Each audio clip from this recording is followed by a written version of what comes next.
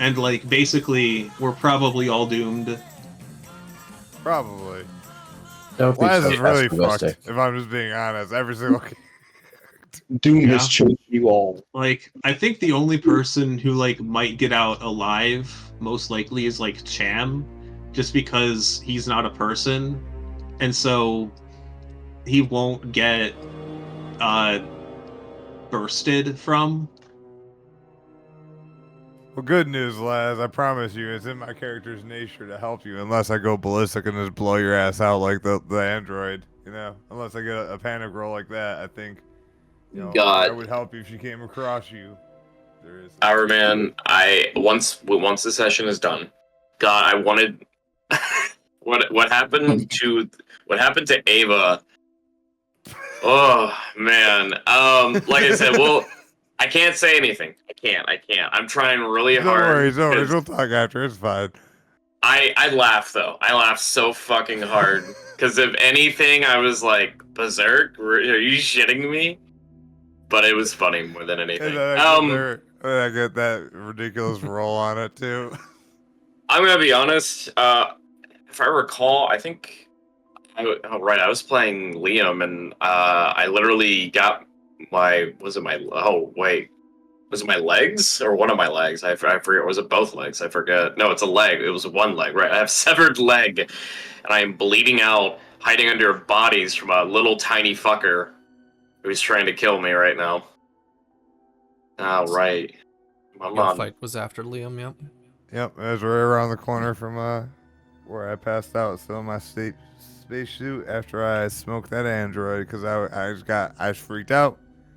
Yeah. He said, "Fuck this shit." Yeah, this is I gonna had be enough. this is gonna be a fun session. I think only great things will come of it. Only great things. All right. Go ahead, take it away, Lurk. Yeah, I think we have a pretty good idea of where everyone is at. So, the Sotillo crew, you guys have decided to make your way back to the Sotillo after you encountered an alien thing that was like freaking you guys out, and it was like, okay, no, this isn't worth it. We need to leave. But before you guys could leave, the captain insisted that everybody take the inoculation before they get onto the ship. Looks like everybody kind of was able to do that, but Kayla Rye, you had gone upwards onto deck B instead of kind of following everybody when that attack happened. Is that correct? Yeah. Meanwhile, Cham, Lucas, you were out on the exterior of the Sotillo. You were taking a cutting torch to the umbilical that was connecting the Sotillo to the Cronus. You were getting about halfway through the sort of hull of this umbilical. After you cut through enough of it, all of the atmosphere that was generated inside of the umbilical kind of seeped out through the hole and into space. And you're now trying to create yourself a way to get in and or finish the umbilical. But you were about halfway through sort of the section that you. Valerie, with the Sotillo crew, you were the one who was about to open the door to the umbilical. That's where I think we'll pick up our story. Nope, that's the Sotillo. Fine.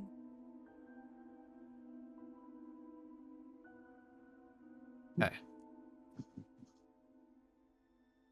Oh yeah, and John's died. That's right. He started attacking people. And you guys had to take him out in the elevator. Yep. Wait, who died? Yeah. Oh, yeah.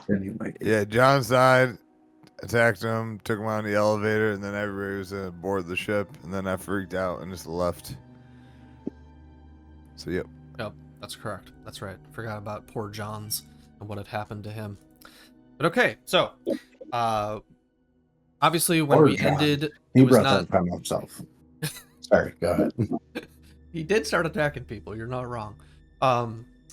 But okay, so we didn't leave at the most opportune time, so we were kind of right in the middle of the action, so to speak. So, to start off with, Kayla, can you give me a air supply roll to begin? And for everybody down below, Valerie, you're about to open the door. You crank open the sort of shaft, and it opens inwards. Right. This is something that they pull back on in order to get the door open. And I want everybody to make me a stamina roll. And Valerie, for you, give yourself a +1 on this roll. Okay, Kayla, your air supply decreases by 1, but you've had plenty of air this whole time. Okay, we've got a couple panics. We've got a freeze. Wait. Oh yeah, we just had the elevator thing happen. Yeah, some folks might be pretty stressed out, especially after the attack and the stuff in the elevator. Yeah, things are a little stressful right now. So okay, Captain Balaji, he's maintaining. Let me roll for Helen and Mickey.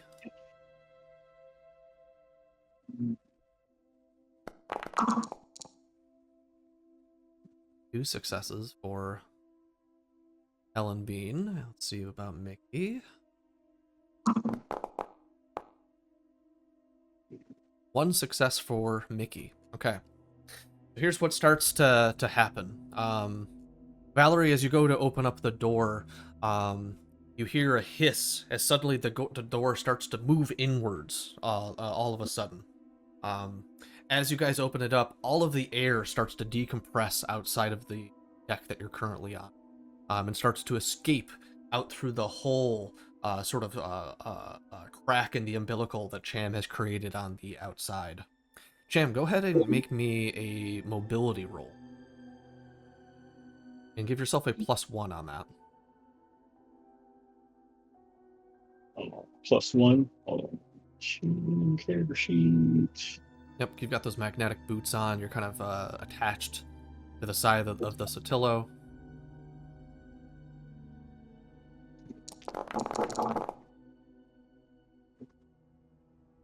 Okay.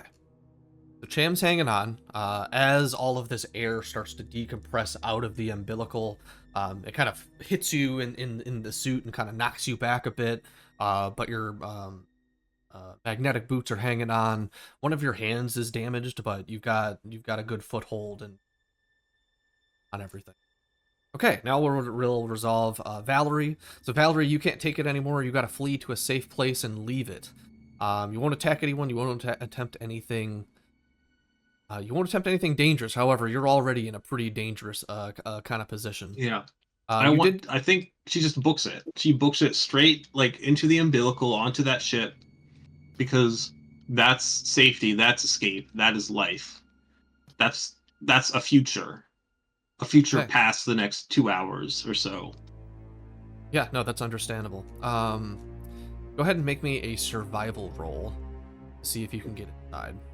A Pin, you've rolled a freeze. You're frozen by fear or stress for 1 round.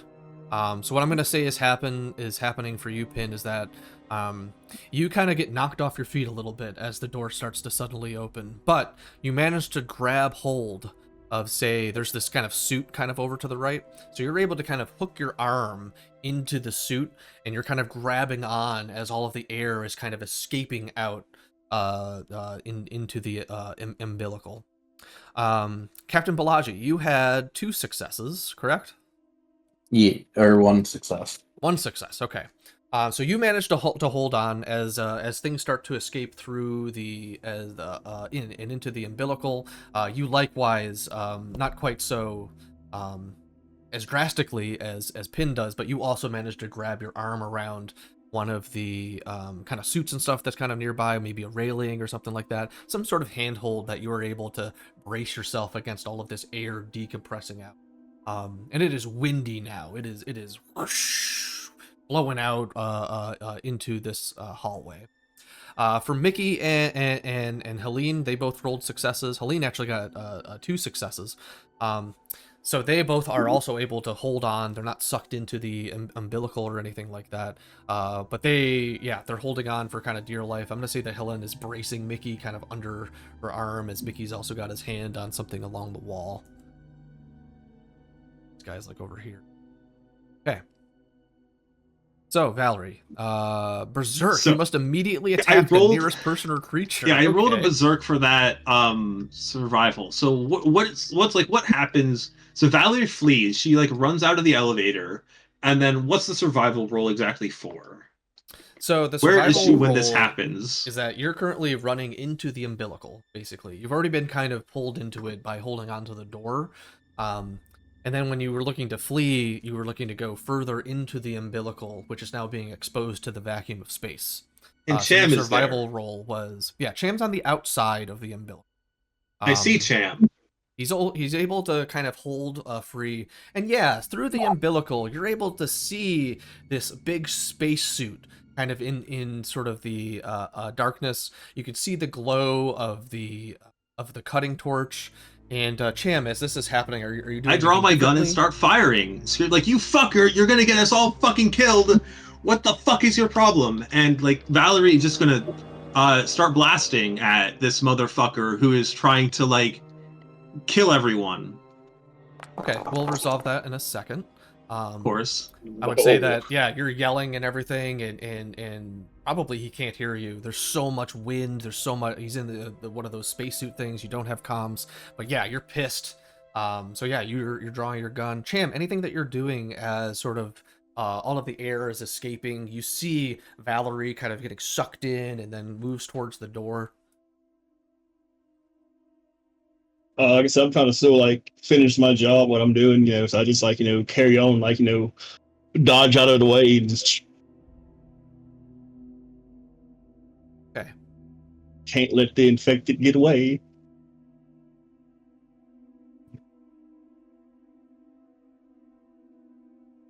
Okay. Let's make you.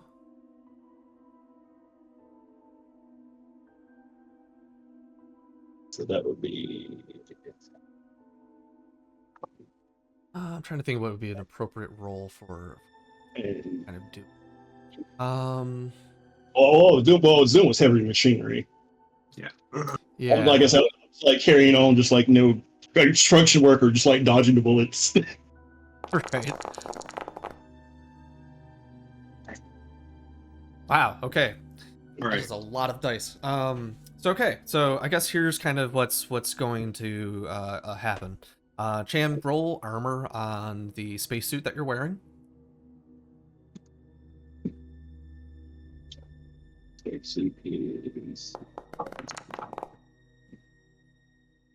Okay. You managed to negate one of the damages. Valerie, you've got 2 stunts. All What do right. you want to do with your 2 stunts? Yeah, so I see there is a target drop item and a target falls or is pushed back. And I think it would be so fucking dramatic, so increasingly climactic that like Valerie like freaks out in the elevator, just like storms out. She sees someone killing everyone. She shoots, she manages like first bullet, like bing, just like dinks the armor. Second bullet hits the like welding torch and like tears it from Cham's hands, and then the third hit, she just aims for center mass, and then ping, it just hits it like once again like bounces off the armor, but just like the force of the bullets and like the opposite force, and it's a fucking movie at this point. So bullets just have stupid knockback. Cham is gonna get knocked away into space and lose hold of the welding torch as Valerie just like fires a little couple of shots out of her pistol. Okay. Let's see. That pistol does 2 damage.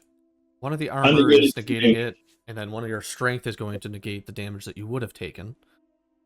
You are still going to get shot, though. So you will have to deal with the knockback stunt that is currently being affected to you. So your magnetic boots had already failed earlier, Cham. It seems that getting hit in the chest and the way that kind of you did and sort of the center mass was enough to kind of knock your boots off from the platform. And you are ever so slightly being moved away from the Sotillo as your cutting torch is loose from your hands.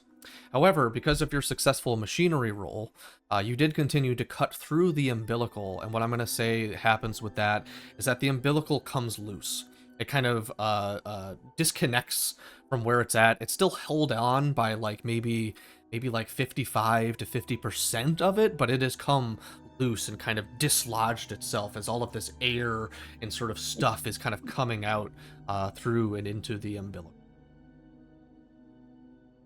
Okay. As this is happening, Captain Balaji, Helen, and this also affects Helen and Mickey.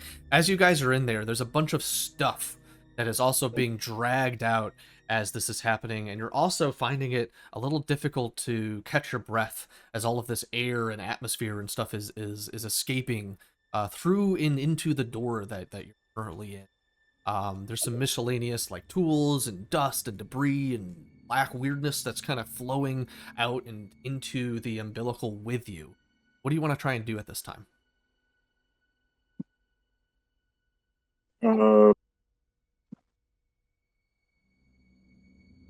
Am I still frozen? No, it's been a round at this point, because we've resolved kind of the initial combat between Valerie and Cham, I Yeah. would say. So you're kind of seeing this happen. You're like grabbing hold, you're trying to not get sucked into the umbilical, and you're seeing Valerie kind of, I guess, bracing herself against some part of the umbilical, fires 3 shots into the opening that has been made that you can kind of see from where you're at, and now you kind of have a chance to react again. You say you're actually more like here.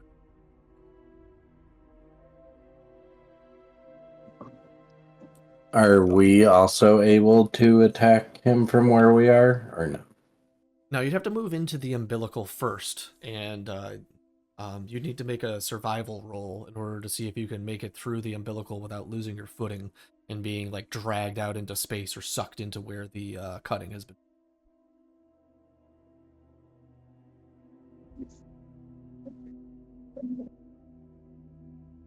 And we're sure we want this dead.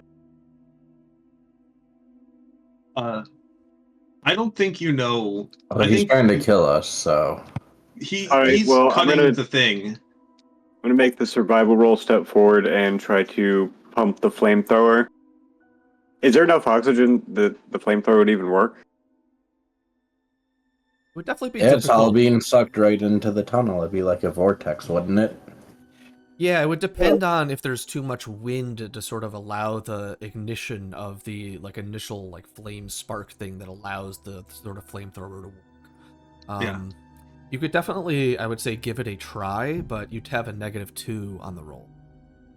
Yeah, I can do that. Actually, I'll just shoot the 357. But I gotta make the survival to step forward first still, or... Yeah, make a survival roll to see if you can make your way into the umbilical without being sucked into space and stuff like that.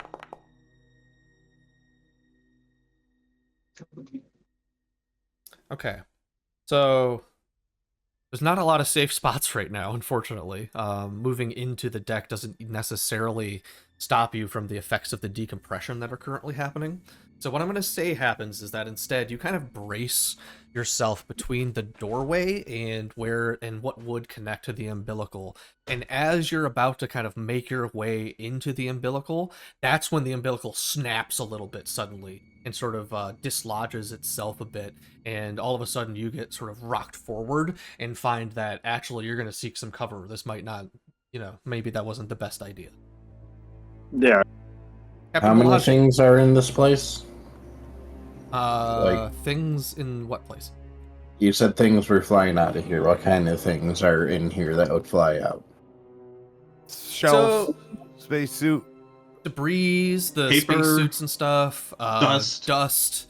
If one of the doors had come open from some of the cargo, that would have started flying out. There are 2 ATVs that are kind of on their side, and they're super, super heavy, but you're not sure if they're moving or anything. I mean, you haven't heard any huge crashes behind you yet, but everything is being sucked into the hallway that you are currently standing in. Okay, how big's the hole and what's the biggest thing in the room? So the umbilical is about 10 meters long. It's about the same size as the umbilical that you used on the Montero to get to onto the Cronus in the first place. It's not super wide. Each of those little squares, I think, represents like 5 meters or something like that. So it's maybe like 15 meters wide, give or take. And so the biggest thing inside the umbilical currently would be Valerie.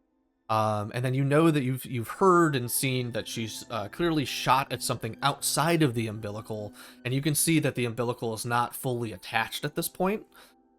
It's sort of hanging loosely with half of it disconnected somewheres towards the end of the Sotillo, where you have another door to open to then get onto the ship. Okay, hang on. Where was the other door to open? On the other side of the umbilical, to the Sotillo.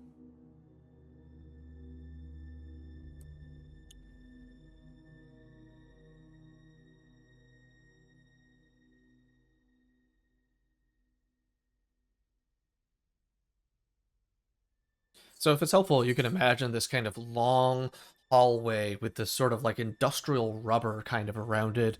There's Yeah. some And railings this on is the either only way to side. get from one Yeah. ship to the other, right? It's kind of like at an airplane. When you get on an airplane to an airport, there's like the thing that connects the gate to the airplane. It's kind of like that, but see-through, I think. It's a way Yeah, to kind think of like about it. that. Um, and yes, that is how you got onto the ship. So unless you were going to make a spacewalk over to the Sotillo, this is the only way that you can get on the ship currently. Do we have spacesuits on? No, you do not. The only person still in a spacesuit is Kayla Rai, as far as I'm aware. Oh, and Chan, obviously, because he's out in space currently. On Valerie, I want to like shout back at everyone. Maybe this is even like a command roll. Hold your breath, pinch your nose closed, and crawl through as fast you can. And then Valerie's just gonna try to do that. Um. Oh. Oh Unfortunately, like as Valerie like says this, like with the very last air in her lungs, as the oxygen level in her like blood is just getting desperately low, she passes out. She loses it, and she falls limp in the windy, soon to be vacuumed umbilical. Yeah, so to embellish a little bit, yeah, you did make 2 successes, so I am going to count that a little bit. So you've got your arm kind of wrapped around the railing, and you kind of had yourself, I would say, kind of smudged up against maybe one of the side of the umbilical in order to brace yourself in order to make the shot.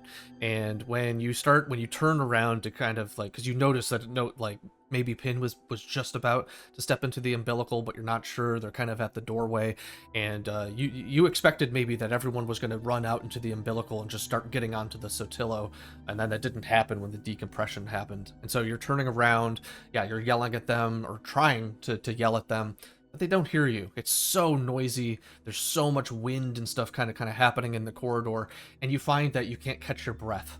And you run out of breath, in fact. And so you're kind of slumped against the wall. You've still got your arm like in the railing, kind of holding yourself as you kind of slump over, as you kind of fall unconscious. And that's currently where you see Captain Balaji, Pin. You see this happening. You see that Valerie was turning around, trying to communicate with you both. And then you see the sort of air not gaining inside of her. And you know that this is bad. Can you unpause and And put us where all is like Cham where we at are this now? moment? I don't have like a good umbilical scene for this currently, so yeah, unfortunately we're a little bit theater of the mind. Okay, all good. Where's Cham? So Cham is on the outside of the umbilical. He just got shot twice, I think, for the shots that landed. He lost his mechanical cutting torch. His magnetic boots failed as he kind of took the brunt of the hit from the pistol shot in the point blank of his chest. He negated the damage. The armor held up, and he's got a thing with strength that allows him to roll that. But it has pushed him off the Sotillo, and he is maybe like a couple of inches away from the Sotillo as he's like been blasted back. Oh, okay. So the way I see it is We could maybe either try to find things to plug the hole with, and then get in spacesuits and make a spacewalk to the ship. Or we can try to risk going through it and save Valerie. And try to save Valerie on her through the tube. Yeah, if you guys don't move in like a turn or so in order to get Valerie, she's gonna start to slip out into space for sure. Mm-hmm. Yeah. You guys are also So- still finding it hard to breathe. After another turn or two, you're gonna start taking a penalty to your mobility because you're finding it hard to catch your breath as all of the air is escaping from both deck D and the deck above in deck C.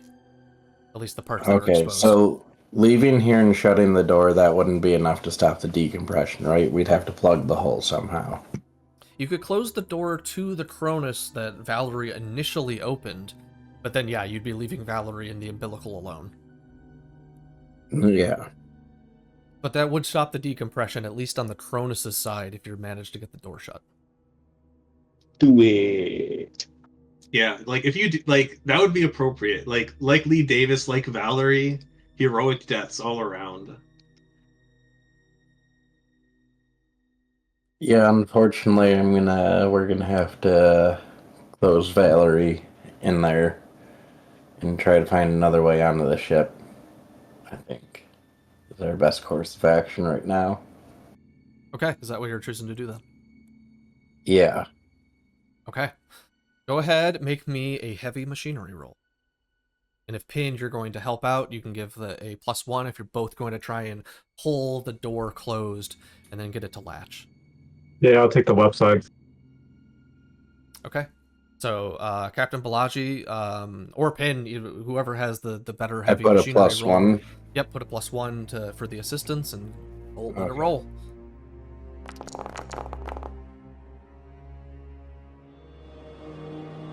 Hell yeah, no panic. Yeah, no panic. No, still rolling you as Vanessa whatever. I It guess I never didn't on fixed the that. first one, but Yeah. at least I didn't get screwed over this time by her Right. like 12 whatever. How many stress Gs he had, yeah. It's okay. Are there any applicable stunts for this one? I don't know. I'd have to check 1 second.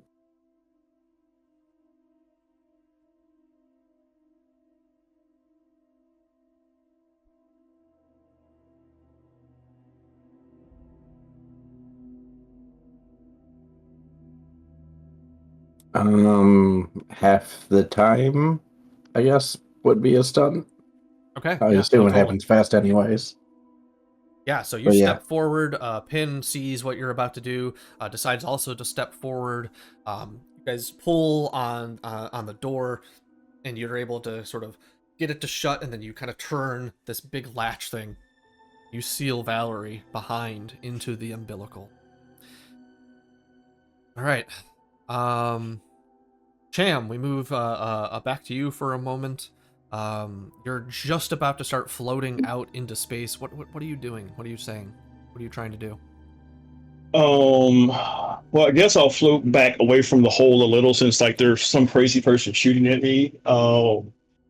Then I'll try to grab a hold of the ship when I see a good opportunity, because I'm sure there's like maintenance lances or whatnot. Gotcha. Okay. I'm only drifting a couple inches away from it right now, so something should be in reach here in a couple seconds. Yeah. Okay. Keep that in mind. We'll get back to you in just a moment. Let's turn now to deck B.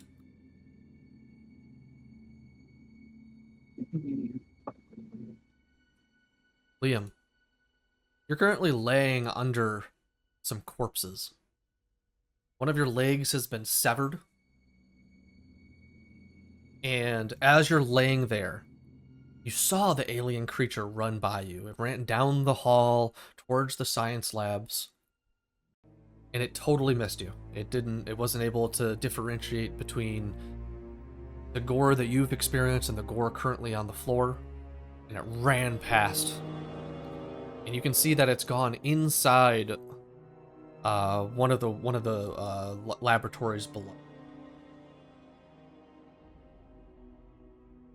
Liam is kind of like breathing really heavy, but like muffled. The corpse above him is kind of like its disfigured back is on his face with one eye watching down the hallway. His eyes are like widened. The pain is like real. He sits there, and as he's groaning in pain, he like reaches down with his left hand to touch his now nub of a left leg, and he can feel the blood seeping out at an excruciating rate.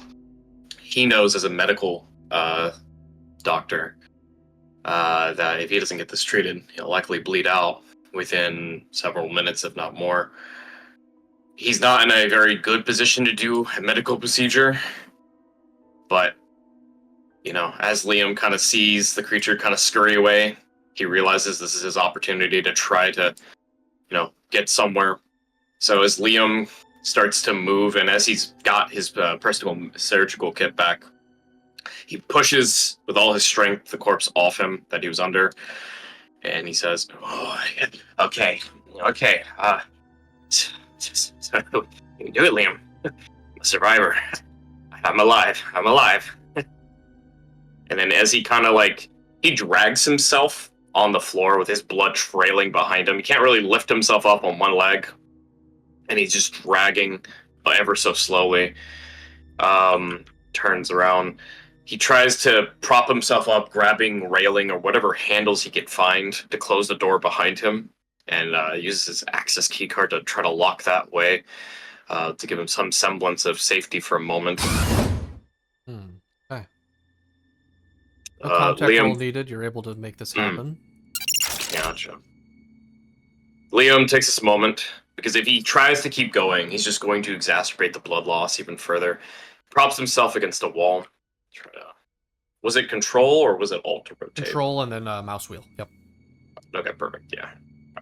So he props himself against a wall, putting his back against it. He looks at his leg, and he realizes this is gonna fucking hurt, and it's not gonna be a clean fix.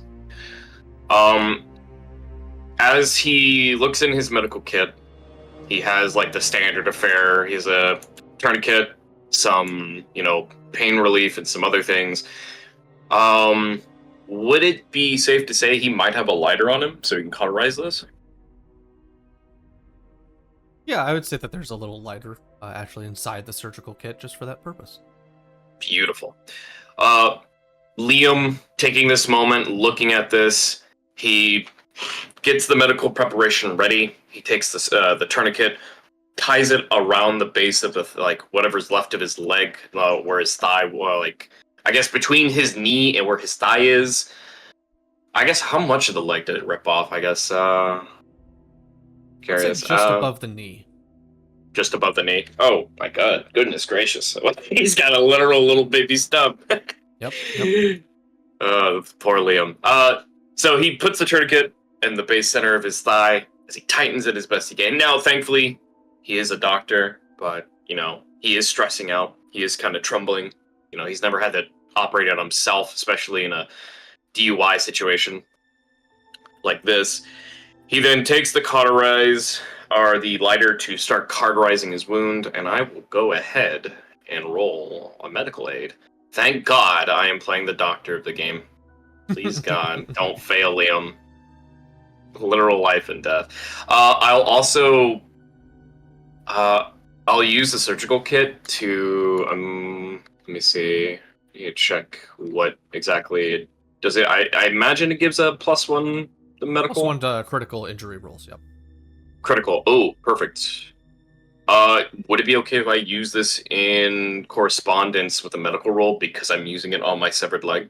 Yes. Yep. Okay. Would that be a +1 or a +2 in the roll?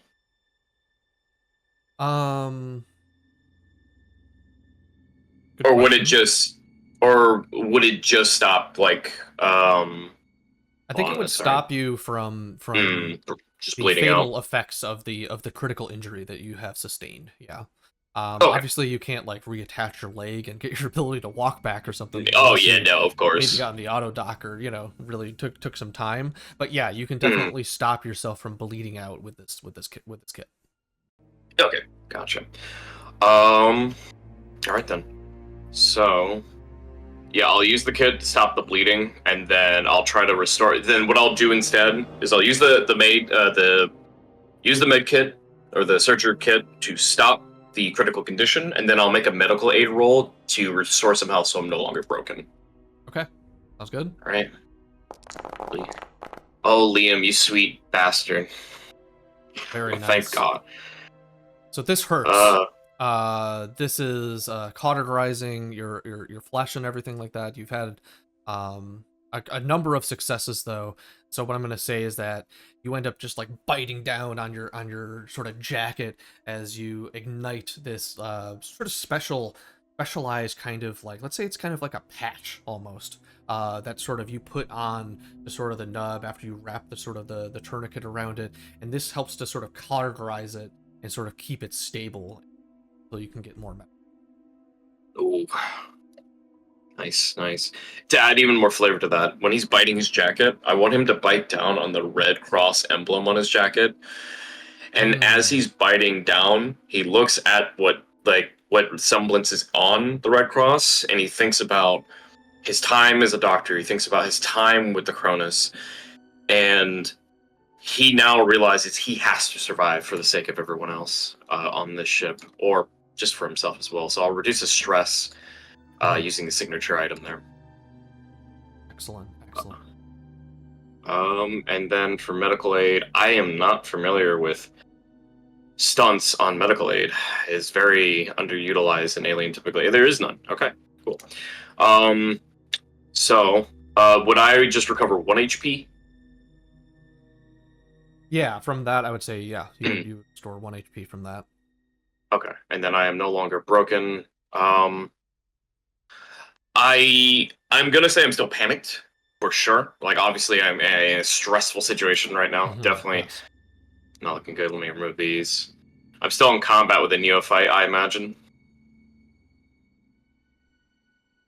Something is stalking you currently. Oh fucking hell. Liam. So as Liam finishes up the surgery, not really having a moment to really, take a second. He realizes that time is not with him. It's on the clock. He mentally remembers that the medical bay is locked. The corpse hallway leads to nowhere but a couple of departments he knows that are dead end. He needs to get to somewhere safe and fast. He thinks of a couple of ideas, but the awful thing is, as he looks down the hallway, he turns his head. He realizes he's going to have to make the arduous crawl to either the bridge or somewhere else. And then he realized that he saw Ava in a room. And then he realized that Ava could protect him. She's a synth after all. With that, I'll go ahead. I'm going to roll a mobility to see if he can make the crawl to the luxury suite or the room that Ava was in. Not so great here, but God forbid. Let's go, Liam. Let me make sure I took my stress. Okay, good. All right, here we go. 3, 2, 1. Please, big money. No! Fuck! What? Okay. What? Berserk is going crazy this session. Interesting. Okay. Oh yeah. Must immediately attack the nearest person or creature, friendly or not. Won't stop until the target is broken. No one's witnessing your rampage, so we don't need to about that. And it causes you permanent trauma. That's fun. That's delayed enough. Lurk, let me, if it's okay with you, Mm-hmm. I'll go ahead. I'll keep the failure, and instead of doing the berserk naturally, because I'm assuming we're going into we're in Act 3 at this point, correct? Oh yeah. Just because I know what's coming. There's a bit in meta knowledge. I promise not going to break anything. I'm going to keep this panic, but I'm going to save it for later. Do you get what I mean? Yeah. Mm-hmm. I think maybe what we could do, a little bit of flavor, is you try your key card on the locked medical door, forgetting that it's been welded shut, and this just pisses you off. You're just like, fuck, man, why can't something go right? Oh shit. Yeah, Liam's like, God damn it! Who welded the fucking medical bay? Are they dumb? What were they thinking? This could save my life, but someone decided to be stupid. How could Is this everyone on happen this to ship? me? You know? This is so. God, what the fuck is going on here? I ain't thinking that. You hear a growling noise from kind of beyond where you're at, and then you hear a banging noise on the door that you locked. Then it stops. Liam kind of jumps back, like not out of reaction, but out of like pure fear of a reaction. And he's like, "What the fuck? Okay, okay, it's gotta be a fucking dream. I gotta be dreaming. This is. I know what I thought my leg was real, but this is fucking. What the fuck, man?" And Liam's kind of fucking losing it at this point. He's kind of tripping. He's like not even sure what's going on at this point. He's also probably just bent and destroyed his keycard because he was probably trying to do it multiple times and he got fed up with it and he slammed and snapped it in half. So Yeah, no more keycard for Liam. yeah, and as Liam is still kind of like berserking out, he realizes for a moment, as some sort of clarity comes as he hears this growl and the bang, he realizes that he needs to get going. He needs to go. And I'm just going to say, as he is still incredibly frustrated, he's not going to make it all the way. He's going to make it like maybe to the broken door, if that's okay. Yep. And he's still crawling. He has nothing to prop himself up. He's still commando crawling on this debris, this dusty floor. His breathing is ragged, and he is just entering locked-in survival mode. He needs to get somewhere quick because he knows something is out there, whether it's the little creature or something worse. He's not going to die here. Whether he's got to kill people to survive, he'll do what he's got to do. As Liam is dragging himself across sort of the broken door, sort of cursing his current situation, let's turn to Kayla Rye. We're also on Deck B. You fired upon a woman inside of the corporate suite as you were making your way kind of down that way, having just escaped whatever the hell was happening on Deck C with the newcomers. And after you shot her, man, you tore her up. That bolt gun went right through her neck and just almost took her head clean off, is what you can recall. And you've had enough, man. This is ridiculous. And so, seeing that there was an open bathroom, you shut yourself in, and you've been kind of in there, maybe hyperventilating a little bit. You just lost another one of your air supply. You're still in your big spacesuit, so you feel personally all right. Oh, I'm passed out. I passed out from the adrenaline, so I'm gonna be waking up. Gotcha. Okay. If that's the case, then we'll take away your panic. And my God, you have 8 stress. Oh yeah, trust me, I'm with it. He's stressed out. Oh, and you still have a story point. That's good to know.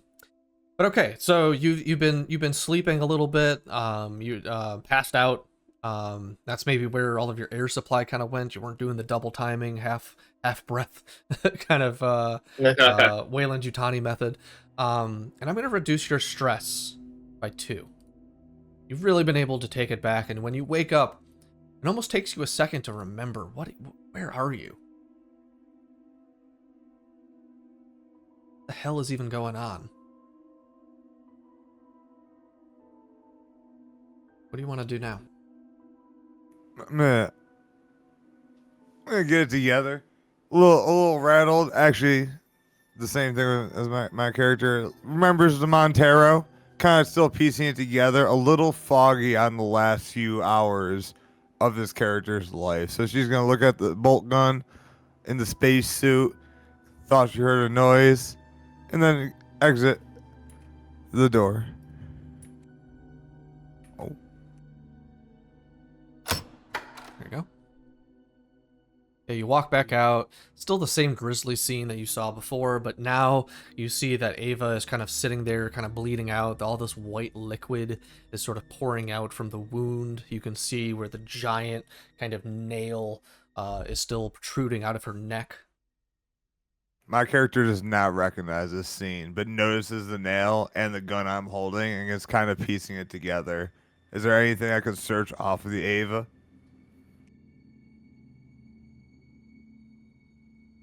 Yeah, you can take a look at Ava's stuff. No roll or anything needed here. Managed to find that she is currently holding on to Wilson's key card.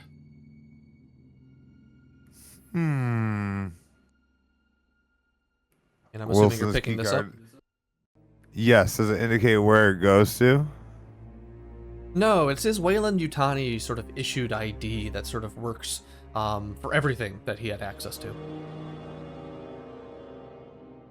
Do I know where to use that, or where I can see like the information on it, or is it just like an access card that I can use? There's no real information on It's it. an access card. You can see that it says John J. Wilson on it. It's got the Wayland Yutani logo, and you're familiar that these are the cards that are kind of issued to you as sort of employees, sort of on a Wayland Yutani sanctioned ship, and that officers and other folks will use this to get into various parts of the ship that you may or may not have access to. And don't need a key card for, or in some instances there's a key card kind of by the door that you would be going into, like usually there's one by the mother sort of system. So you know that this doesn't go to anywhere in particular, but it gives you kind of Wilson's access to stuff that he would have had access to. Gotcha. Where was the medical bay is down the hall, right? The one I'm trying to access with the girl who should have the actual cure the Cham told me about. Yeah. You were looking for Lori Clayton, who everyone knows has been in medical bay.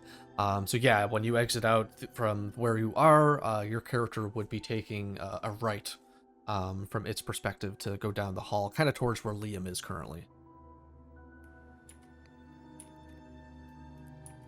And you're gonna start making your way over there? Yes.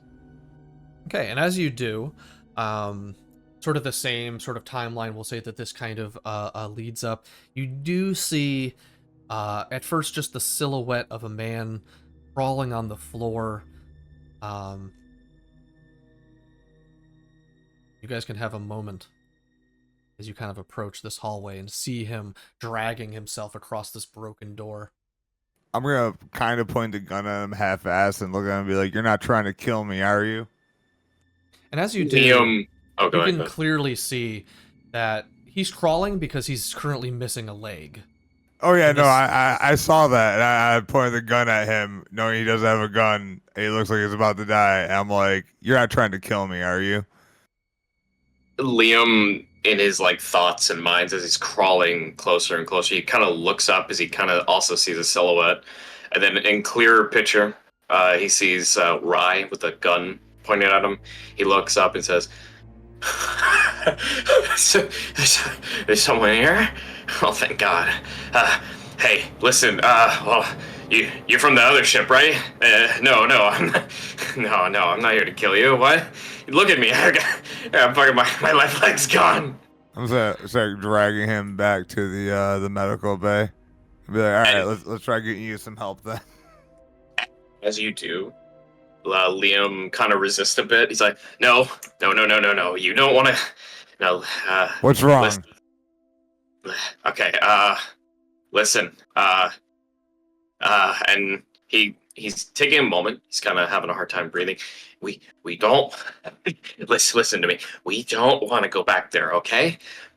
Someone welded the door to the medical bay, and whatever is behind that welded door is best to keep shut. Okay? Listen, I'm okay, but we need to get going. We need to get away from this. There's something over there. Grab him and start running the other way while he's talking. And then Liam's kind of, he can't really fight this. You know, he's kind of the abruptness of it. He's kind of getting dragged. He's like, slow down. Fuck.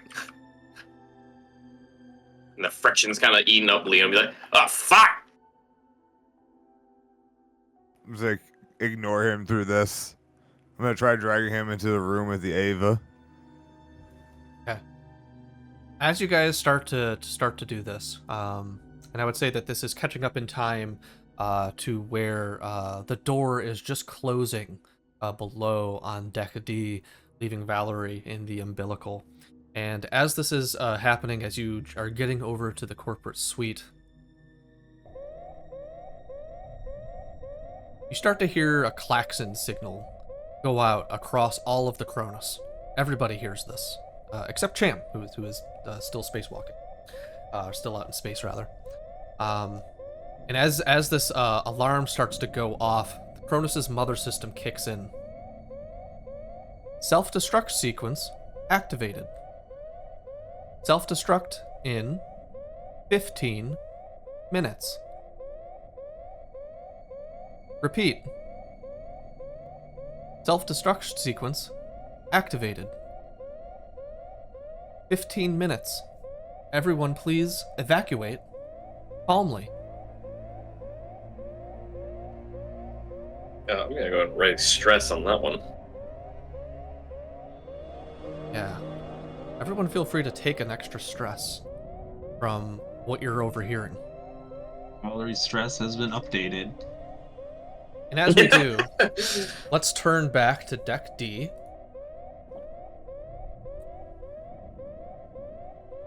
Alright. Let's resolve what's going on with Valerie. So Valerie, you're currently knocked out unconscious in the umbilical. It's been a good 5, almost 6 minutes since this has happened.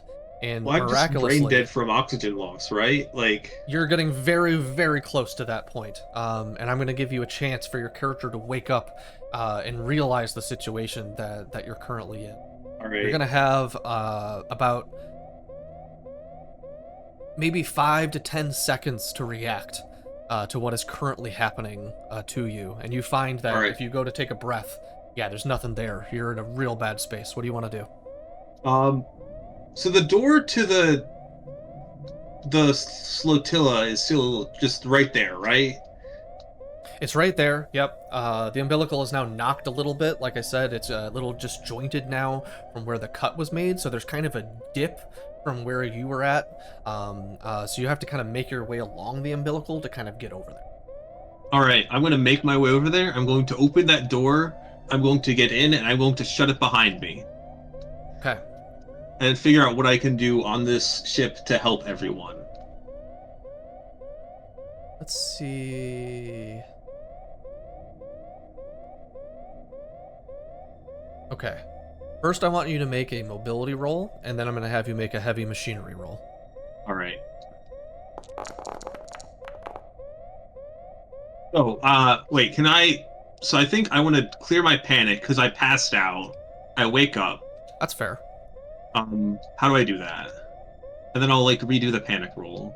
Take that down, take away your panic, and then, yeah, I've removed your stress. Go ahead. All right. I Okay. dropped my gun, because that's, like, what I was shooting at Cham. But I get over, I think. But you deleted the old roll, too, didn't you? I did, yeah. I thought you were going to Okay. reroll the whole thing. All right. Do that then. Depanic me, and I'll just click mobility again. Okay, yep, go ahead. All right, cool. Okay. The safe location is exactly where I'm going. It is, yes. There's you can't really make your way back towards the umbilical, especially because it's already been shut on you a little bit. So, this means I get to, like, heavy machinery to get into the flotilla? yeah, let's say you do make your way across. I'm gonna say you drop your gun on your way over Yeah. there. Sort of respects maybe the last panic that you had, because seek cover is just kind of you making it over there. And okay, yeah, you make the heavy machinery Alright. roll. Oh my god, what a... You open up the Sotillo. And now you just need to drag yourself in, and that's going to take you a little bit of time. As that's happening for Valerie, Captain Balaji, Pin, you see that Helen is sort of consoling Mickey again as they stop bracing themselves against the wall and stuff like that as the door is closed. You guys kind of roll it shut from the from the wheel crank that sort of opens this particular airlock. What do you guys want to do now? There is a little window Okay. hole that you can see in and out into the umbilical, but it's not lighted very well. I want to try to How look through the far away is the place where we could possibly get suits from? Because I wasn't sure where it was on the map. And what were you asking, Kieran? Oh, I was gonna look through the hole, see if there's anything on the other side. Okay, yeah. So for Captain Pelagi, there's 2 suits actually in the room that you're currently in, that are currently working. There's a couple in each of the airlocks, and there's 4 of them down here. So there is a suit kind of ready to go. There's 2 of them in the room you're in, and then there would be 2 more in each of the adjacent airlocks, although those have all been sabotaged and are not connected to anything currently. Pin, you go to look through the hole. You can see that there's a lot of space being sucked out. You can see Valerie's silhouette kind of down the umbilical, maybe like 5-ish meters away. You see that she's hanging on by basically her arm as she's kind of slowly being dragged out into space. And if you continue to watch for another 5 or so minutes, you'll see kind of the actions that she took as she kind of blasted herself awake and sort of made her way onto the Sotillo.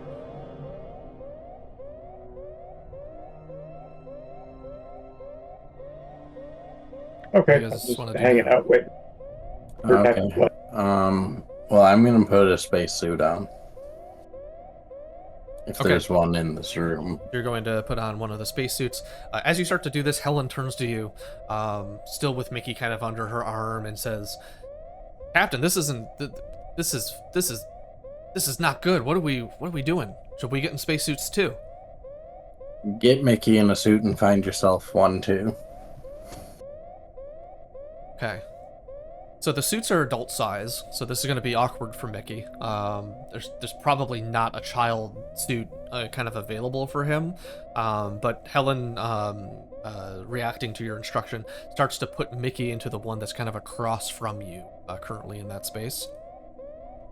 Put Mickey here. It does take you guys a little bit of time to get into the suits. There's a decompression kind of time as it takes out some of the stuff from your blood and other stuff, kind of gets you ready for a spacewalk. So as you kind of get in, it's going to take you 5 to 10 minutes in order to kind of get this in. Ellen is currently helping Mickey into the suit. Pin, you're still looking out the window. Anything else you want to do? No. Okay. 5 to 10 minutes. So that gives us like 5 more minutes to do something about not getting exploded. Yep. Because the alarms are already kind of gone off. Yep. Okay. Yeah, you could probably speed up getting into the suit itself, but the whole like decompression, taking off its little umbilical itself from where it takes out the air and sort of checking the supply, doing all of that sort of stuff, it takes some time. Okay. While that's happening, let's turn back to Cham. So Cham, you are currently being pushed backwards towards the back of the Sotillo where you initially landed after some fumbling. You're going to get an opportunity here to get a handhold onto some part of the Sotillo. You have lost your mechanical cutting torch at this point, but you do have now your good hand free in order to kind of make that roll. And yeah, now would be a good time. Yes, definitely. Do you want to do that privately, or do you want to... How do you want to do that?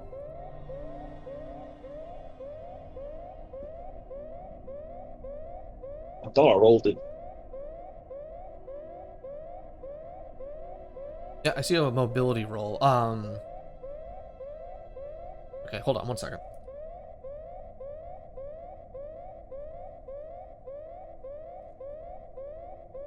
Oh shit! I was supposed to roll strength.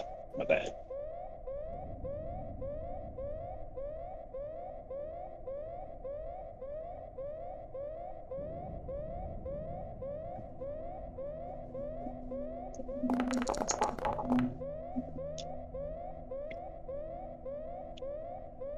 Okay.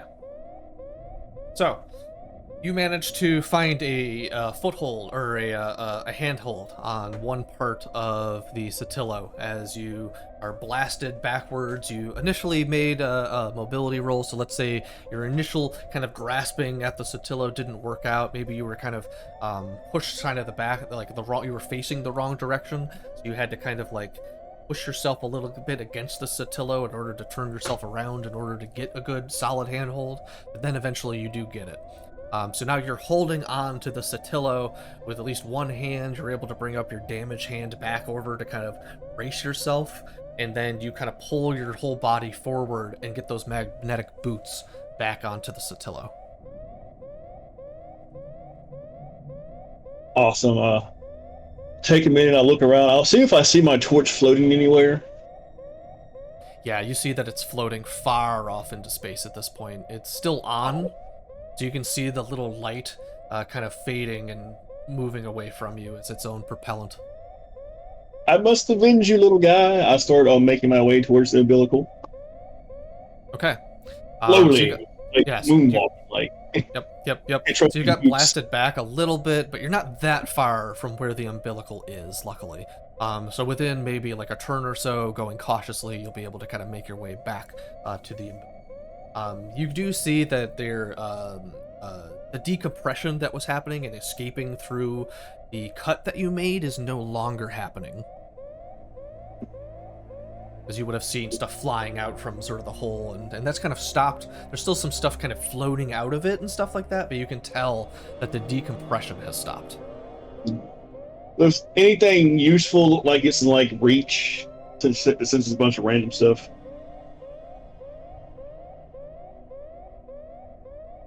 Make an observation roll as you kind of get over there and see what might be useful from the debris that's flown out.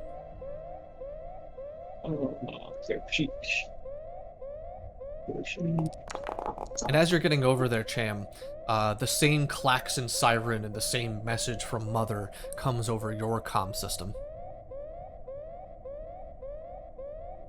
And okay, yeah, you make your way over there. You're trying to keep yourself cautiously on the Sotillo and not fall for a third time. And as you're kind of looking at sort of the debris and everything, you don't really see anything useful. It's just a bunch of like dust and nonsense that doesn't look useful. Oh well. Sliding I go. Okay. So we'll return back to you in a moment. As you guys, as Valerie is making her way onto the Sotillo, Cham is making his way into the umbilical cord. Captain Balaji, Pin, Mickey, and everyone else are getting into these suits. Helen is going to head over to one of the other airlocks to find another suit. Pin, do you want to join her? As you see that Captain Balaji and Mickey are kind of getting into the two that are in that airlock. Yeah. Okay. Helen is moving with quite some pace. She is she's got Mickey strapped in, sees that the sort of compression time is kind of happening, and she is sprinting down this way and to what would be the character's left. I'll have her follow you.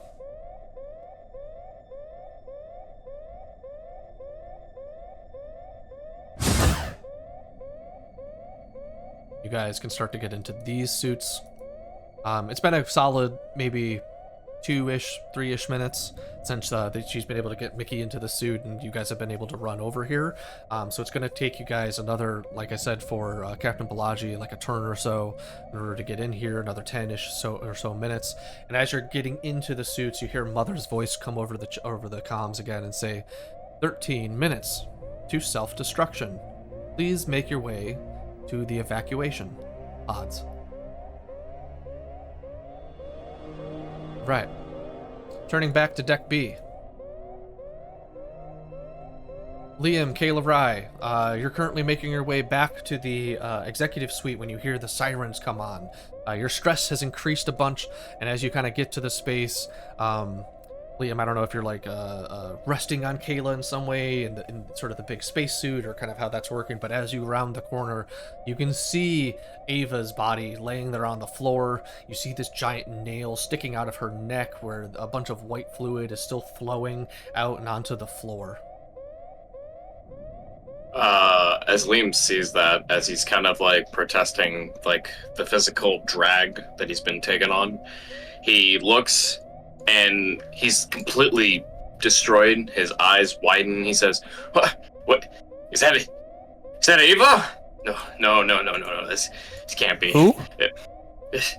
Take me into the room now, please." I'm gonna drag him in there, kind of like toss him down there, but then kind of go back towards the door. Yeah, Liam crawls towards Ava, seeing that she's been hit with a bolt gun, and seeing all like the synthetic blood seeping out. He knows that Ava is long gone at this point. There's too much damage and not enough time. He then looks to, Kayla or Rai, and then as he looks, he sees is the bolt gun holstered or is it tucked away? Oh no, I've been holding it the whole time. Right. And for all I care, it has a little bit of that white juice at the tip of it, and I'm huffing and puffing. Liam looks and says, "What? Why? Why would you shoot the synthetic?" What? I don't remember doing anything. Okay. I literally remember waking up here. I remember boarding, and I'm losing my shit. Okay. Who is this person? This thing? This was Ava 7. This was our ship's synthetic. She was the only saving grace we had. In fact, she was probably our only ticket out of here, but that's okay. It's okay. Not sure why you shot her, but, okay. I'm gonna We'll lean in figure real this. close to him and kind of point the gun at him and go like, "Me either," and just kind of stop pointing the gun at him after that. Like look outside the door real quick, but still be in the room. Okay. Yeah, you don't see anything in the hallway. You don't seem to hear anything currently happening. The sirens are definitely making that harder in terms of hearing anything. But yeah, you don't see anything as you turn back around. Tell me, science man, is there any chance we can get out of here? Liam looks at Rai and says, "Listen, I'm gonna be honest with you. A lot of people are fucked, me included. But I'm not gonna give up because I have a plan. You see, I'm gonna get out. I don't know about you. You can go maybe fuck off, but." And then as he's saying that, something dings in his head. He realizes something. He goes to check Ava, and as he's like frantically, like to you, Rai, it looks like he's frantically digging into her pockets because he remembered something. When Ava was with Wilson, there was something very specific and interesting he saw when he was in the room with Wilson's corpse. He remembered seeing Laurie's tablet being smashed, which indicates to Liam that he took things from Laurie. And he knows Laurie has her own little secrets as her own little company agent. So as he's digging through, does Liam find Laurie's key card? Fortunately, no. You look through both of her pockets and in her jacket and in her pants, and there's nothing there. I'm gonna kind of point the guy. What are you looking for? Liam turns. And at this point, Liam's eyes, like Rai, as you can kind of see, his eyes are kind of becoming more bloodshot red by the second. And he looks to you and says, "All right, listen, I really need whatever you took off this synthetic, okay? Because if you want to live, you need to work with me, okay? Like, I'm not fucking around here, man." I'm gonna look at his leg, look at the gun, and be like, "Are you sure you don't want to work with me?" Listen, you don't fucking scare me, okay? What scares me is lurking in these fucking halls right now. So whatever you got, Just give me the fucking key card, okay? I'm trying to be civil, but we don't have time for this. If you haven't heard, we have less than fucking 10 minutes before this shit goes sky high, and I want that fucking key card. So give it to me, or I swear to fucking God, I will scalp you like a piece of shit you are. And as Liam takes out the scalpel that he used recently on the surgery and starts pointing it, and you just see this limp man getting aggressive on the floor, pointing the knife at you, right? Make a manipulation roll for me, Laz. And likewise, go ahead and make a manipulation roll for me, Hourman.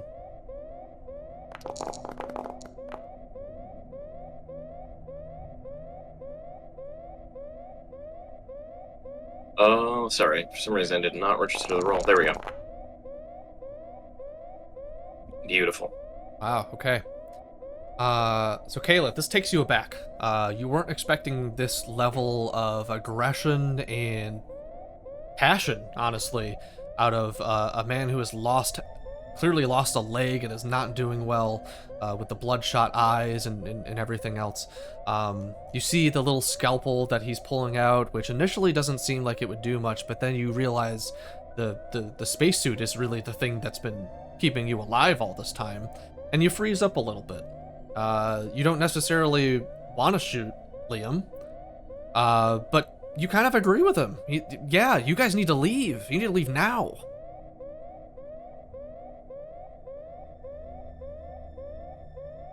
I laugh at him.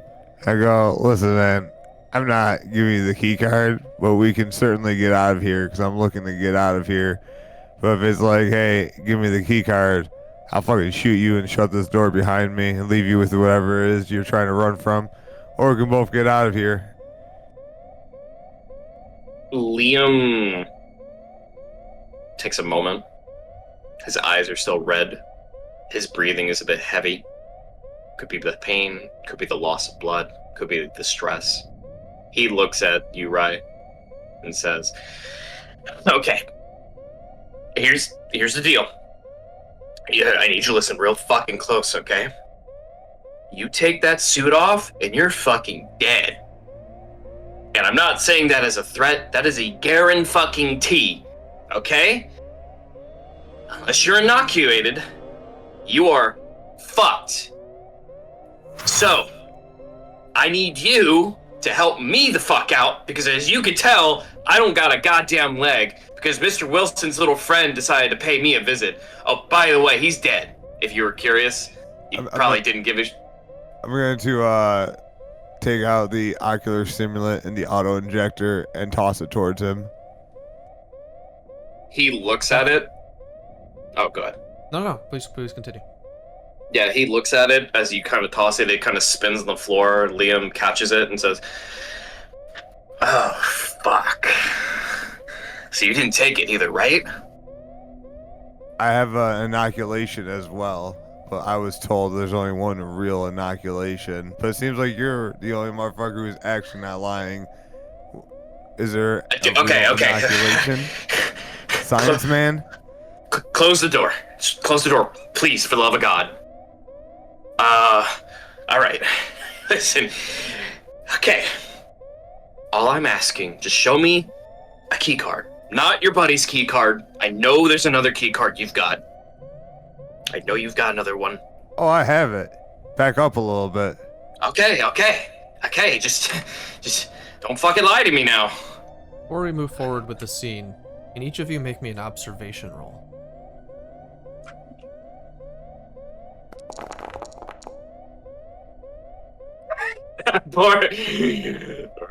Okay. Oh no! Fuck. Okay. All right, Lurk. You know what to do, Lurk.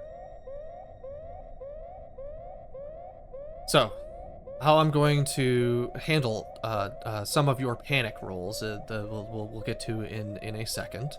Ayla, no successes. Liam, 1 success. Okay. As the door shuts and you're being asked to sort of back up and everything. Liam, you notice that something kind of scurries through the door before Kayla is able to close it. You're not 100% sure what it was, and you're certainly worried about what it could be. Yeah, and he sees it for a moment, and then he's kind of he thinks it's like a trick of the mind right now because of everything that's happening, and he like the conversation before this, like he still keeps talking about the key card. All right. Listen, I just give me Lori's key card and wait. What the fuck was that? You see that? Fuck what? There's something. I think I just saw something. It was white. It was white. It was all white. I'm gonna start waving my gun around looking for something. Yeah, it's something. I don't know where it is. I think I saw something though, and there's something white in this room, and it's not the fucking blood. I know it's not Ava's blood. I know there's a lot of it, but it's not her blood. As you guys start to look around, each of you take an additional stress. As what happens is very surprising to the both of you, as Ava suddenly starts speaking to both of you. Her head kind of turns a little bit where she's laying on her stomach, kind of on the floor, and her head suddenly turns upwards a little bit.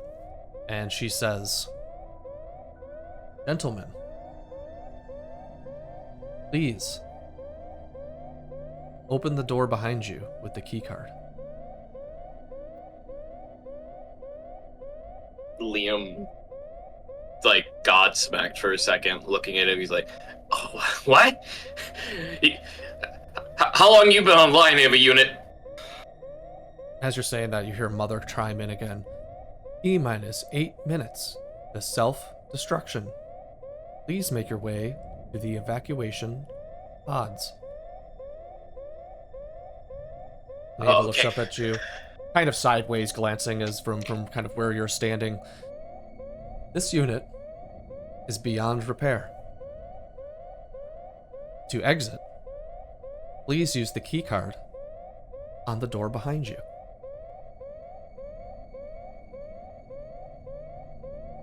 Liam's face, it's like a mixture of like distress, but like hope, like this like fledgling hope of survival. And he looks to Rye and says, "Okay, all right, now listen.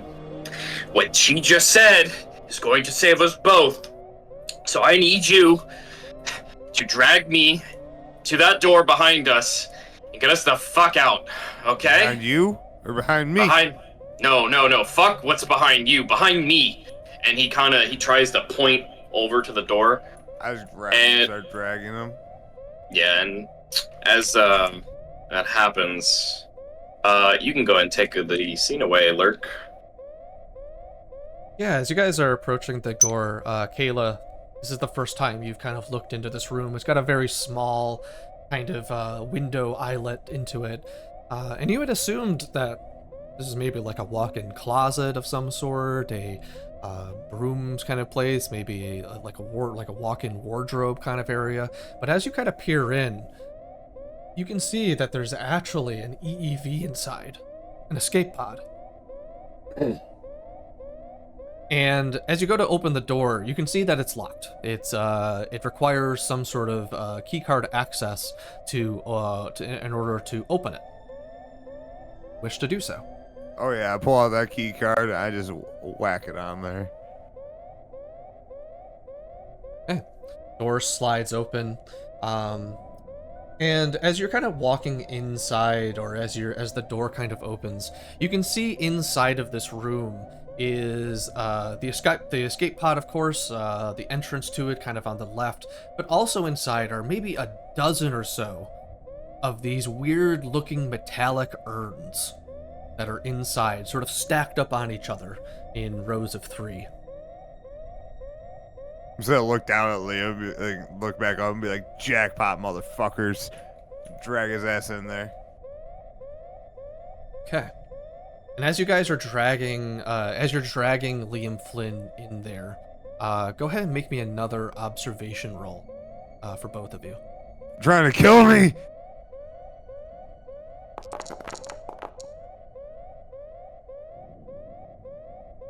One success from Liam, no stress. No, fuck. Okay. Here's how we're gonna handle some of this. Kayla, you are feeling out of it. The stress is getting to your head. You're starting to feel lightheaded, even as a temporary elation crosses through your mind as you're like, oh my god, look at all of this stuff that we can take with us, right? Jackpot. Wait, this is Do great. I have a long haul still or no? Oh yeah, no, you definitely do. I'm in long haul this. Oh. Okay. Oh. Ignore all. Oh boy. Okay. So instead of your panic, we can take this away. Do not gain a stress from that either. So you don't notice anything as you walked in, maybe because you're just so focused on the urns right now. You're so focused on a way out for yourself that you don't notice it. But Liam, you definitely notice it. You could swear you see something orange run past the doorway, and it's furry. And it happens so quickly that you almost double take, but no, you're certain. You saw something come into the room, you just saw something move in the room. Is it in the room right now, or did it scurry past us into the escape pod room? It scurried past you into the escape pod room. Interesting. Liam says, okay, I'm not fucking crazy. There is something in that room up ahead. It looked orange. I don't know what it is. You got a weapon, right? I look at Liam with a gun. I'm like, listen, man, do you trust me? Listen, I don't have a choice. I am on death's door. Please. That's good. Great. Time's not on our side. I'm gonna toss him in there and then kind of round the corner to see what it is. But I'm gonna toss him in there first because I know what it is, but my character doesn't. Okay, yeah. So you throw Liam kind of in there. He falls kind of to the ground. On his good leg, on his good side, thankfully, so you don't take too much pain as you kind of fall down. But as you do, you kind of round the corner. The return. You don't see anything. You sure there was something there? I am. I'm not crazy. I know I saw something. There was something in here. What did it look like? It was like orange. It's orange, like a. I don't know. It's like a. Yeah, you know what an orange is? Like a fruit? The fuck? Yeah, like a fruit, like the color orange. I'm gonna whack the wall and kind of like point around and look around. Yeah, go ahead and make me another observation roll. You've been on the ship. You don't know which one of these fucking monsters it is? Listen, I am not an expert on monsters, okay? Yeah, this is stressing you out. So you just start to scream, Kayla. You're just like, what are you talking about? What did you see? You know, and you're just screaming. Liam, as you're making your observation, it's definitely a little bit harder given the Kayla kind of screaming kind of at you, so you do end up increasing your stress. Although Kayla, you're able to take your stress down by 2. All right. So yeah, Liam, you see what appears to be a cat. Kind of crunched over in the corner, it's doing that thing where it's like licking its paw and kind of rubbing its head and stuff like that. And it's just kind of sitting there in the corner washing itself. Liam is fucking confused because he never remembered the Cronus having a registered pet, let alone animal. He then says, why the fuck Is there an orange tabby in the escape room? Dropped my knees and like sigh of relief. She's like, oh my god, I don't know how the fucker got in here. I don't even remember its name at this point. I'm gonna double check to make sure the door's shut. Yep, It door's is. shut. And as you guys do, the cat jumps up onto like kind of where the keypad would be to the kind of escape pod, and it meows at you. And it's like, it's the sweetest meow you've ever heard, almost like it's coming from like a baby kitten. Okay, I think I have fucking lost my mind now. I have lost my leg. I have lost my only security. I am stuck with a random stranger with a gun to my head. No offense. And I am seeing a cat at the last ditch of survival. What the fuck? And Liam is like grabbing his head. He cannot wrap everything that's happened in the past 3 to 4 hours has been the most mind-fucking he has had to endure even before he went to cryo. He looks at this cat and says to Rye, is this yours? Is like, what is this? Why? Yeah. We didn't have a cat on the Cronus. Yeah, it's ours. Sorry about, I didn't mean to point the gun at your head just there. But yeah, No. This does look like our cat, and we did come here with it. I'm just not sure how it got here. At this point, I'm not sure if it's better to blast it or not. If not, then like... As you guys are talking about it, Kayla, you swear that you're interpreting this correctly, but the cat reaches its paw out, taps on the keypad, and then meows at you again. And as it does, we turn our scene back to the folks on the Kronos Deck D as Mother rings out T-minus 8 minutes until self-destruction. Please make your way to the evacuation pods. At this point, Captain Balaji, Mickey, you guys are kind of in one room together. You've managed to get your spacesuits on. The spacesuit sort of process for getting in and the decompression and everything has just wrapped up. You hear a little chime in sort of the built-in headset units of these suits, and you're now able to disconnect the umbilical kind of from the back top of it and now start to move around. Mickey's having a particularly hard time. He doesn't fit into the suit really at all. You know, it's built for an adult, and he is a 12-year-old, so he is kind of limply kind of trying to grasp at the umbilical behind him, but he can't really reach it. At least not enough to disconnect it. Pin, Helen, both of you were a little bit later in terms of getting that done, in terms of getting into the suits and starting up the process, and so you are just about to finish up. Maybe another 30 seconds until you're able to disconnect your own umbilicals and start to move out. Let's start with Captain Balaji. What are you doing in this time? You've just disconnected your own umbilical. You're now free to move around in the spacesuit. Okay, I'll disconnect him from the wall.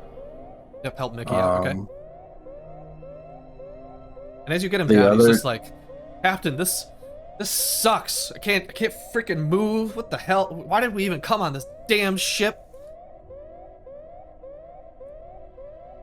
Well, you're just gonna have to make it work. We have to get out of here somehow. Are we going back through the umbilical? It's still... And you can see that he's trying to look through the view window, and with the bulky space helmet on and the way that it doesn't fit him, he can't really see out of it. He's kind of like jumping up and down in the suit. Right now, that's the plan. We need the other two to get here now so we can go through. It's the only option we have. There's only 8 minutes left. Less. Turning to Helen and Pin, you guys are just wrapping up now. You hear a little chime in your ears. Pin, you can see Helen is reaching behind her and disconnecting the umbilical. And then she's not saying anything. She's just looking to leave the room and head back to the others. Anything that you're doing?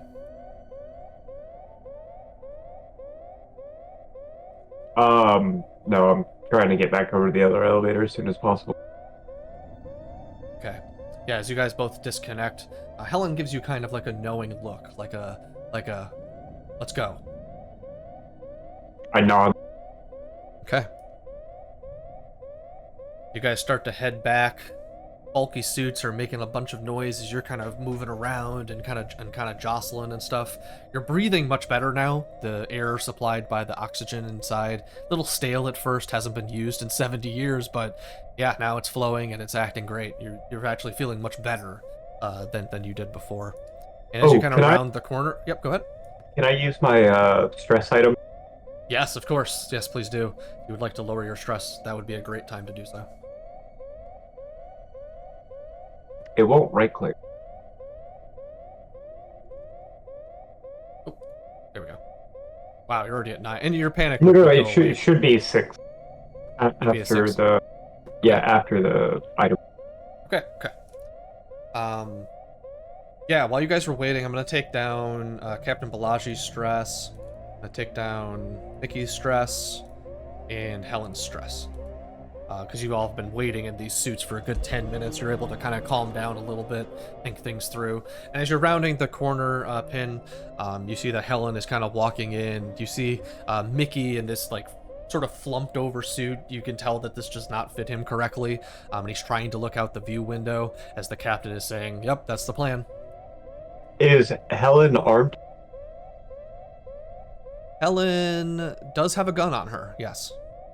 Okay, I'm assuming Balaji also has a weapon? Yes, Balaji also has a service pistol.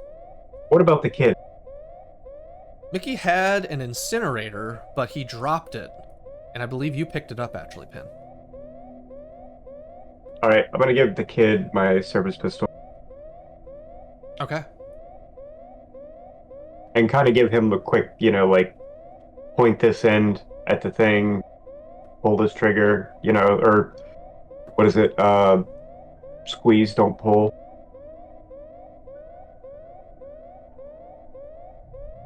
Gotcha, yeah, he looks at you, he kind of takes it in his hands. You can tell that, like, the arms on the suit are, like, bunching up, like, super, super hard as he takes it from you, but then he manages to get it onto the belt of the suit, and listens to you intently as you tell him how to kind of handle the firearm.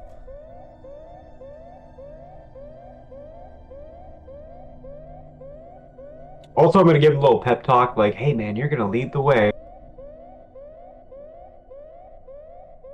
Okay, I can't really move in the suit, though. They didn't have any kids' suits? What's gravity like on the ship right now? Like, could I ostensibly throw him down a hallway? No. Gravity is still working on the ship as normal. You feel the normal pull of gravity. It hasn't increased or decreased kind of at this time. Okay. Okay, I mean, Mickey's saying, let's go. Let's get out of here. We need to get out of here. And as he's saying this, Mother comes back on and informs you all that you have 7 minutes left.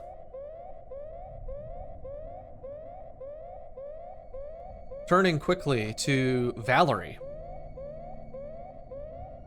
I've made it in, right? I've closed the door behind me. Yes. So here's the inside of the Sotillo. You are basically coming out. Second. There, About I right see. there.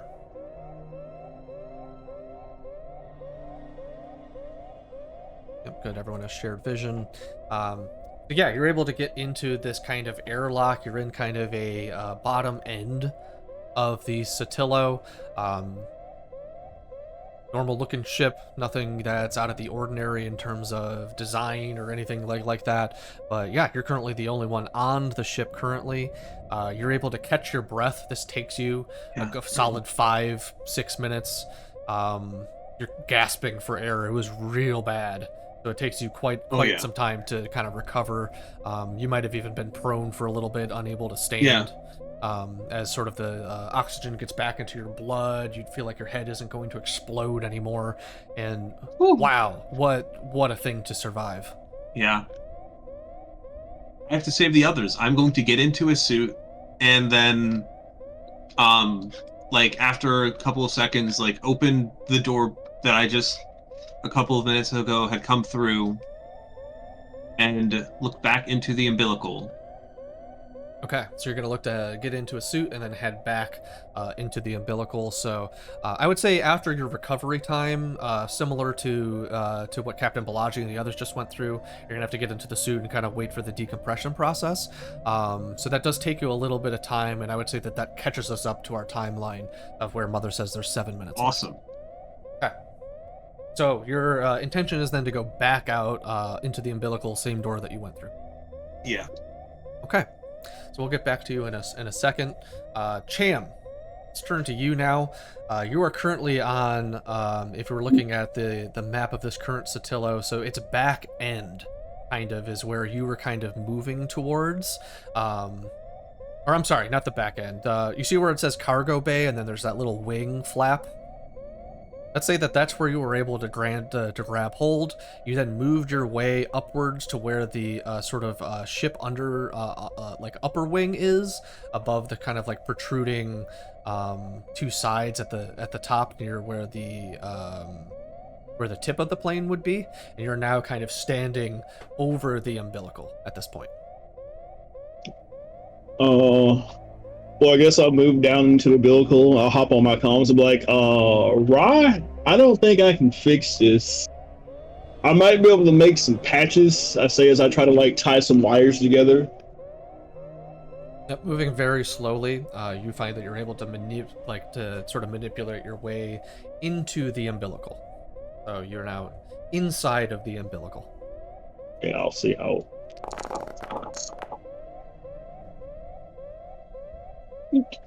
4 successes on heavy machinery. Are you opening the door to the Sotillo, or what are we doing? Yeah, I want to open the door to the Sotillo. And let me look at heavy machinery stunts. Yep. I mean, not posted. I gotta find something.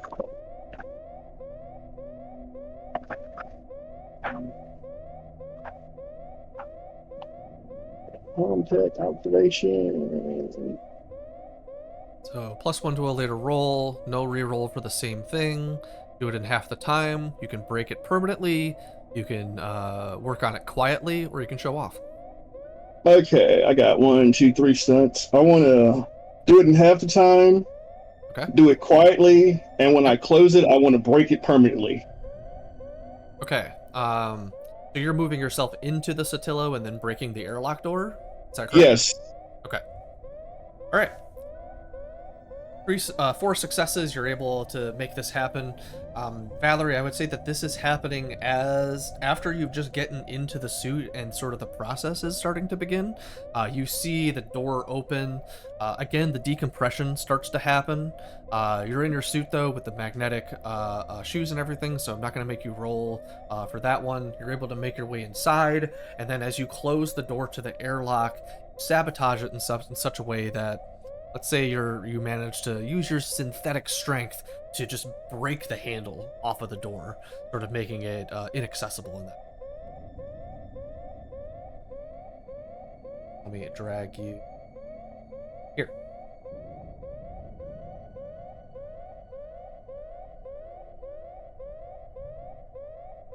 Oh, damn, I can see myself now. Yep, so you're currently in kind of their airlock kind of prep room, and you'll be able to go into the inner chamber in just a second, but you're kind of still closing the door and everything like that. So Valerie, you are very aware that someone has just entered the Sotillo, but you're not sure who it is quite yet, and you still have another couple of minutes before you're going to be able to disconnect the umbilical from this suit and be able to move around. Okay. Cool. Okay. Let's move back to the folks on Deck D. You guys are now in your spacesuits. And you guys are about to make your way out onto the umbilical. As Mother is telling you that there is 7 minutes left on this self-destruct sequence, you can look through, and I would say that you catch the tail end of someone closing the door on the other end. You're not quite sure who it was. You know Valerie was in there, and she's no longer in there, so hopefully it was her. Could have been her. Do we have comms to Valerie or no? So now that you're in the spacesuits, you do have comm systems that are built into it. You're not sure if Valerie is on the comms or what wavelength she would be on. But you can definitely try. If you'd like to give a comm-tech roll, you could do that. She is, of course, also getting into a spacesuit herself at some point, and I would say that she would be in the current decompression process for that suit, so she'd probably hear the comms that way.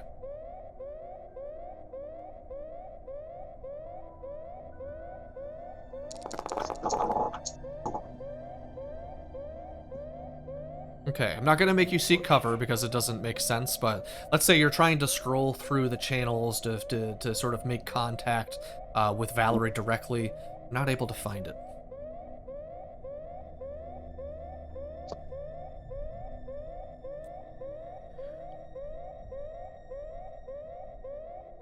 Should I open the door now? That's what Mickey says.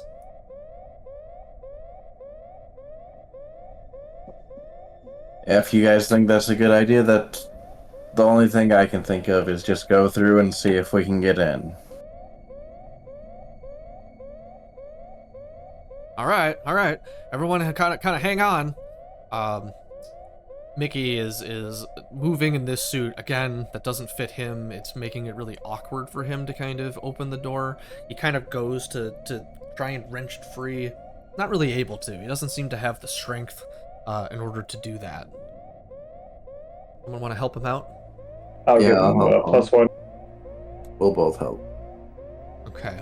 With your combined effort, you kind of step over Mickey, let's say Captain Bellagi, and you're able to kind of wrench the door open. And as you do, the decompression starts to happen again. The door starts to want to swing open on its own as you guys are sucked into the umbilical. So each of you make me a mobility roll. We'll see how well you handle it.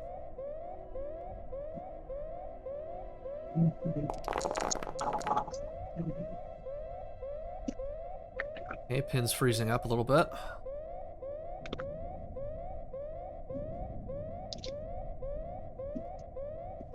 I'm just going to turn off the siren because it's getting annoying.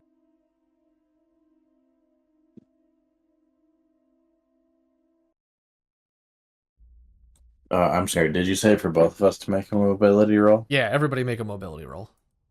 Sorry. Early in that space. I'm going to make a mobility roll for these guys.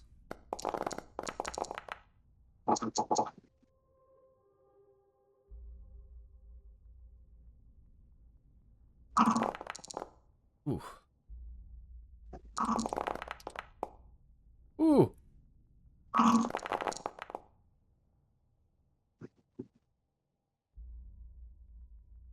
2 successes, keeping That's it. pretty scary.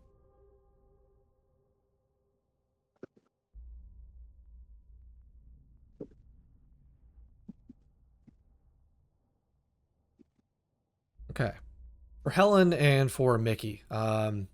Mickey failed both of his rolls. He failed the push, and he starts to get dragged out into the umbilical. He's got some hampering with the suit he's got on. He'll be safe from the vacuum of space at least, but can't maneuver very well in here.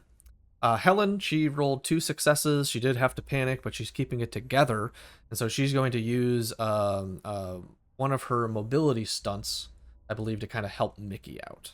That's kind of what's happening there. I think we just need Balaji's roll.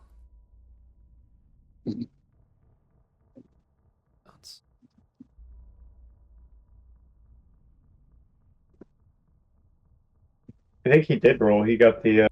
I pushed the talk button, wasn't working. I did roll. I panicked. He screamed. Ah! Ability. That's so weird. This is one of those things again where it seems like our man can see the roll, but I can't. Yeah, like it's I don't know. Maybe it's at the same time you did your roll because they're both at 2 minutes ago. And it's Balaji and then Someone else seen it too. Rolls. I Yeah, also weird. did switch myself back to being Bellagi instead of what's her name. Yeah, I feel like I don't know if that has to do with it. I feel like your hidden roll came at the same time as his roll, and that's probably related to it in some way. Yeah, it could be some Foundry weird glitch, but anyway. So, what did you roll again? I'm sorry, you rolled screaming. Yeah. Did you roll Yeah, any roll successes 10, on that? More panic. 2. No, 1. 2 successes, but you panic and scream. No, just 1 success and 1 success. 2 stresses. Okay. So here's No, how it's I'm two reading we're. it wrong. No, successes, I'm reading it then wrong. There's There's two 2 successes and 2 stresses. Yeah, I'm reading it wrong. Apologies. Okay. No worries. Okay. So here's what we'll kind of do then. How we'll play the scene out. So Pin, you end up freezing again. Sort of the same thing as last time, where you kind of grab a handle as you kind of go to step out. Maybe you fumble a little bit. Maybe you you freeze up a little bit. You grab onto a handheld thing on the side, and that's kind of what you're trying to do. Mickey went to go out into the umbilical, tripped over his own suit being too large for him, kind of fell a little bit. Helen moved up to kind of pick him up and sort of keep him kind of held with one arm as she's got her other hand on a railing. Captain Balaji, you kind of saw this happening to Mickey. This is what causes you to scream out and go, "No, Mickey!" And as you're kind of moving outwards, you're able to maintain your own balance and everything, but you do increase everybody else's stress around you. But okay, so everyone has moved out into the umbilical except for Pin.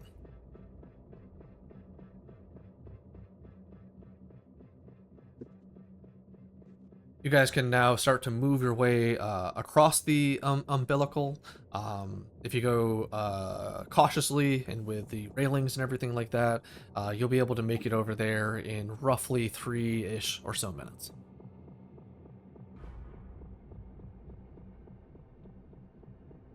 As you do so, Mother again chimes in. 5 minutes to self-destruction. Please make your way to the evacuation pods.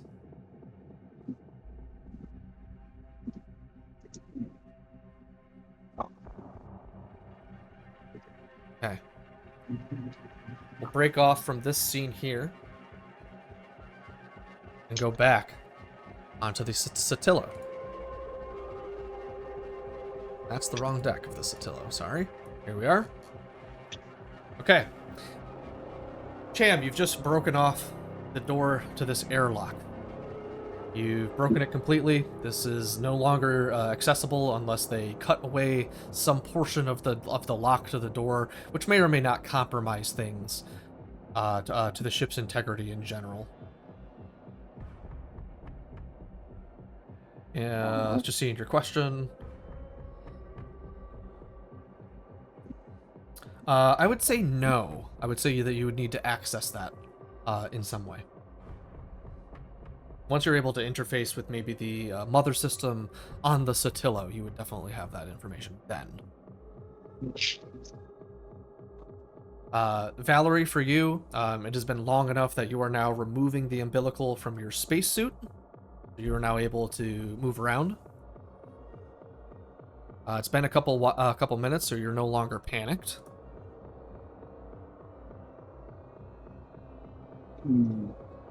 And Cham, as you kind of come out of the door, you can see that Valerie is in this spacesuit, kind of in the access hall. Anything you want to do, or are you just gonna move past her up into like where the crew quarters were? Yeah, move past her. I'm trying to find my way to the bridge or an access panel. Okay, yeah. So you race past Valerie. You do see this individual in a spacesuit kind of come through the airlock door and just kind of start to make his way past you. Any reaction? Do I recognize? Yeah, you would kind of recognize that this was Cham from the bridge scene that we had however many nights ago. So yeah, you would kind of I recognize. recognize the spacesuit. This is the person I shot, who was cutting the umbilical. I like see We're that. all Like, wearing the same spacesuit. but like that one has like the bullet on it. It's like the bullet doesn't leave a mark. I would say that. Well, let's have the dice decide. Let's have you make an observation roll to make sure you recognize who this is, and to what extent. These are stressful times. I'll take it. Okay. So as Cham is moving through the access hall and stuff, you don't notice, or at least you don't see, the bullet hole maybe that had hit him kind of in the chest. He's moving very quickly, maybe quicker even than he should be able to.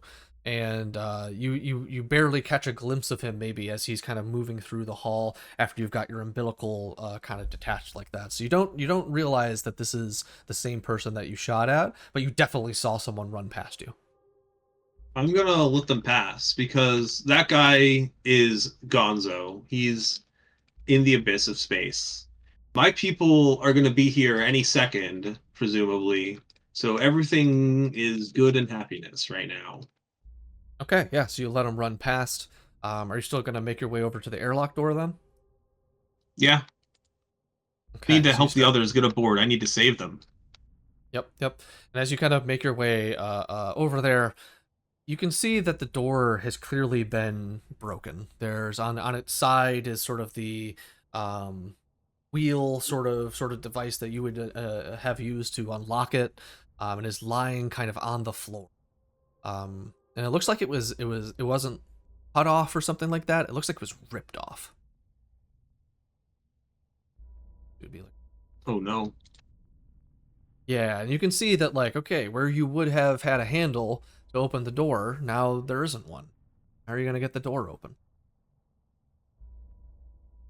Is there like I look around. What's in here? What can I use? What tools are available to me?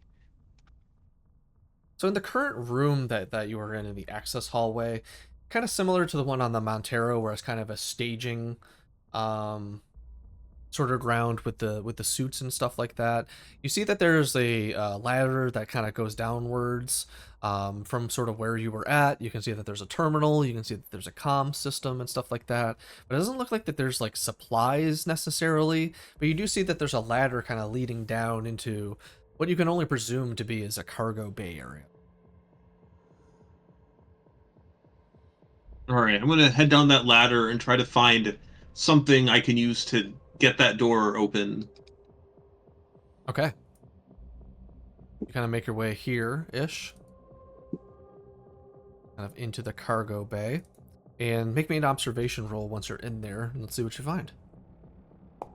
Cham, in the meantime, it looks like you've made your way into the captain's quarters. Are you looking to use the terminal that is in there? Yeah, I'm gonna interface to get the ship's layout. Yeah. No roll needed on that. With your synthetic abilities, you've got a good understanding of the terminal system. This is a mother something. some model of mother system that you are familiar with. And so, yeah, you're able to kind of download the ship's maps. I tell it emergency full FTL to our last location. Our last jump location immediately. Ship's in danger. Jump now. And I grab onto something. As you do that, the mother system chimes back in. Authorization required. I try to override it. I guess it'll be a Comtech.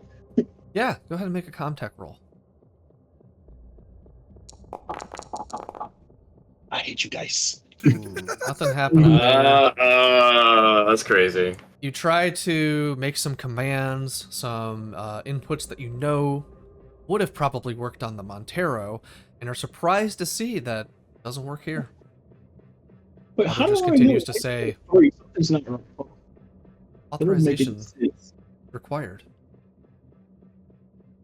We're in Comtech. Oh, it's actually too. Can I manually do it from the bridge?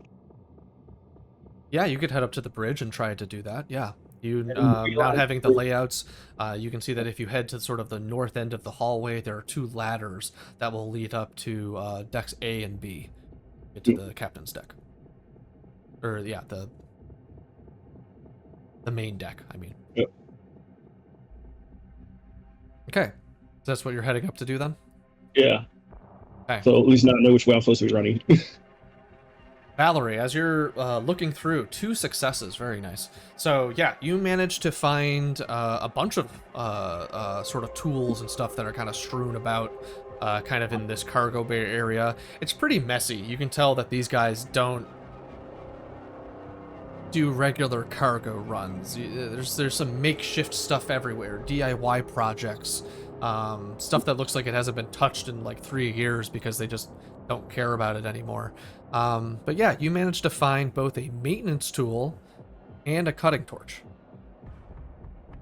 Oh, baby. Would you like to take both of those? I'm going to take them. I'm going to use them both to open Sesame the door. Okay. Maintenance jack, cutting torch. Okay, yeah, so you can make your way back over to the airlock and you can begin to start that process. Heading quickly before we get back to Kayla Rye and to... I'm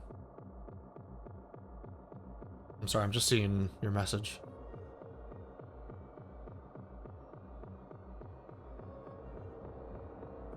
Yes, we'll allow you to do that in just a second, okay? You guys can have that conversation. Well, actually, no, I'll do it the same way that I... Okay, hold on. What's my bonus to this heavy machinery roll to, like, reopen the door? Let's see. The cutting torch will give you a +2 to heavy machinery rolls when using as a tool, and the maintenance janice will give you +1 to heavy machinery roll. All right.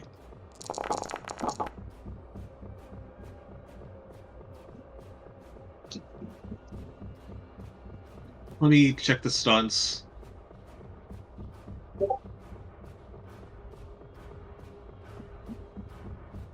All right, so I want to stunt to do this in half time, and later to be able to, like, jam this door shut again with no roll required in the future.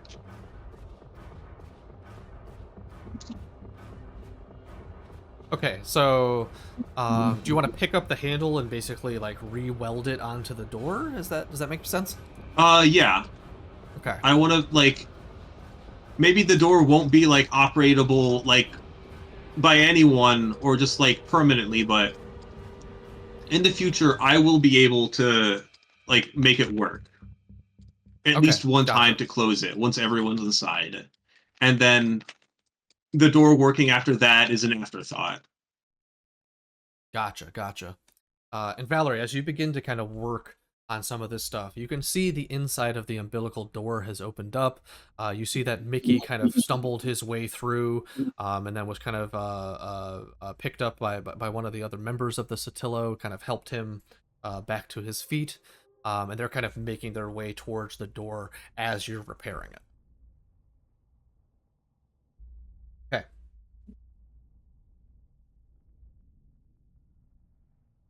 Let's now turn back to Cronus on deck B.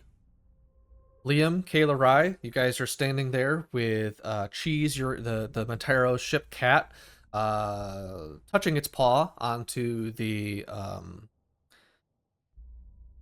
pad that would open up the airlock. You got into the EEV. Oh, I thought we were in that. Oh shit! Yeah, let's get in that. Okay, yeah. So you guys, you go over, you use the key card onto the pad that opens up the airlock.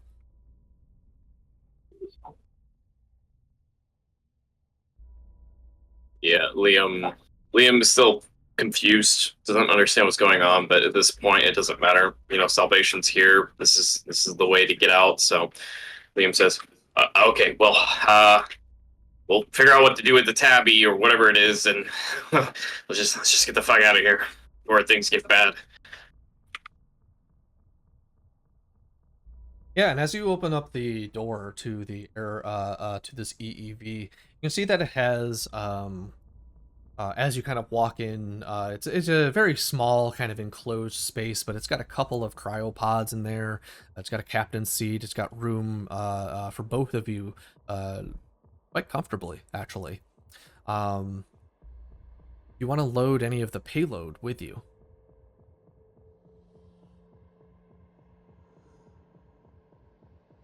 Liam kind of takes a moment and hesitates.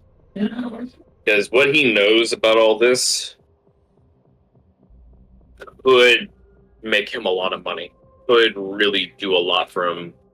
But he also knows some pretty dark secrets about what this stuff can do.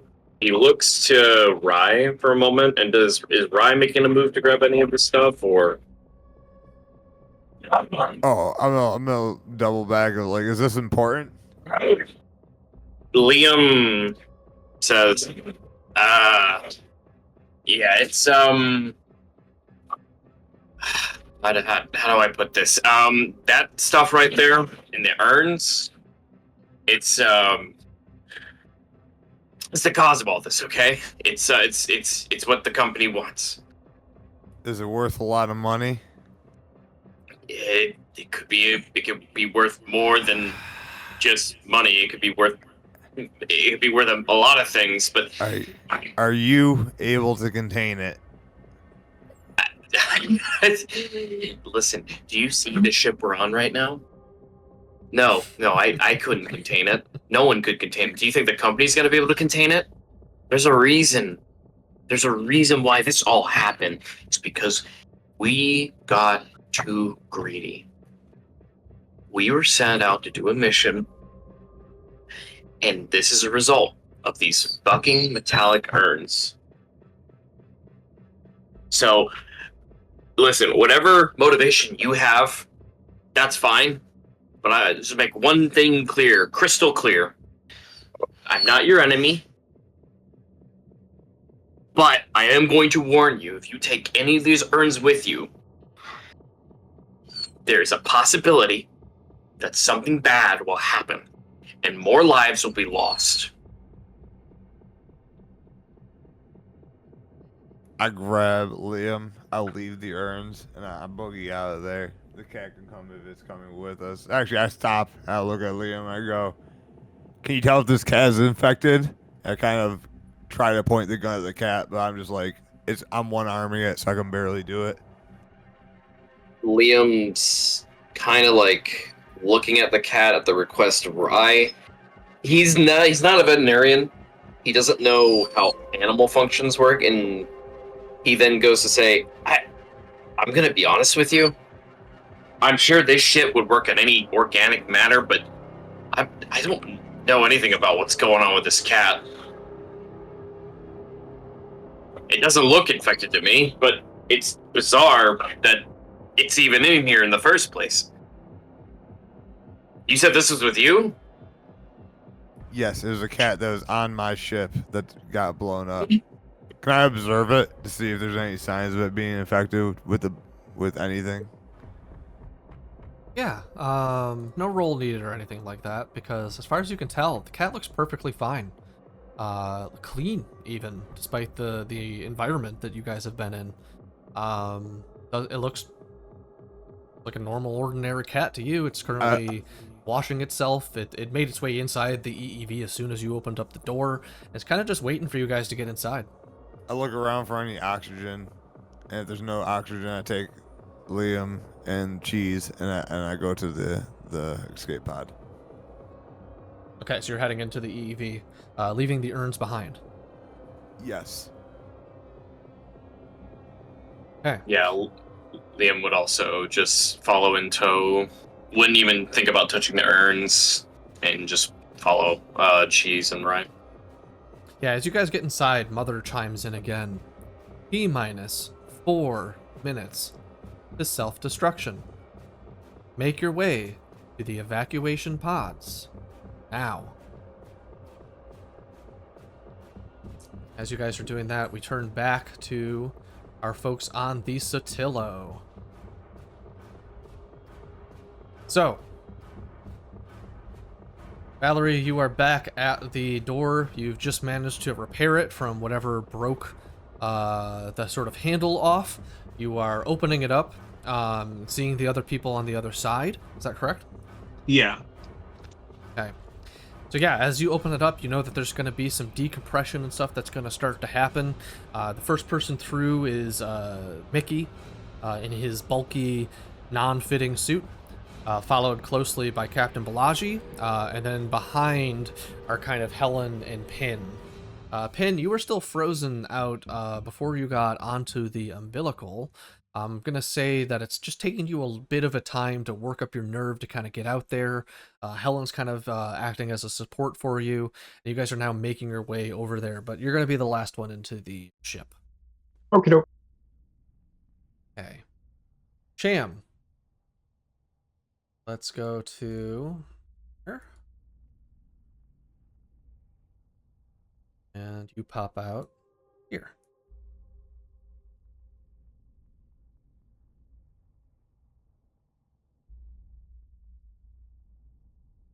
You know that the bridge is up to the north. So as long as you keep heading upwards, you'll eventually kind of get there.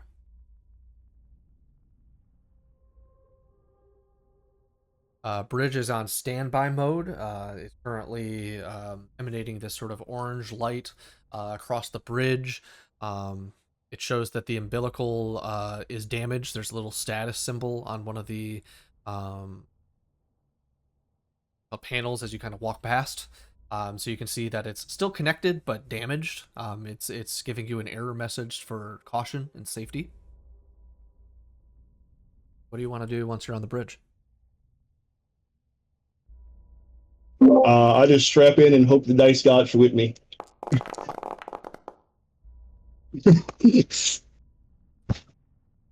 Hey, yeah, 2 piloting rolls here. Full FTL. Disregard all safety procedures. Just gun it. Okay.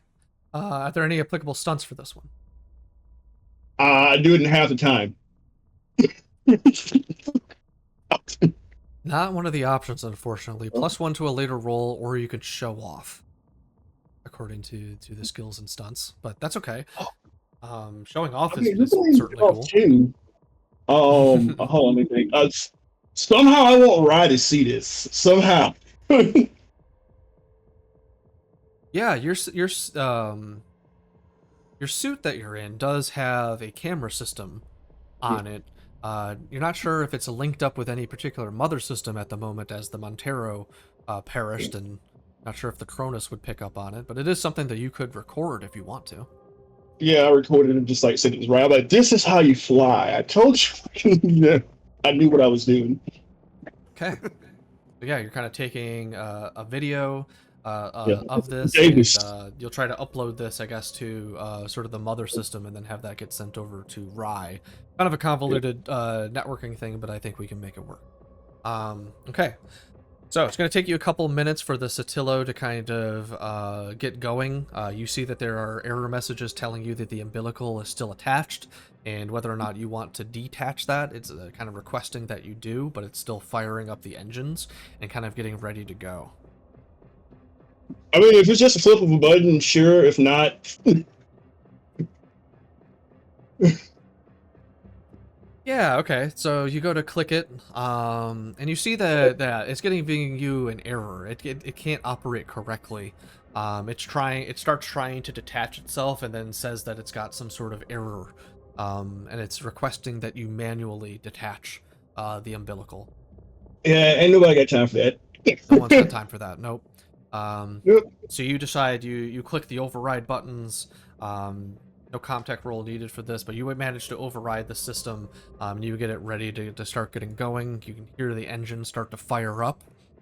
And for those of you on Deck C, suddenly the umbilical moves. As Valerie is opening up the door, the part that was sort of fired into the Cronus at the first instance and sort of damaged kind of its outer airlock door, that piece kind of comes loose a little bit, but is sort of still lodged into the Sotillo, but it makes everything kind of rock a little bit. Luckily, you're all kind of already handling, already have a handle on the rails and stuff like that.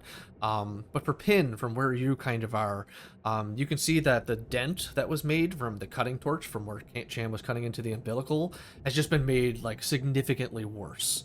In order for you to kind of get through here, you now find that you have to kind of crawl through this mid-section of the umbilical to get over to where everybody else was at when this kind of happened. Helen is just in front of you, just in front of the gap where you're at, and she's kind of turning around and is reaching out with a hand to kind of help pull you through kind of where the gap is now. Okay? Okay.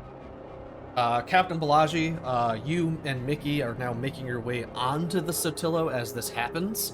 And Captain, you know your ship very well. You know the sounds that it makes. You know the state that it can be in, and you hear the telltale signs of your engines revving up. You can hear this from where you are, even inside the umbilical. Well, in like the doorway from the umbilical into the ship.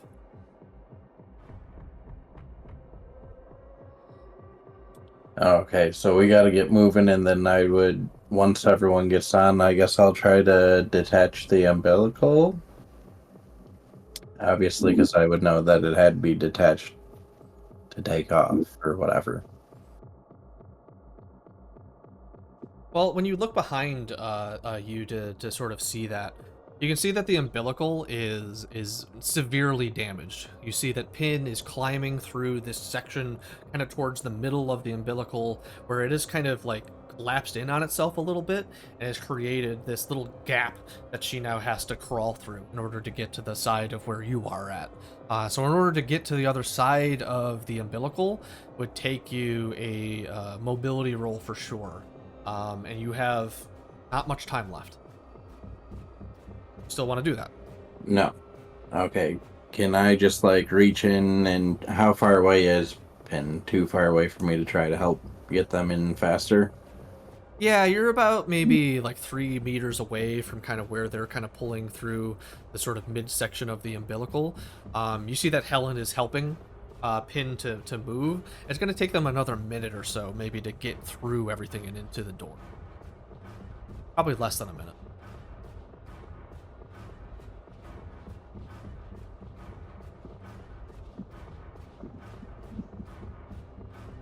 Where was the timer at last time we got an update? You have 4 minutes left until the explosion. Okay, I'm just gonna wait and make sure then that they get on. Then I'm gonna close the door behind them. Okay, so in another round or so, you guys will be able to have Pin join you. I've already got Helen on the screen, but she's technically still in the umbilical, as the kind of engines of the Sotillo are firing up, getting ready to leave. All right. Yeah, I'm like at the ready to shut the door though, to be clear. Like as soon as Gotcha. they're in, I'm gonna shut the door. Yeah, as you guys make your way in, Mickey is heading in and heads down into the cargo area, slowly but surely, kind of knocking through the suit. He wants to get this off as soon as possible because it's awkward for him. So he's gonna head down this way.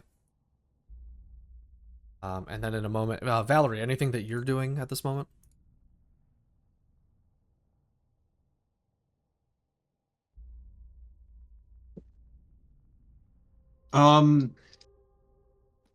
So the door's closed behind us.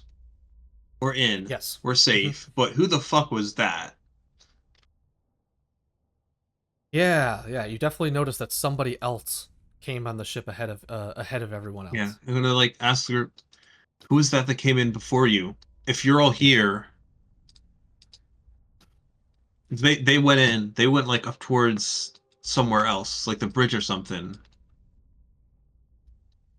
Who else is on the ship? Someone else in a suit got on the ship. Who's here? Valerie has said to the people in her company. Yeah, Helen isn't actually there yet. She's still out in the umbilical. They're about to make their way kind of through. They're just getting through the gap now, where they can now walk into the rest of the airlock. So, Captain Balaji, you're the only one who's hearing Valerie really say this. Did you leave anyone on the Sotillo? I don't think that that's any of my people. Yeah, in fact, you're certain. You know that your crew only has Mickey, Helen, and Pin. There shouldn't be anybody else on the ship. Yeah, I don't know who that could be. So once everyone's on the ship, let's ready our weapons and figure out who this is. But we also have to get out of here right away, and they're ready in the ship to leave. which is our priority also. As you're saying that this is your priority also, this is when Helen and Pin are able to make it through the airlock. You guys are then closing the door behind you. Sort of decompression thing is happening, and you're now able to kind of get onto the rest of the Sotillo. You can now hear, Captain, that the engines sound like they are done warming up. Okay, well, like I was in position for, I'm going to immediately shut the door and then head to the captain's bay. Yep, okay. As Helen gets in behind you and Pin, they overhear the last scant of the conversation, and as you're kind of closing the door, Helen says, "Let's get the hell out of here, Captain." I couldn't agree more. Hey, and you guys are going to start heading up towards the main deck. Yeah. Hey, Pin, Valerie, anything differently? Or are you going to follow the captain and Helen? Hold the captain. Okay, following the captain.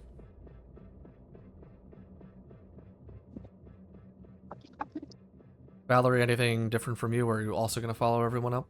Yeah, I'm gonna go with everyone.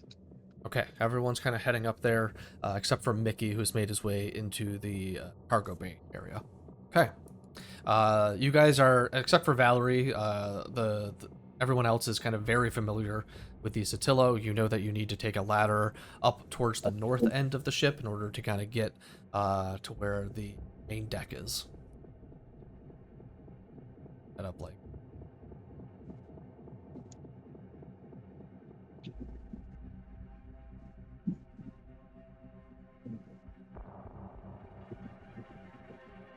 You guys headed up this way. Okay.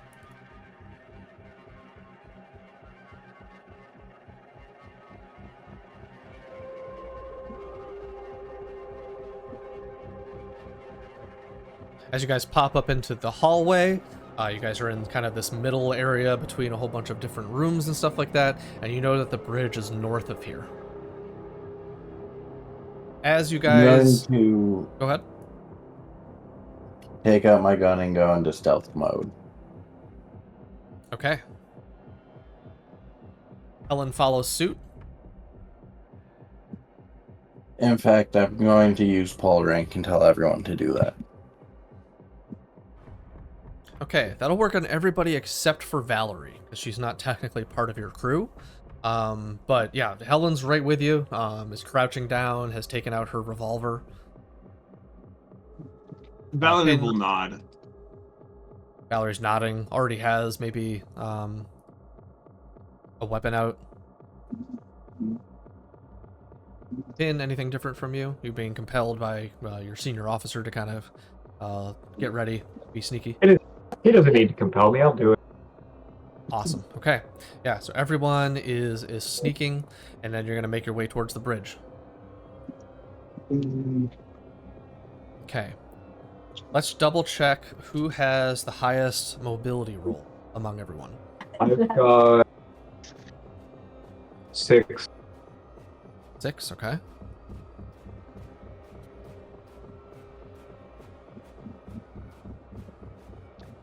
Looks like the captain has 7. Yep, I have 7. Sorry, I didn't know where to see it, but it is And tough. Helen has 5.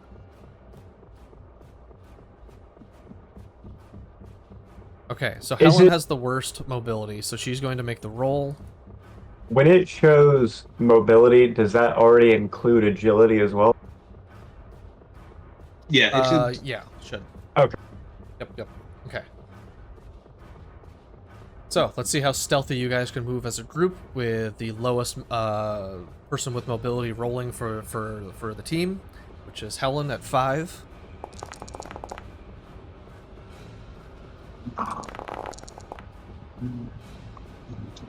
Okay, she pushes the roll, she gets 1 success. So you guys are able to creep up into the mess hall and get into the ladders that lead up to the bridge. Cham, go ahead and make me an observation roll.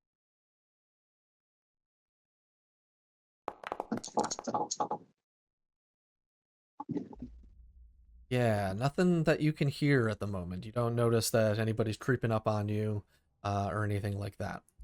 I'm just like giving my report. Then crew self-infected. I can save maybe one or two of them. I can't save them all. I recommend we put them in cryo to see if we can save them later. In the report. Okay, yeah. You save that report. The mother system kind of chimes in.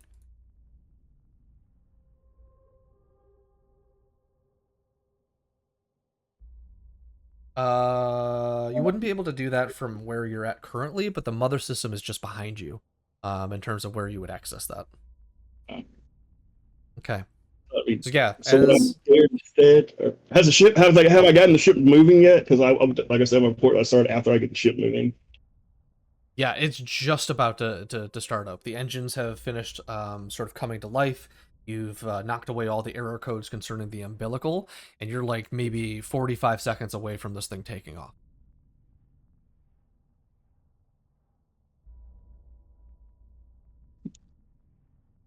You hear Mother chime in again. 2 minutes to self-destruction. 2 minutes to self-destruction. At this point, no longer even telling you to get to the emergency pods. I was like, goddamn Wilson and his bloody cat. That's Wilson's cat? Balaji, Valerie, Pin. You guys are getting up the stairwell, up the ladder. You're kind of peeking your head up through. You guys are wearing these big, kind of bulky spacesuits and stuff like that, so it's a little hard to be quite so stealthy as you're kind of coming up around. But what you see is another person in another spacesuit, currently hunched over a panel that they're clicking some buttons in and sort of doing some work on. Captain, you know that this is the piloting seat. Pin, you know that that's typically where Helen sits for when she's trying to get the ship to start moving. So all the telltale signs are telling you that this person is about to make your ship leave the Cronus. Still sneaking, but what kind of action do you want to take next? He hasn't noticed you yet. Hang on 1 second. Okay. I just want to reread the sneaking thing. Sorry, because there was like a lot to the stealth or whatever. There is, yeah. There's a whole thing with active and passive enemies that applicable here. Yeah. Well, he would be passive, right? Passive in that he doesn't know that you're there currently. Yeah. He's not actively stalking you or something like that. Yeah.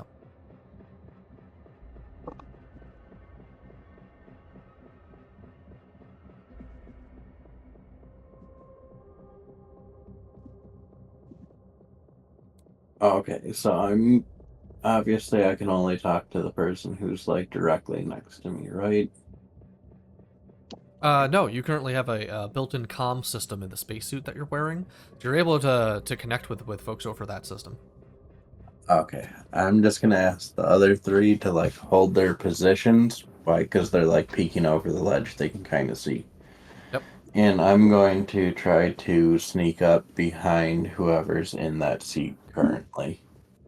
Okay, so you're asking everybody else to hang back while you sneak up on this person. I'm gonna pull out the 357 and try to give cover to Captain Balaji.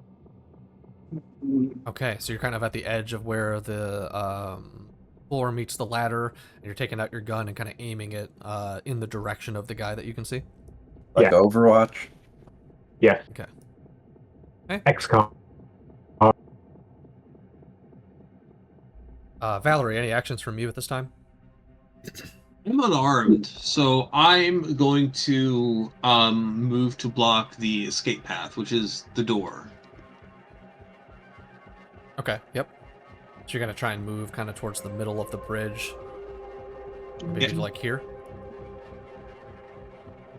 Something about that. Yep.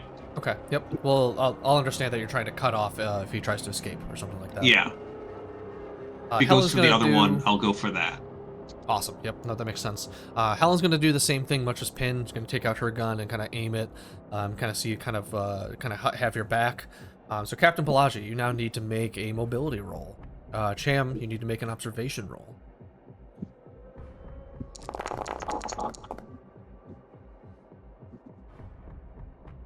Oh, okay. Not so great there.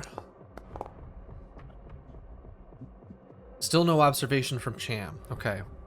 So, Captain Balaji, stress is really starting to get to you at this point. You're now considering, is this the best option? Who even is this guy? What even is this thing? Is this one of those alien things that you guys encountered before? Is this gonna, who knows, based on what you've seen on the ship, and you end up panicking. I don't have any story points, right?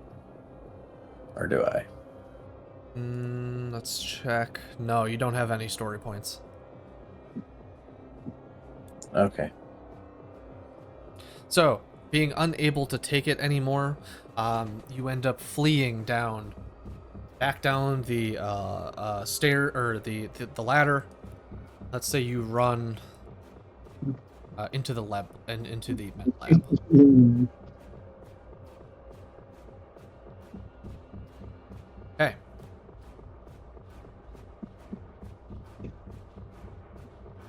Pin, Valerie,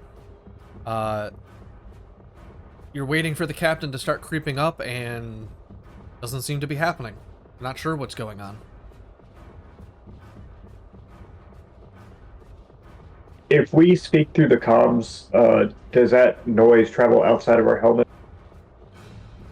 No, it would not. There's a little speaker system that you can enable to kind of make that happen if you want to speak to someone directly. But if you want to be inside the comms unit, you're able to do that privately. I'm gonna try to hype the captain up. Okay. Yeah. Hey what do you say man, to you the got captain? this. Like, don't be worried. There's like 5 of us. One of them. Like, you got it. Like, calm down. We're almost out of here. I can't do this. I can't do it. Start recanting stories of, all the fucking crazy shit we've done as, space pirates. And that this is nothing. This is just another day on the job. This is our normal. Yeah. Go ahead and make me a command roll, Pin. All right.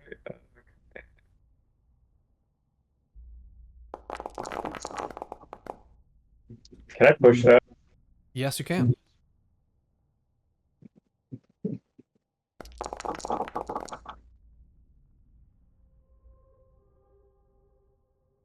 One success, but you need to seek. Okay. I'm already in cover. Yeah, that's what I was just thinking. Is like you're already kind of in. Okay. Trying to think of the best way So to the handle. panic thing overkill. Do I have to wait till I'm max stress to use that, or No, you do not. No. could I just rush this dude for the captain with like my maintenance track? Yeah, you can trigger the overkill effect when you make a panic roll. Okay, yeah. Okay, so yeah, so instead of panicking, seeing that the captain is already freaked out by this and everything, instead you decide to take the danger on head on. If the captain isn't going to do it, you'll do it. So you turn your fear into aggression. How do you want to handle that? What do you want to do? I'm just going to straight book it at him and swing the maintenance jack, try to knock him out. Okay. You've got a little bit of a distance to close there, but I would say that your fast action would allow that to happen. You're not moving slowly. You're not moving cautiously or anything like that. So, Cham, you are going to get a chance to react to this. Oh no! Pin runs up behind you. I You blocked. hear the heavy footsteps behind you. Pin, go ahead, make me a close combat roll. And Cham, do you want to block? What do you want to do? Yeah. I braced myself to block. I'm like, oh no, not affected. Okay, 3 successes from Pin. Go ahead and roll close combat, Cham.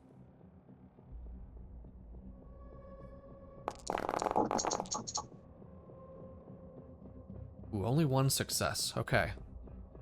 So, because Pin out-successes you, you don't get to, you don't end up getting the block. This thing slams down into, let's say you put one of your hands up, maybe even your damaged hand from Oh, before. I'm still like reduce damage after he hits. Yep, yep. So, I mean, how much damage he did, so I know if I can reduce that one or by Yes, one. understandable. So Pin, you did have 2 extra successes. You do have 2 stunts that you can use here. Oh, we find the stunts thing. Game info.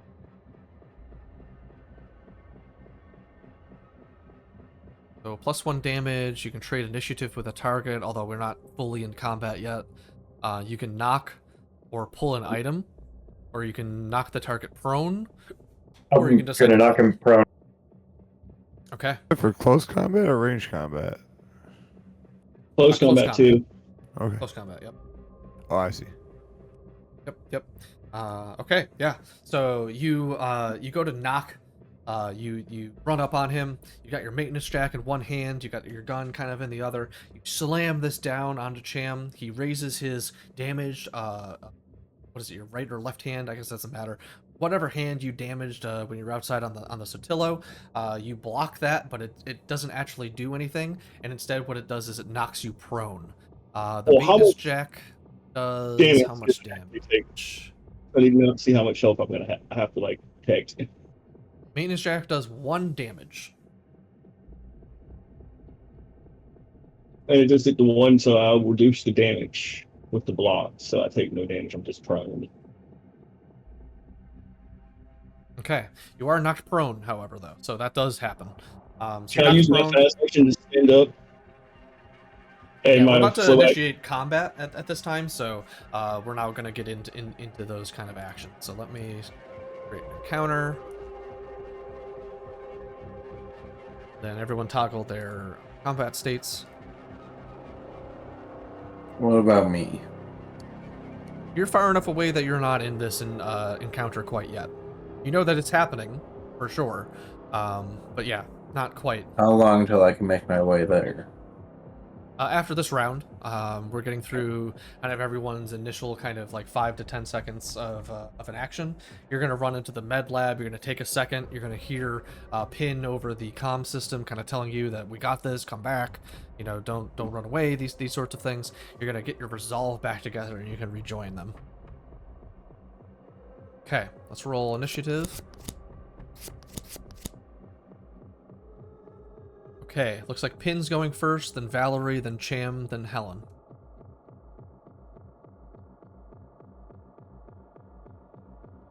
So Pin, you've just knocked Cham down. He's currently prone on the floor of the ship. You have actions. What do you want to do? I guess I'm just gonna shoot him.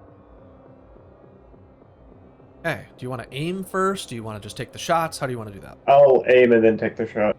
Because it's Okay. fast action, slow action, right? Correct. Yep. So go ahead, give yourself a +2 for aiming.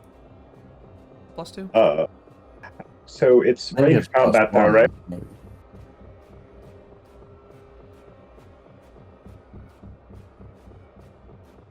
Was it +2 or +1? Aiming's +1 is +2 if you have a scope. If you have a scope, thank you. Yeah. So give yourself a +1 to your range combat. So I type in the +1 in the base modifier. Yep. +1 in the Yep. base modifier. Yep.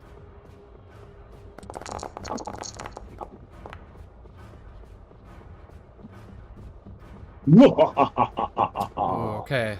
So you have to seek cover. So you have to use your next action in order to move away.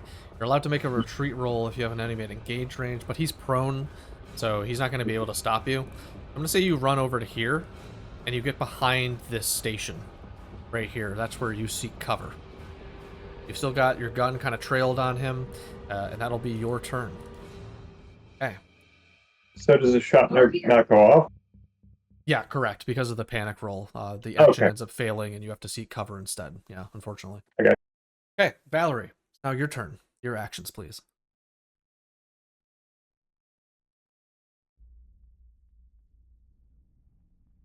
I'm gonna look at the list of actions again because I'm not in the greatest situation to do that much.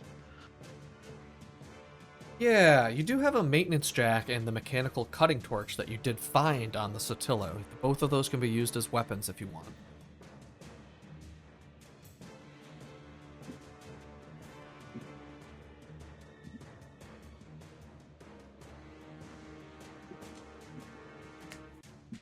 He's still in the suit, right? Yes, everybody in here is in spacesuits. I think I just need to run over and fucking grab him. Am I close enough that I can, like, run over, grab him? Yep, you can use one of your fast actions to move the zone in order to get into engage range with him, and then you have a slow action. Alright, let's fucking grab him. That would be melee. Close combat. I'm going to overkill. Okay.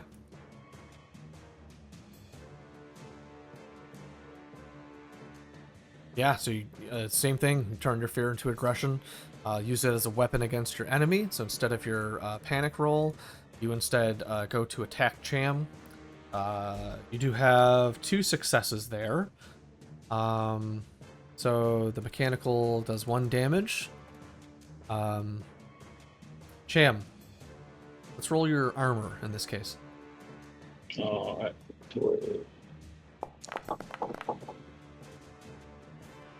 Okay, so 1 damage coming at you. Go ahead and roll for the resilience. Ooh, and no successes. So this thing, you're still prone on the ground, unfortunately. And as Valerie comes up with another maintenance wrench, hits you with it, and you do end up taking 1 hit of damage there. I'm going to trade initiative with the target. Okay. Seems like a really powerful option. I think the way that this works is that next round you will change initiatives with him. I don't know if it works immediately like that. Yeah, next round I'll go second instead of third. Instead of third. Wait, really? I thought it was like... Yeah. I thought it was like his initiative is my... Yes, but it takes effect on this fresh round. Oh. Yeah, so like, I get to go next time he would go, and like me going now counts for him or something. This is I see what you mean. Yeah, it wouldn't work that way, unfortunately. Okay. Yeah, it would be insanely busted, Yeah, to be honest. Okay. They have it specifically designed to not allow. Wow, game designers of the past outthinking players of today. Once again, I'll just take extra damage then. Okay. If I can't get like the ridiculous stun lock thing. Okay, yeah. So Cham, you take 1 more hit of damage. You already rolled against all these things and got no successes. Any So. actions this turn? Can I use my slow action to block?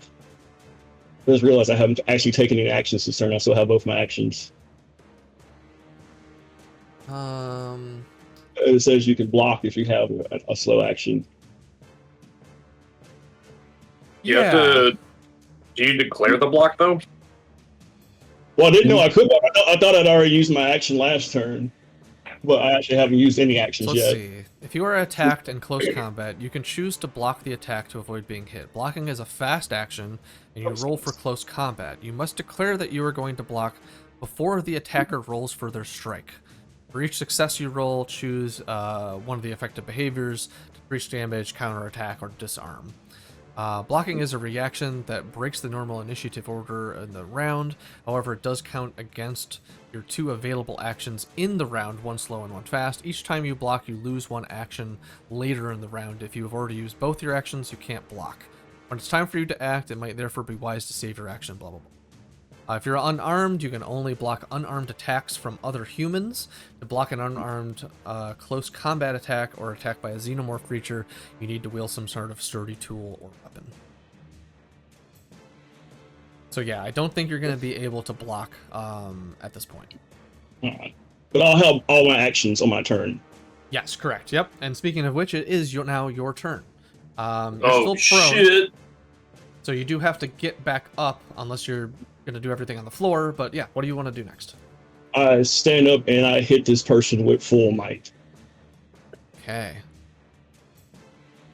Yep, so that's your fast action, and then close combat attack. Let it roll.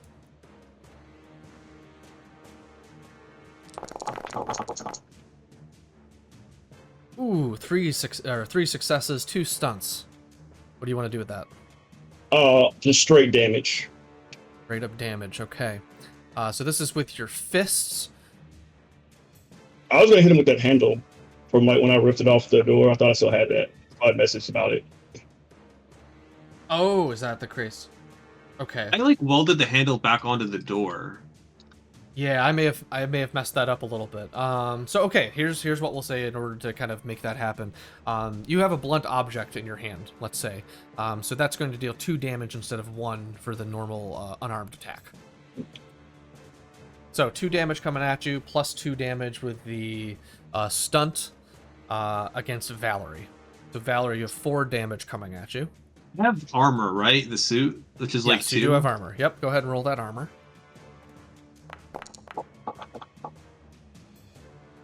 2 and a 1, so that is so no not successes there. Yep, so you take the full brunt of the 4 damage. I take 4 damage. 4 damage, correct. I'm still standing. Okay. That will be Cham's turn. We now turn to Helen. All right, Helen's turn. She's been back on the ladder. She was in a similar position to Pin. She's going to aim, and she's going to fire at Cham. Let's see what happens.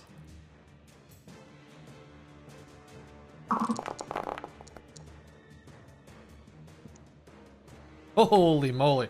Okay. She rolled 3 successes with her 3.57 Magnum. That's 2 damage coming at you, and then she's going to up it by another 2 damage, Cham. Go ahead and roll armor. Ooh, no armor. So 4 damage coming at you. And you managed to negate 2 of it. Awesome. Okay, so you take 2 damage. Yay, down to 1. Ooh, boy. Okay. Jam against the world. Now round 2. At this point, as I was saying, Captain Balaji, you would have been able to make your way back after this round in order to do that. Do you want to go in the right ladder or the left ladder? Right. Okay. So you come up this right ladder. I will trigger your initiative. And looks like you're going second last. Number 6 on the initiative. So, we turn to Pin. Pin, it is now your turn. Your actions, please. I'm going to take aim and shoot at Cham with my 357. Awesome, let it rip. And I'm gonna miss. And panic. Ooh, yeah. So Pin, Everybody's panic! Yay! Pin, you were feeling very frustrated at this time. Who the hell is this person? How did they get on your ship? Why are they doing this to you? Nothing's adding up, and you just start screaming. You scream your lungs out. You're so freaking frustrated. You are able to decrease your stress level by 2, but Valerie, Captain Balaji, and Helen are each going to have their stress raised by 1. Hold on. How many people are connected to our comms network?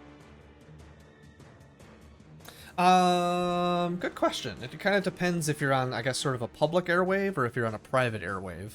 The captain did try to hone in on getting just to Valerie and wasn't able to quite make that happen. But it's usually the people who are like directly around you. Stuff like that. Oh, okay. Yeah. So everybody but Cham's stress increases by 1, except for Pin, your stress goes down by 2. That is your turn. What about Now- the panic rolls? Oh, wait. Oh, Like I'm a sorry. I'm sorry. Yeah, No, is no, you're right. everyone- I was looking at it as a stress increase and not a panic roll. So I'm sorry. Valerie, Captain Balaji, and Helen each need to make a panic roll. Take away the stress that I told you to add if you did that. My bad.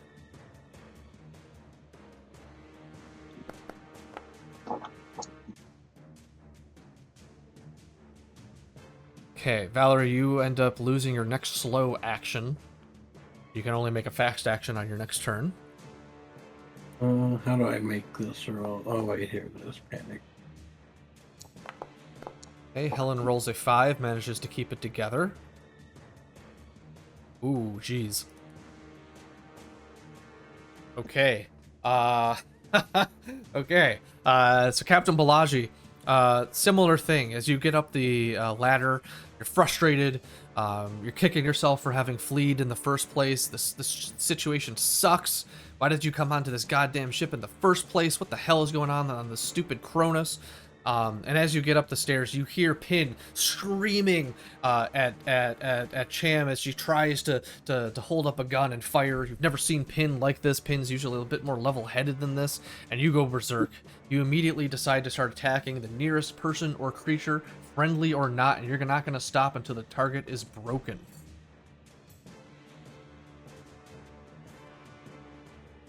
Both at 35 meters.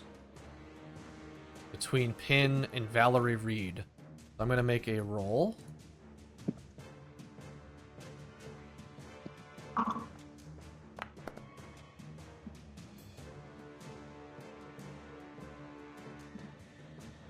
Okay. Looks like you're attacking Valerie Reed. Same with Tom Cruise. So, Captain Balaji, how do you want to make your attack? You must attack Valerie Reed this turn. Only this turn? For this turn, until they're broken, and you won't stop until the target is broken. And so I have to attack them every turn until they're broken? Until they're broken, yep. Sorry, dude. Damn. Just full auto burst. After all this. Kitty, Get it over with. I don't think we've taken off or anything. on, Winston. All I wanted to do was get to the controls. Nothing's ever as easy as it seems in Alien. Okay, you making range combat?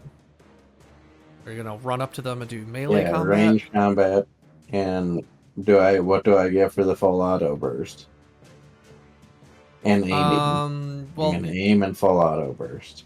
Well, you have a service pistol, right? So there's no full auto here. Well, there's no like rapid fire. I can't shoot more than one bullet. Nope. You gotta have talent to shoot guns more than once if you don't have auto fire. Where is Mickey, by the way? Mickey went to the cargo hold. He wanted to get out of the spacesuit that was too bulky for him. Okay.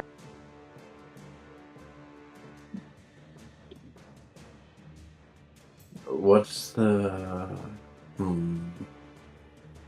Yeah, the weapon has to be listed as having fully automatic fire before you're able to do that, and your service pistol ain't it.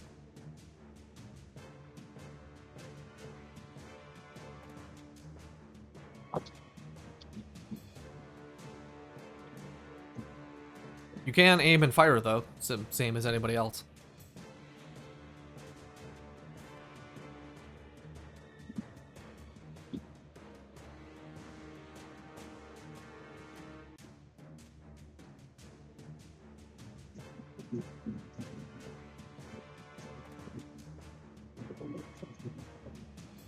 And I have to attack. I can't do anything else. Correct, yep, you're going berserk. Yeah, I'll just aim and fire. Yeah, let it rip. Give yourself a +1 for aiming.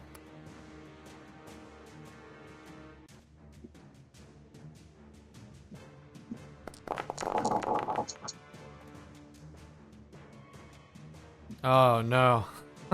Okay. What do you mean, oh no, it's technically a good thing. Yeah, I guess yeah, for Valerie, I guess technically it is a good thing. Okay, so here's what happens. Captain Balaji, you've had enough of this shit. Aliens attacking you. What was supposed to be an easy bullying of some Wayland-Yutani ships has turned into a fight for survival. You decide that you're going to let this thing have it. You're just going to pour all the ammo and shots that you can into this thing.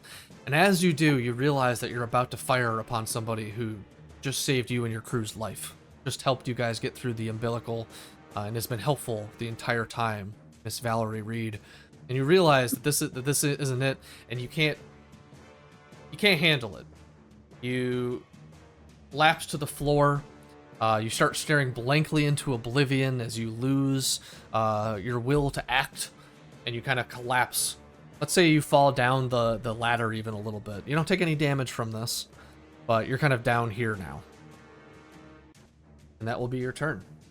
You'll be knocked out for at least another round. And as we get to Helen Bean's turn, I'd like everybody to make a mobility roll, who is currently on the Sotillo.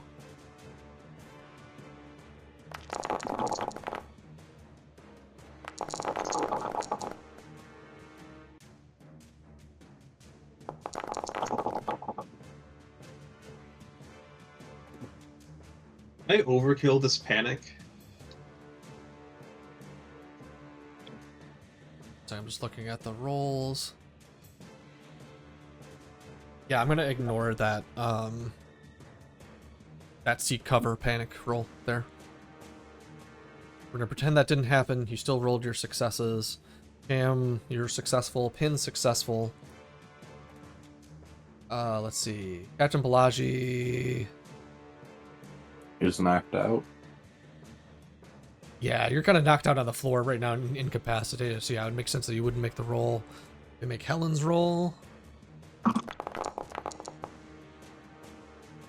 And she manages to be successful as well. Okay, as you guys are in the middle of this fight, the Sotillo starts to move. The instructions that Cham has fed into its piloting system has finally finished.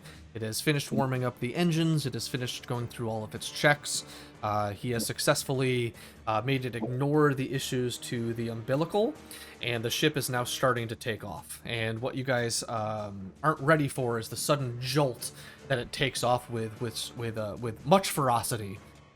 This, of course, breaks the umbilical completely off, damaging the Cronus in the meantime. We'll get to that in a moment. But you guys all manage to keep your footing as this begins to happen, as suddenly the ship lurches forward, and you hear the drives powering up as it begins to make its jump to faster than light speed. Okay. Now it is Helen Bean's turn. Having maintained her footing on the ladder where she was able to hold on as the ship broke free from the Cronus. She's going to make another attempt to fire on you. Let's see how she does.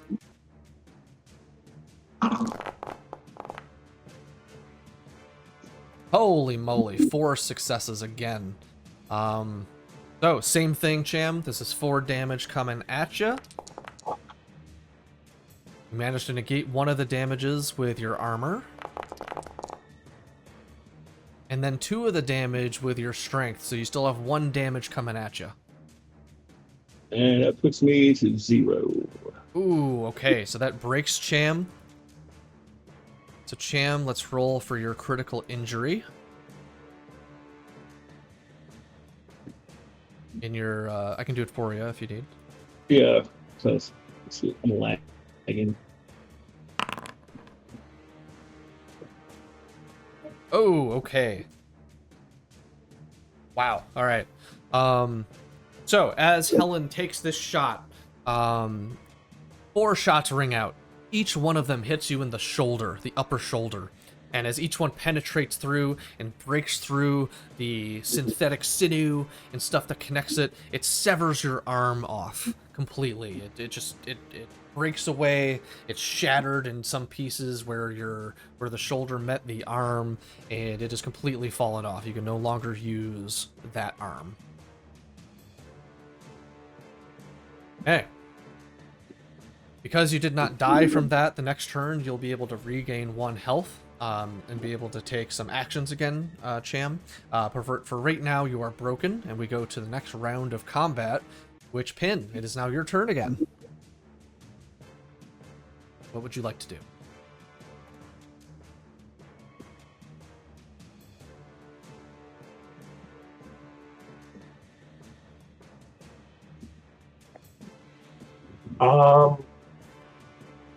I don't have any handcuffs, so I guess I'm gonna try to calm Balaji down before he murders Reed. Okay, do you want to walk over to him? Do you want to try and get him on comms? How do you want to go about that? I'm gonna use palms, and is the command skill or manipulation? I'd be command. Yeah. And of course I'm gonna fucking panic. Oh no, yeah. Okay, so here's what happens. You look to contact Captain Balaji on the comm system, and as you're trying to rotate the little knob thing to get to where you know the sort of system that he was on the channel that he was on, it starts to become too much, and you just can't take it anymore. You feel like you need to flee. You feel like you need to retreat, and so you run down here, and you get to where Captain Balaji is. So I'm going to say that you're standing right by him as you get down the stairs. That'll be your turn. We now turn back to Valerie.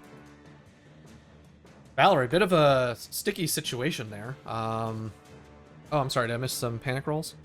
Yeah, whenever someone flees, like there's a panic roll for everyone around.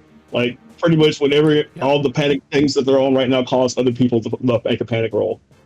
Okay, no, that's a good point. I missed that. Thank you. So Valerie and Overkill. Helen.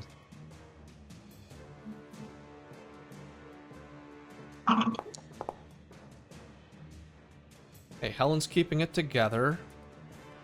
Valerie is seeking Overkill. cover, but is going to activate Overkill. So we can ignore that panic. And now it is your turn, Valerie. All right. I am going to hit Cham with my jack. Swinging at him with a maintenance jack again. Like, Yep. block. Yeah, I'm going to overkill and more damage the success. Now that's right. You had lost your slow action from the last turn. Oh, that's true. I'm frozen. Wait, so what fast Did- action can I take? Yeah, let's make sure we get that. So true. I almost forgot. So you could go for a grapple. You are at engaged ranged. I'll Don't know that fucking get anything the else grapple is as with my applicable. fast attack. Let's go. Yeah, I don't think anything else is as applicable to that. So what happens is you kind of grab Cham by his only free arm that's still attached to him. You kind of grab it and sort of pull him back behind him, and you've now got him into sort of a standing grapple. I want my block to be to do damage. Okay. So he takes a point of damage. All right. Okay. Yep. Yep. Okay. Yep. So you managed to take 1 damage. There's armor. That's a 6, so it gets blocked. Yeah. Ooh. Okay. Yeah. Armor ends up blocking it. Wow. Yeah. I'm at 1 hit point, so that was clutch as fuck. Oh man. Okay. So cool. So you would have taken some damage there. Luckily, the armor is able to soak it up, and you've now got Cham with his hand kind of behind his back in a grappled kind of position. We now turn to, let's see, the captain can't go this turn because he's incapacitated. So Cham, a round has happened. You regain 1 health. Let me plop that up there for you. And your actions. You are now grappled, so you do need to make a close combat roll in order to get out of the grapple. Can you strike someone while you're in the grapple? So I just want to raise my foot and boot him in the crotch, since I know my magnetic boots won't stick to the ground. Let's see. If you grapple your opponent as a stunt in close combat, both you and your opponent fall to the ground. The opponent drops any weapon they were holding and cannot move. The only action they can perform is an attempt to break free, which is a slow action that succeeds if the opponent wins an opposed close combat roll against you. So yeah, the only thing you can do right now is get out of the grapple.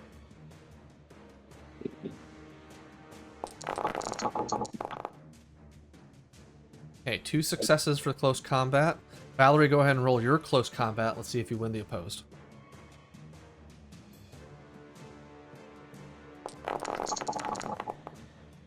And I overkill. Okay, yeah, 3 successes.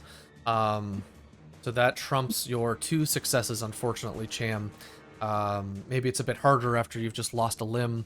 If you had your other arm, maybe this would be something that you were a little more capable of, but at the moment you are still grappled, unfortunately. So that is your action and your turn. Moving past, like I said, the captain is incapacitated, so your turn is going to get skipped. There's now Helen Bean's turn. Helen's been making some real good shots. Let's see if that continues.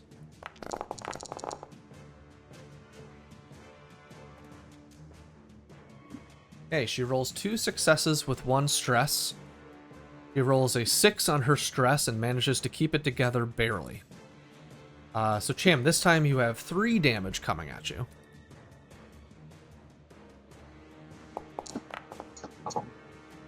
Okay, no armor blocking it. Let's do the strength, resilience.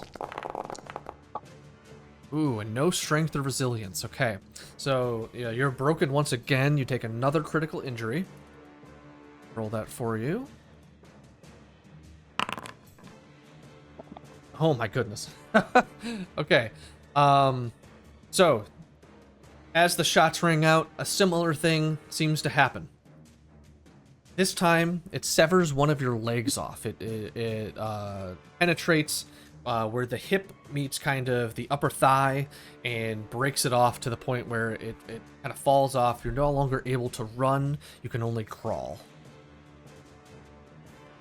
But same thing as last time. If another round goes past, you will regain another point of health and you'll be able to take some actions again. Although not as many as you used to be able to.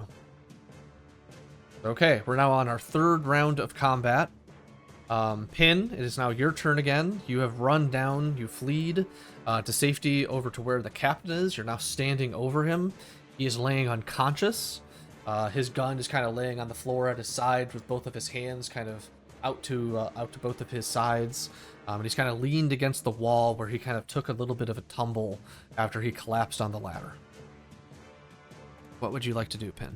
Can I try to wake him up? Yeah, you certainly can.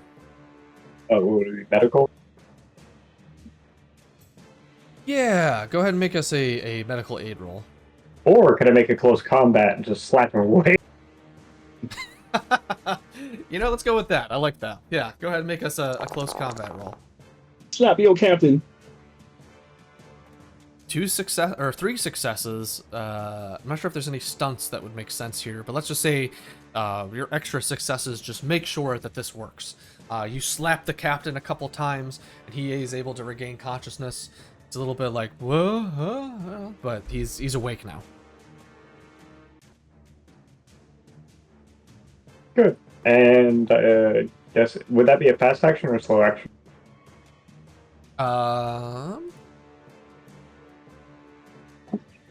Believe close combat is a slow action. Yeah, so you took a slow action, so you have a fast action still. Is movement a fast action? Yep, you can run, you can move through a door or a hatch, get back up. I'm gonna go back to the bridge. Okay. You climb back up.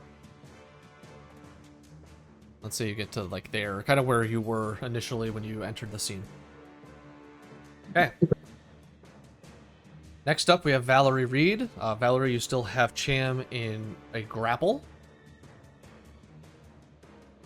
While you are grappling, the only action you can perform apart from releasing your opponent is a grapple attack. This works as a normal unarmed attack, but is a fast action and cannot be blocked. Would you like to swing your unarmed attack? Do a grapple attack? Yeah, let's do it. You've only got 2 limbs to go. It's gonna end up being like the Black Knight from Monty Python. All right. That's damage. Okay. No armor there. And you managed to stave off one of the attacks, but you are currently still broken, so that extra damage is going to take another critical injury. Let's roll that here. Oh my gosh, I just realized I'm rolling on the wrong fucking table. Yeah, I was wondering. I was like, that's odd. Yeah, no, I messed that up. I totally messed that up. I'm supposed to be rolling critical injuries on synthetics, but your character is still set. Yeah, that's my fault. Okay. Yeah, I was like, those are all injuries from synthetics, but okay. Okay. All right. Okay. Head dislocation. The android's artificial neck is severely fractured and its head placed in an unnatural position. All fast actions become slow actions. So you're still not down for the count, but my god, you're missing an arm, you're missing a leg, your head is barely attached to your neck at this point, but somehow Cham is still holding on. Amazingly. And speaking of which, Cham, it is now your turn. All of your actions are slow actions. What do you want to do? Get free!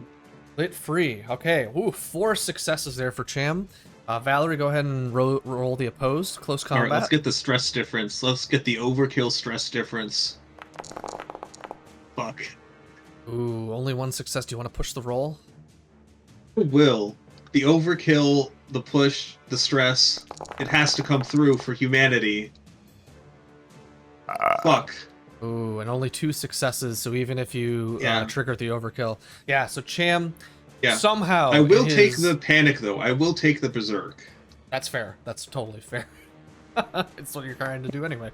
So yeah, Cham, he breaks free. The one arm that he has, that you've got tucked behind his back, he manages to sort of spin you around and kind of break free, even though he is barely standing up on one leg, and is missing another arm, and his neck is just completely dislocated. It's like Ash from the first Aliens film with his head barely hanging on there. Okay, so that was your 1 slow action. You now have another action, Cham. What would you like to do next? I was gonna say, do I get any stunts from that close combat to get free? No, it's just an opposed roll, so no stunts there. I guess I will.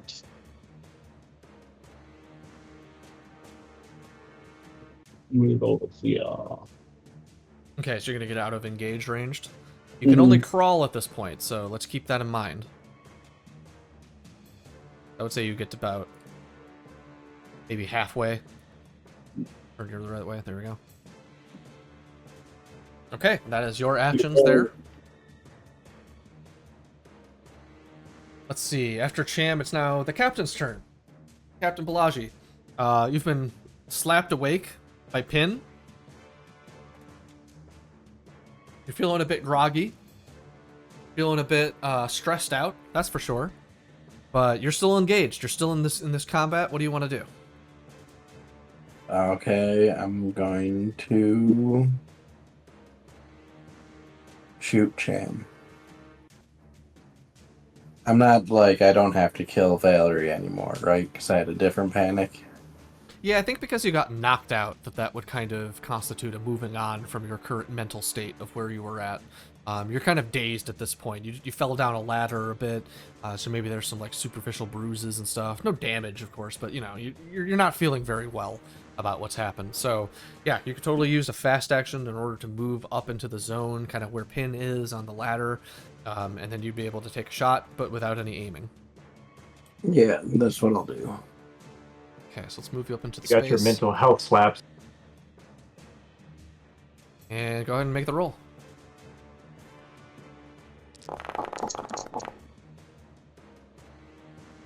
Hey, 2 successes. What do you want to do with your stunt?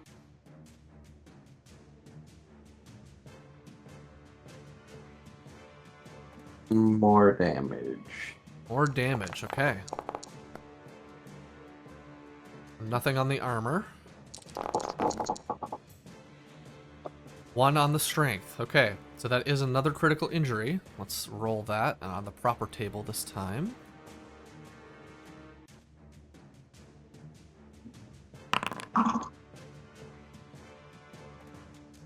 That's weird. It showed when he rolled the dice that there were 2 successes, but in the chat log it only has 1. Yeah, I'm like, what's going on with that? Weird. Maybe one of those graphical type errors or something. Not for the strength one, because that's just an opposed roll check for, because he has resilience, so he can use his strength to not take damage. So you take another bit of damage here, Cham, as another shot rails out. It ruptures your fluid pump. And so the android loses its next slow action, so now you only have one slow action on your next turn. Somehow you just managed to keep going, though. Like, all this damage, all these critical injuries, but he's not down and out for the count yet. But that may change as it's now Helen's turn, and she has been blasting with ferocity. Let's see what happens. Because she, too, is going to just keep firing.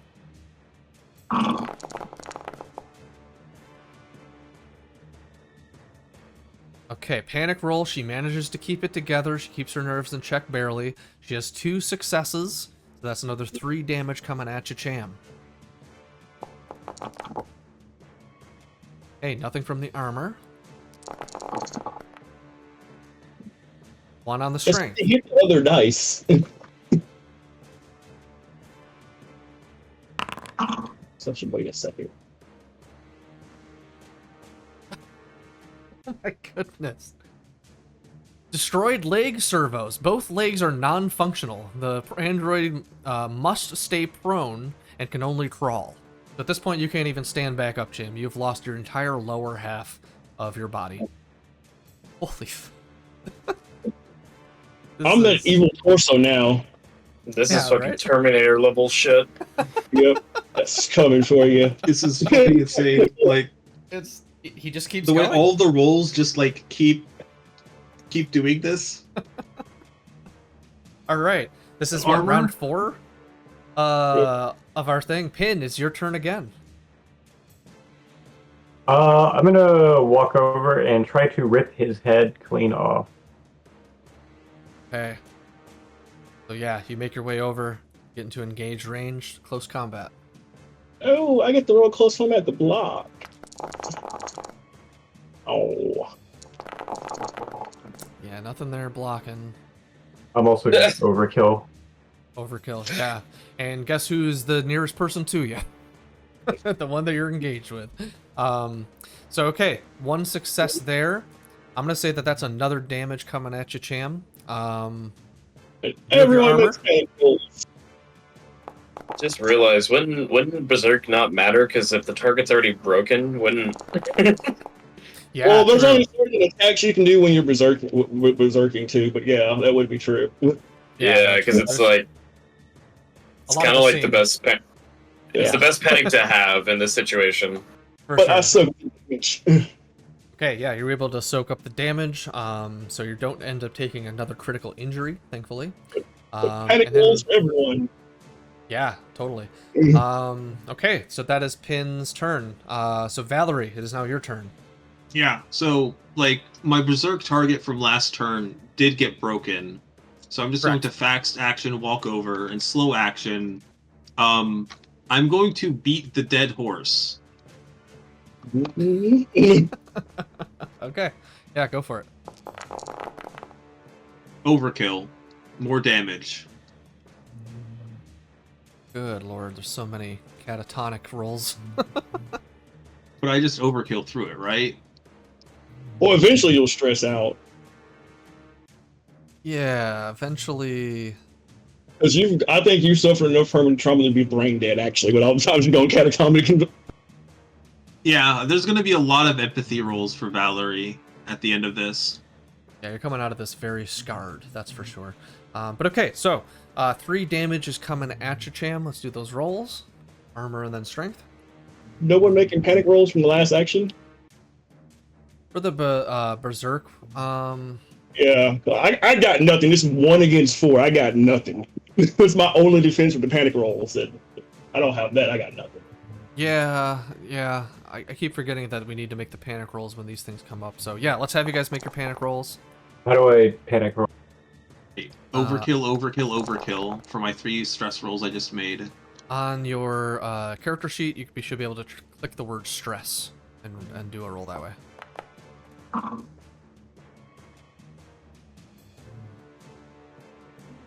Well, sleep again. Good night. Several catatonics raining out. We see for Helen. Helen's keeping it together. All good. Okay.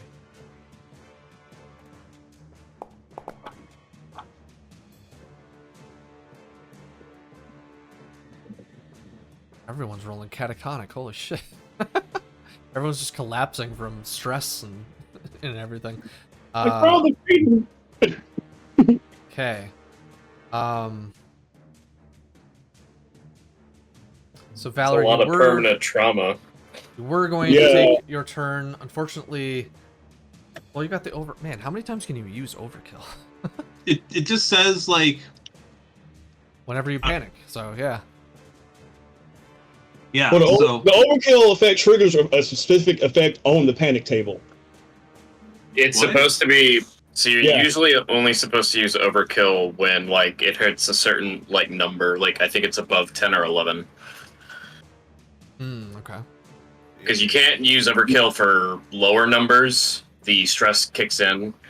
Or like any panic condition that is under, I think it's either 11 or 12. I could be wrong, but anything higher than 11, 12, that's when you can use overkill. I don't remember the rule. Overkill is like very specific. Yeah, hold on.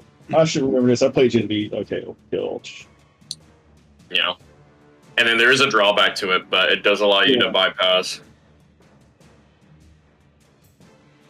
Not that it matters. We're past the point. Because everyone, we're past the point of like rules existing, kind of. yeah, because everyone's catatonic at this point. Like the stress dice have hit the max of like everyone is like beyond stress. And every time you overkill, every PC in the area has to make a panic roll immediately. So, Really? Yes. So yeah, it's a cascading effect.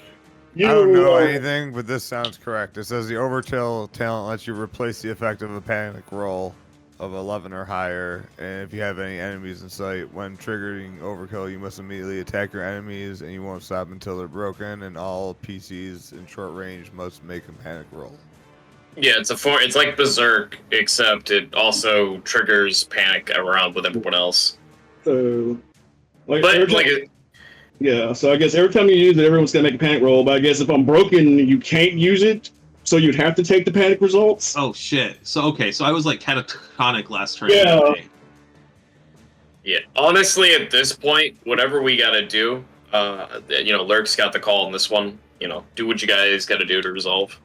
Because it seems like you guys are in a spiral. You're in like a pseudo spiral, which seems like a nightmare situation. I might get away. This would be epic. So here's what happens. Okay. Valerie, Pin, and Captain Balaji. This is a very stressful situation for you all, and in processing things in a simplistic kind of way, I'm gonna say that you guys all falter for this turn. You trip up a little bit, you fall over, you take a look around, you start to panic, you get into your own head a little bit, but you don't end up taking your actions for this turn. So you're catatonic, but you're not like collapsed on the floor, drooling out of your mouth, kind of dilapidated like that. So Valerie, you're not able to take your turn. Cham, you have crawled away with your turn. You have your one slow action. Okay. Yep. Captain, you're all gonna die. You're in that same boat. So the only one who managed to keep it together and is not currently quote-unquote catatonic is Helen. So Helen is going to take her turn. Helen is right in engaged range with you.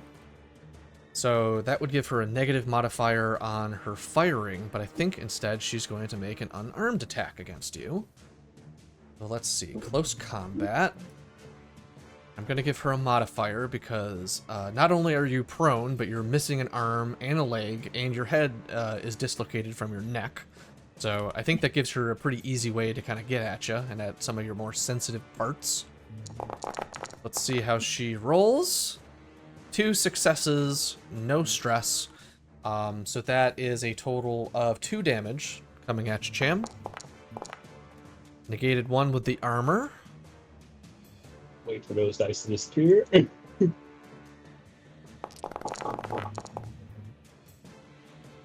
And mitigating 2 with the strength. Okay. So Helen, she kind of holds at the sort of where your neck is dislocated. She gives it a good wrenching kind of pull, but it doesn't end up doing anything to you, Cham. Okay. That is Helen's turn then. We now turn to, I think we're on round 5 now of our combat. Pin, it is now your turn. After you're faltering, you kind of recover a little bit. And what are your actions?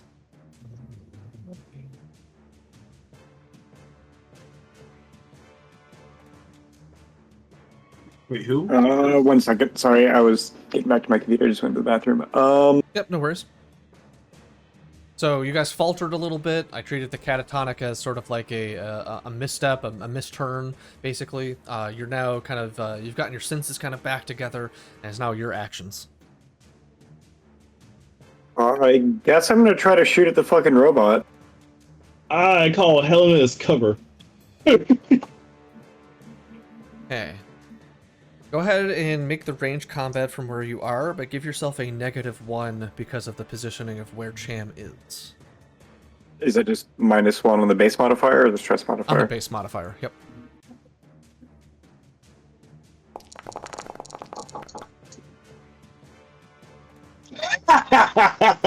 Again with this catatonic shit. Okay. Victory's mine! Okay, so you again take another falter. You thought things were okay, you thought you'd caught your breath a little bit, but as you go to pull the trigger, you realize, nope, you're still feeling it. You're still super duper stressed out. You're still feeling a little bit out of it. And you kind of collapse to your knees instead of pulling the trigger. And that will be your turn. Who is next? Valerie Reed is next. Valerie, it's kind of the same thing. Some initial faltering, some initial feeling so stressed out that you feel like your head's about to pop, but you're back in it. You're good. What are your actions? So Valerie is going to walk over to Cham with the fast action, and then slow action. She's going to bonk. It's bonk time. It's unga bunga. We have to until this thing stops moving. It is a threat to my crew. Mm-hmm.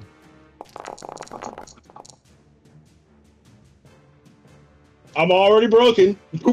Can't How many overkill. times can we roll catatonic? This has to be some sort of... I think it's just the catatonic is the panickiest panic. Yeah, it's the last one on the chart. But Yeah. also, if everyone around me is catatonic, can they even see me overkill? That's a good point. Yeah, You no, I can't- would say overkill is not applicable right Oh, here. true. So, yeah, so they don't need to make panic rolls and stuff like that. The catatonic doesn't make them make panic rolls either, luckily. So, okay, yeah, unfortunately, exact same thing, basically. You walk over, and then the stress gets to you. Your legs start to buckle out from underneath you, and you just kind of fall to your knees instead of making the attack. And you kind of are breathing heavily, trying to catch your breath. It is now Cham's turn. Cham, you have a slow action. I karate chop this idiot. I've had enough of her. I'm tired of her shenanigans. It's my one action. I could run, but no. I've had enough of her. This is all her fault. Understandable. All damage. All All right. damage. All right, so I'm gonna roll armor. It doesn't matter. Yep, go ahead and roll armor. All right, so this puts me to 0. Valerie Reed is broken. Okay. Let's roll your crit.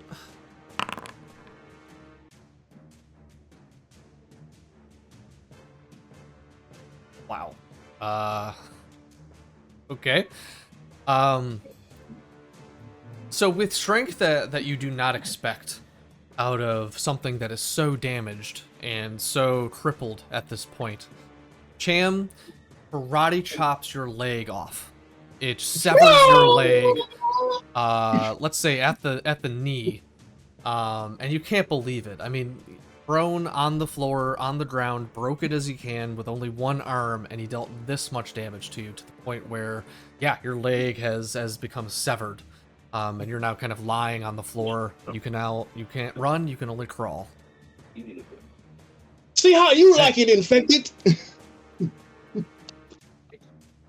It is now Helen's Valerie's turn. just going to like fucking scream at him. Okay, like- wait, it's not Valerie's turn. Or Helen's turn yet. Sorry. Oh, and go ahead. Sorry, Valerie. Oh, but I actually made it around finally, so I get a hit point. Finally. Yes, you did survive a round. Yep, you're back up to one. And with that, it is Captain Balaji's turn. So, Captain, same thing. You've been having a real hard time kind of keeping it together.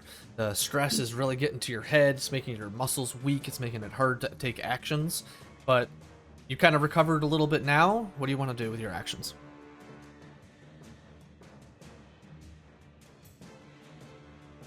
I'm going to. From here, am I able to move to a spot where I can shoot Cham? Yes. Or no? Yeah? Okay, I'm going to do that. I'm going to shoot him. So you'll be able to get over to about here-ish. I know your line of sight's a little bit wonky, but you're right in line kind of I can where see him. a Cham would be. Yep. And yeah, take a slow action. No modifiers, but yeah, go ahead and take the shot. And of course, it's catatonic on the floor. That's like the third time in a row I've gotten that exact one. Yeah, I think it's because you guys are at Stress max snowball. panic. Yeah, if you land any panic roll, it's just going to be guaranteed catatonic, Yeah. unfortunately. Pretty much. Yeah, I at this point. actually have the advantage now in this fight because it's going on for so long. Okay. That'll be the captain's turn. Helen is still doing a little bit better than her crew. She's not panicked. She's not catatonic or anything like that. So she's going to move a bit backwards so that she can take a shot without a penalty. And she lets it ring. 1 success, 2 damage coming at you, Cham. No armor blocking. Yo, your armor sucks. You're telling me. Good. Oh, that was so Armor close. sucks. Strength is always Hey. a 1. Negate 1 damage, but you end up still getting broken again. So now let me roll for another Well, critical that injury. actually protects me from overkill if I don't like die.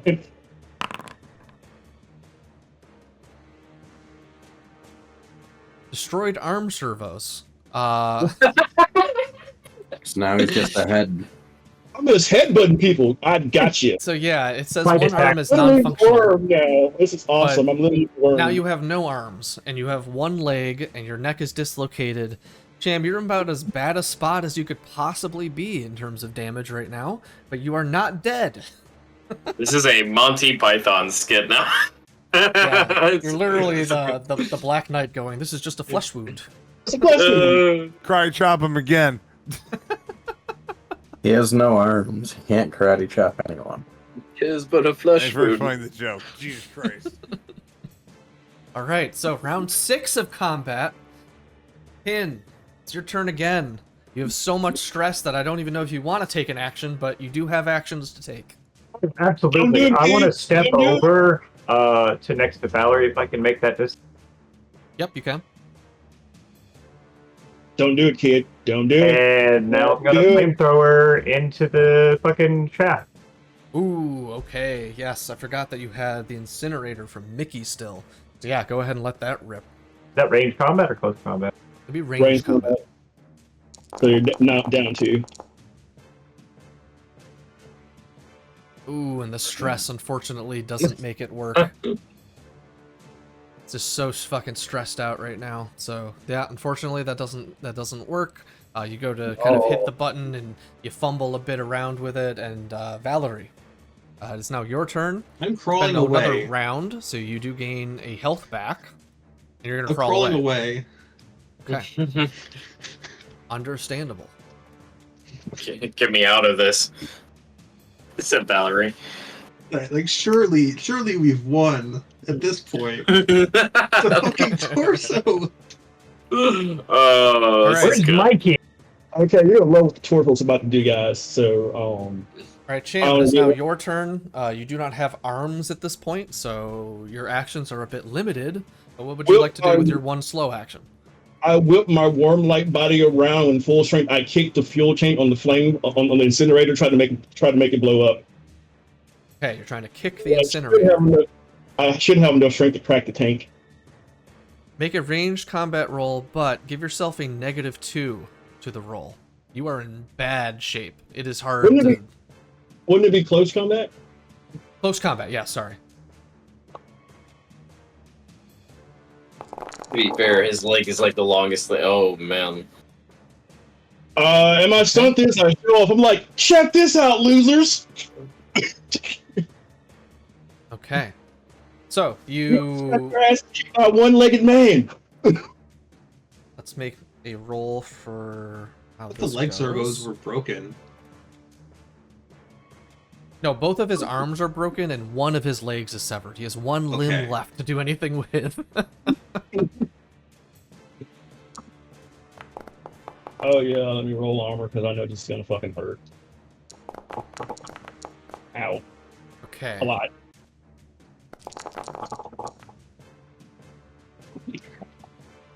Okay. So here's kind of what happens based on the roll that I did behind the scenes.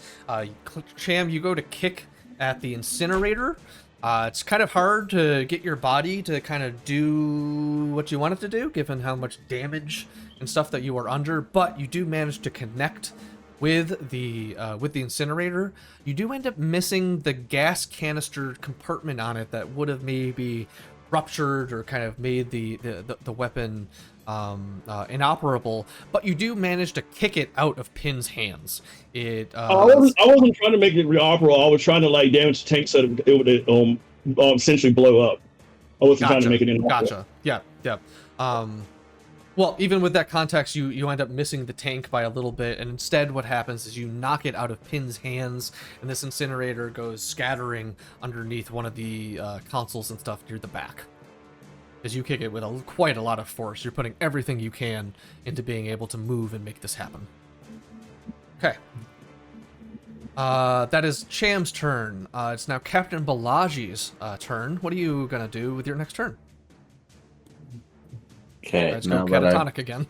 woken up from my slumber, I'm going to aim and shoot at Cham. Okay, go ahead.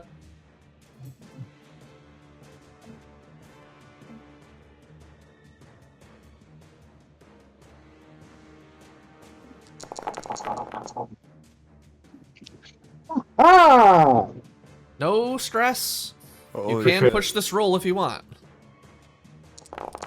That was a crazy no You fell for it. roll. Oh no, the fucking catatonic. Dude, what are the odds that we keep rolling fucking catatonic?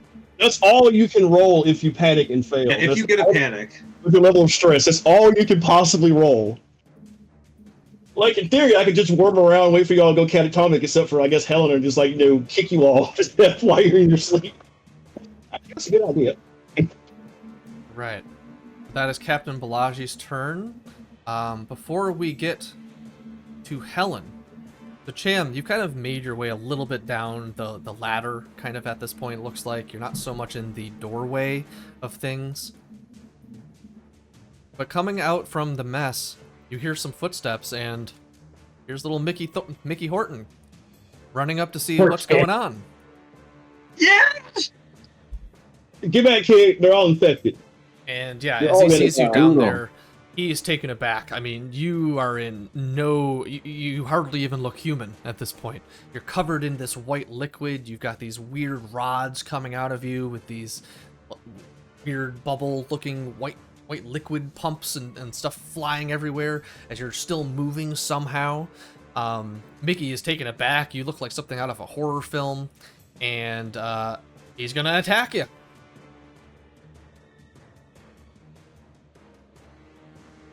Oh darn, it's not even hold on. Can I block? You could if he was using a close combat, but he is not. So he's going to fire at you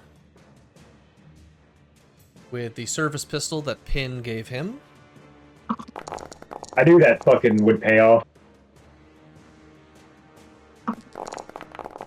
Yeah, push. Yeah, he's getting stressed. Oh yeah, Yeah. he had no successes, no stress on his first roll, and then 3 successes and no stress on his next roll. He's pumping that all into damage, so Cham, you have 3 damage coming at you again. Okay, negated 2 of it with the armor. And negated it with the strength. All right, very good. So, Mickey, he shoots out at you. The shots do hit you, but they're already in parts of your body that are so damaged at this point that it basically does nothing. You feel nothing. Nothing's more damaged than it already was. And that'll be Mickey's turn. We now turn to Helen. Helen's going to run up kind of where you are, Pin, looking downwards at Cham, and is also going to take some shots.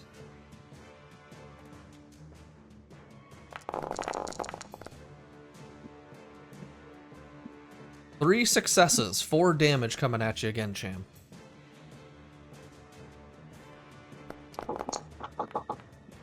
Okay, negates 1, down to 3 damage.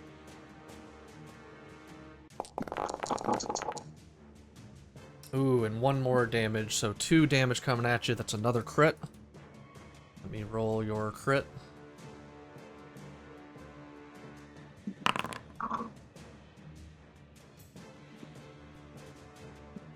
Ooh. Okay. System shut down. The android is torn to shreds or crushed. 4 systems are severely damaged. And if we want to try to make any communication with Cham at this point, we'd have to make a Comtech roll to communicate with the android. But Cham, as the shots ring out, your final moments are seeing Mickey holding his service gun, shaking. He's so freaking scared of you, and that's the last thing you see as the shots ring out. Any reaction you want to take at your final moments? I'm like, you're all infected. I'm the only one who knows how to make the cure. You're all going to go.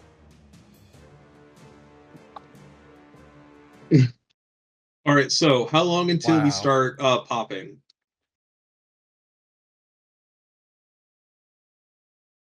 All right. Well, first of all, you guys all took the inoculation, so that might have been what Cham was talking about. As Cham's body finally goes limp for the final time, Helen climbs down the ladder, kind of kicks at Cham's body a little bit. Is it really dead?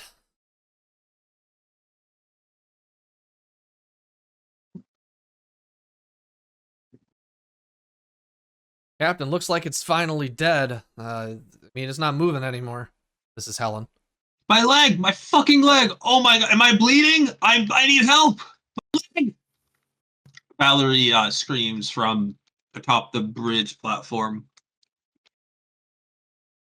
Helen overhears you, kind of rushes back up. Oh shit! Let's get her to medical bay.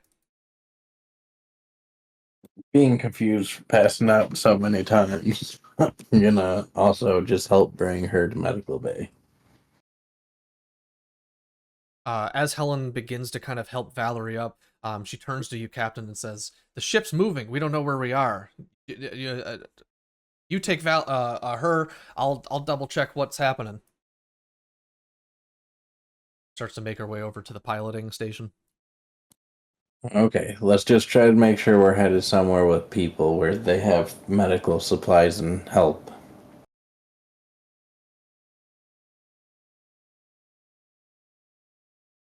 Okay.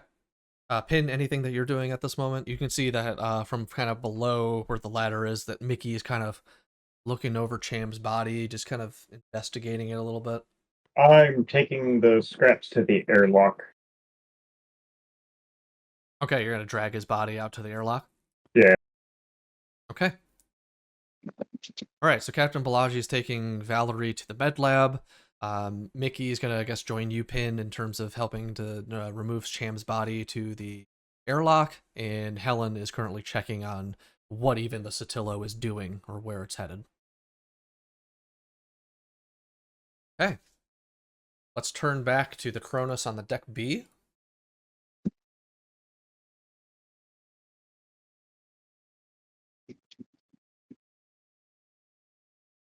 And let me find an appropriate tune for this.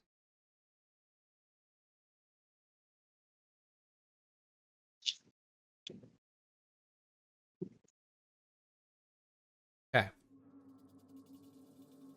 So Liam Flynn, Kayla Rye, you guys are inside the corporate suite. You are about to enter the EEV when all of a sudden the Cronus is suddenly rocked. You feel that the ship has been blasted off course almost, as if something struck it on the side of its hull and has sent it spiraling outwards from what its trajectory was initially. No mobility rolls that are kind of needed because you both fall on your ass when this happened. It happened so suddenly and so unexpectedly that you don't have a time to kind of catch yourselves.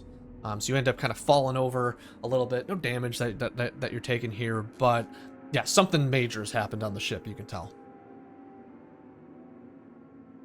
Fuck! God damn it! There's always something going on.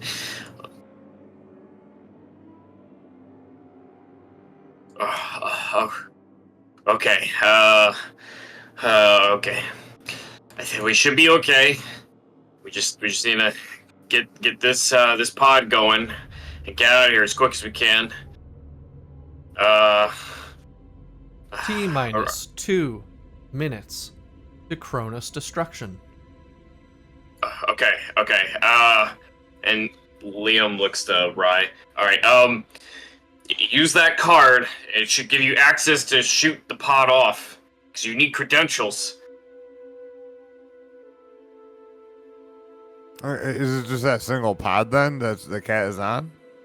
That's the entrance to it. So when you go into it, it's kind of a little ship.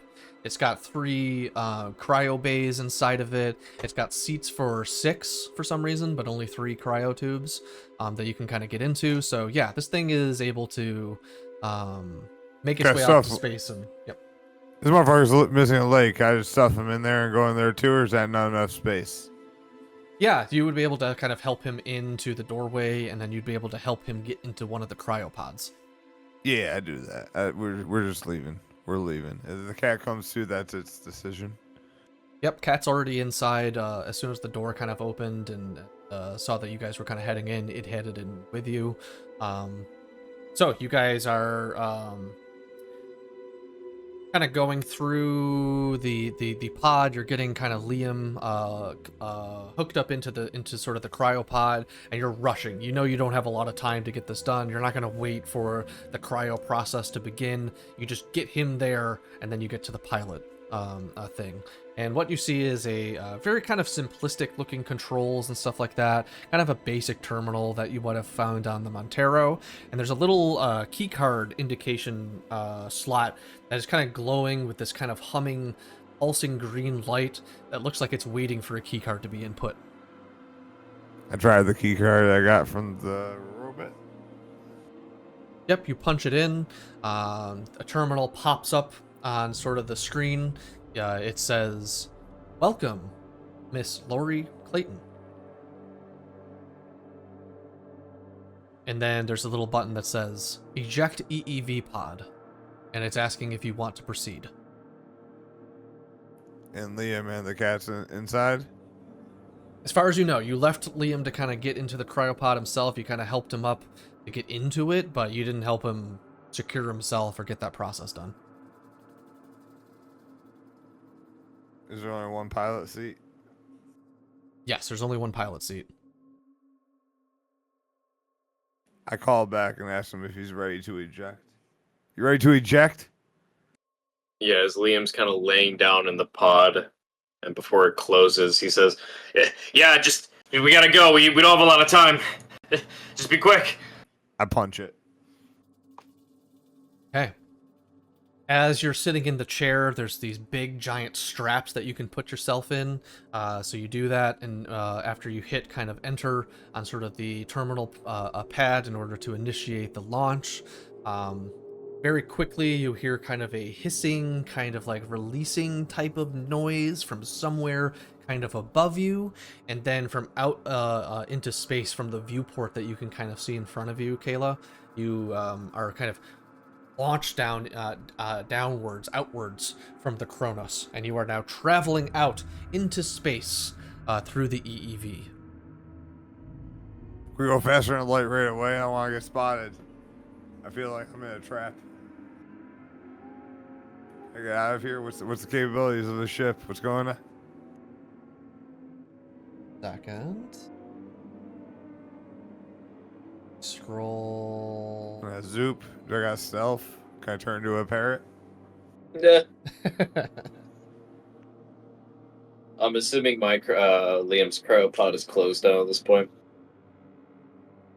Yeah, the cryo is kind of activating. You're kind of getting in there. You feel the telltale signs of it getting colder, and you start to feel a bit sleepy. Your leg isn't bothering you as much. You're surprised to be there. I always believed in Liam. So the EEV is it's a very small ship. Obviously, it doesn't have a ton of FTL kind of ratings and stuff like that. But what you can do is, or what you notice, I suppose, is that your route and trajectory have already been decided. You're already on a course back to Earth. This feels familiar. I channel my inner Shun. But yeah, this is unusual. I mean, you didn't put in anywhere to go. You didn't look up where to go. You didn't check what star system you're in. It's just automatically taking you back to Earth. I sigh in relief. I check to make sure there's not anything else I could do. No, the only thing that you see is that the flight time is going to necessitate that you get into cryo yourself. It's going to take you a couple of years to get back to Earth. Oh, excellent. I'll put. You said there's 3 cryo chambers, right? Yep, there's 3 of them. Yep. Okay, I'll put the cat in the other one, and then I'll go into the cryo chamber myself. Yeah, Cheese is very receptive to kind of what you're doing. You're surprised at how easy it is to kind of plop him in there, and he just immediately kind of curls up, kind of does his thing as the pod begins to close. And then, of course, you yourself get into a pod.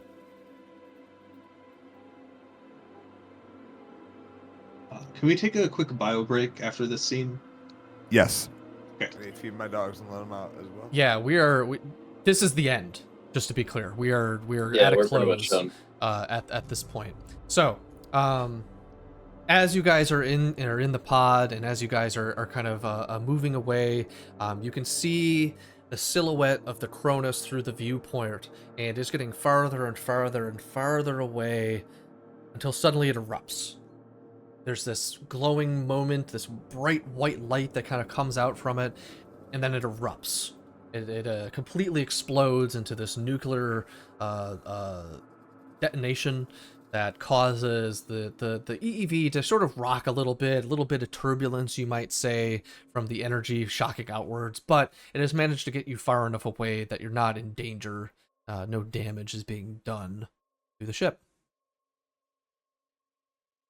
Back on the Sotillo, Helen has found out that the FTL engines have decided to take you back to the original starting position. The last time you went through an FTL jump, it's taking you back to Anchor Point Station.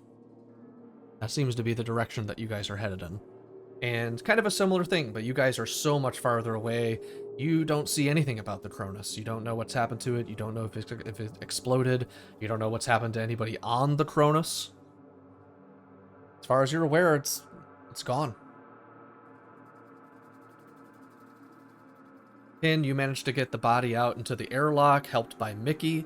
You guys eject Cham's completely broken body out. At this point, you had to go back up to the deck and grab a couple limbs in order to collect all of his parts together, but eventually you do kind of get him ejected out into the airlock. Good. Right. We turn back our final scene to Kayla Rye. Kayla, you're getting into the cryo bay, and you're checking in with the very rudimentary mother system that is on the EEV pod. And what you say to it is, Final report of the commercial starship Montero. Kayla Rye reporting. Only 2 of us have survived, and none of the crew from the Montero. The rest of the crew are now dead, as are the crew of the science exploration vehicle Cronus. Both ships and their cargoes destroyed. Gotta shake your head a little bit. Up to the colonial marshals to take it from here and clean up this mess. This is Kayla Rye signing off. And then the plot twist, there's a neomorph standing in the corner as the tube close. Before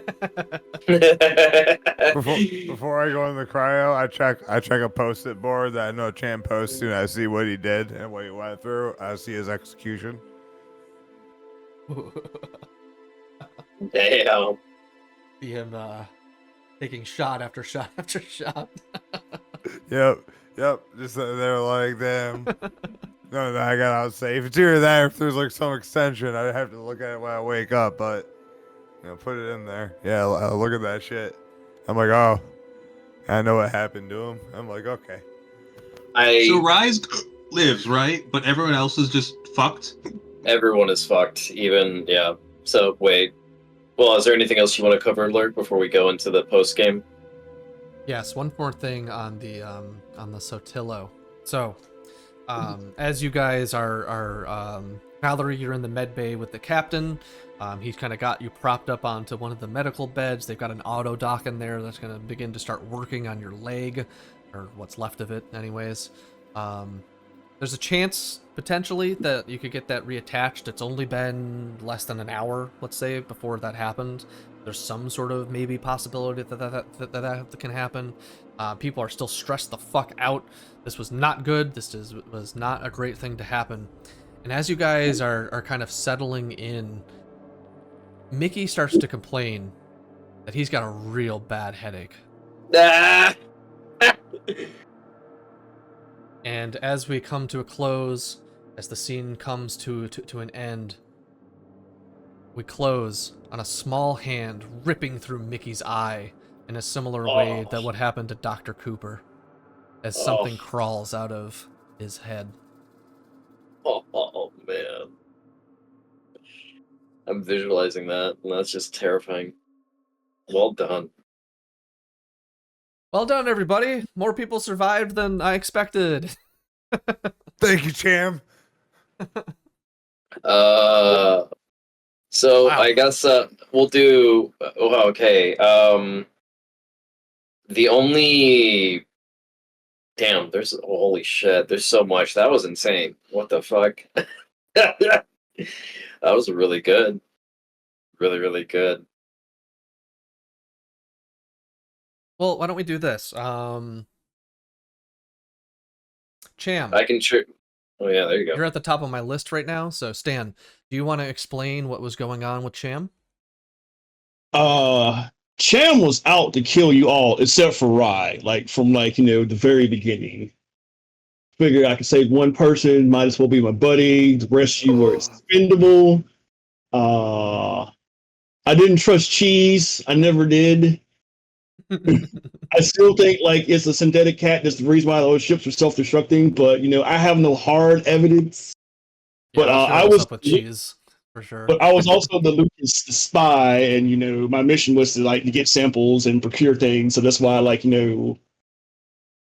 didn't attack. I guess when Valerie was letting you guys back in, I was like, I could go attack her and behind, and we could just have a 3-hour her swinging the freaking maintenance jacket, me trying to kill me. I was like, no, I'll just take off. Yeah, Lucas was a secret synthetic from Bionational, so a rival Weyland-Yutani corporation that was implanted in your guys' crew. And that very first roll that I made you guys make on that D6 was to decide who would be Lucas, and so happened to be Cham. I didn't want to be Lucas, but I was given the job of the villain, so I figured I'd just point all my fingers at the corporate guy and blame him for being villain. And it seems to have worked beautifully. Got the end you deserved. Villain or scapegoat. Yeah, Wilson got blamed for everything.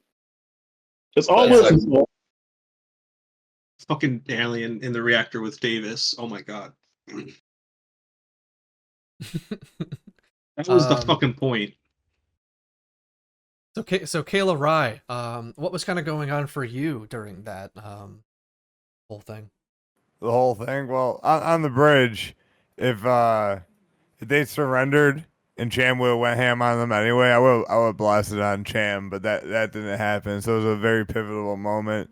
After that, I kind of like froze up and just stayed inactive, and I was ready to go. I was thinking about taking the inoculation, and Cham messaged me that inoculation shit, it's not real. And like whether or not that's true, my character believed it and just tried to walk away and try finding another way. I was like, oh no.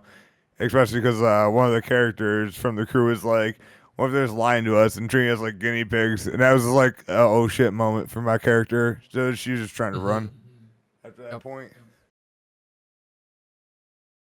Yeah, very lucky with your space shoot air supply rolls. Every single time I had you roll, you ended up just keeping all of your air. I was like, God damn. Yeah, I rolled sometimes on the side just for funsies. Right, is the I was actual. like, you know what? I was half planning on like panic waking up and like freaking out and taking off the air suit. Oh, But then the thing happened with Liam, so I rolled with it. yeah. I'll when it's my turn, I'll explain through Liam why you did not want to take the inoculation, because he kind of figured out after looking at top secret information. But Right. yeah, no. Awesome. So well, moving on to Pin. Kieran, what was going on for your character this? First of all, next time I'm just gonna follow my fucking instinct because I was like, "There's no way, that this thing works." And then they were like, "No, it totally works." And it's like, "All right, well, if Captain's taking it, I'm taking it." My whole thing is like, I'm just gay for Balaji, and my only goal was protect him. Yep. Yeah, kind of an interesting experience for you coming in as like a member of the Sotillo without any like prior having played another character, because that's kind of the point of the Sotillo, is that it's like this extra bunch of characters that we can pull from if like people are dying and well, we're dying. So but yeah, no, it's kind of interesting because that's kind of how the Sotillo would arrive, is without having been a previous player. So that was, yeah. That was actually perfect. Also Anything else? nice. Mm-hmm. No, Go ahead. Well, Laz, what was going on for both Wilson and then for Liam? Whoa, there's quite a lot.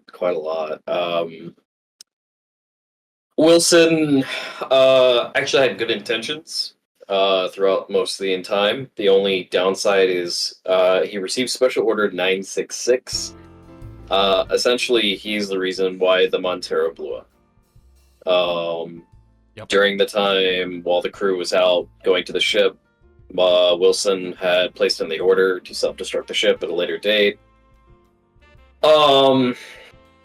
Wilson then got access to the Cronus, watched Leah die, and from there his goal was to just get whatever samples and get the Cronus up and running.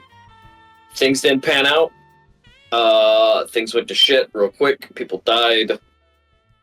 He murdered Lori, and he met Liam, found Ava.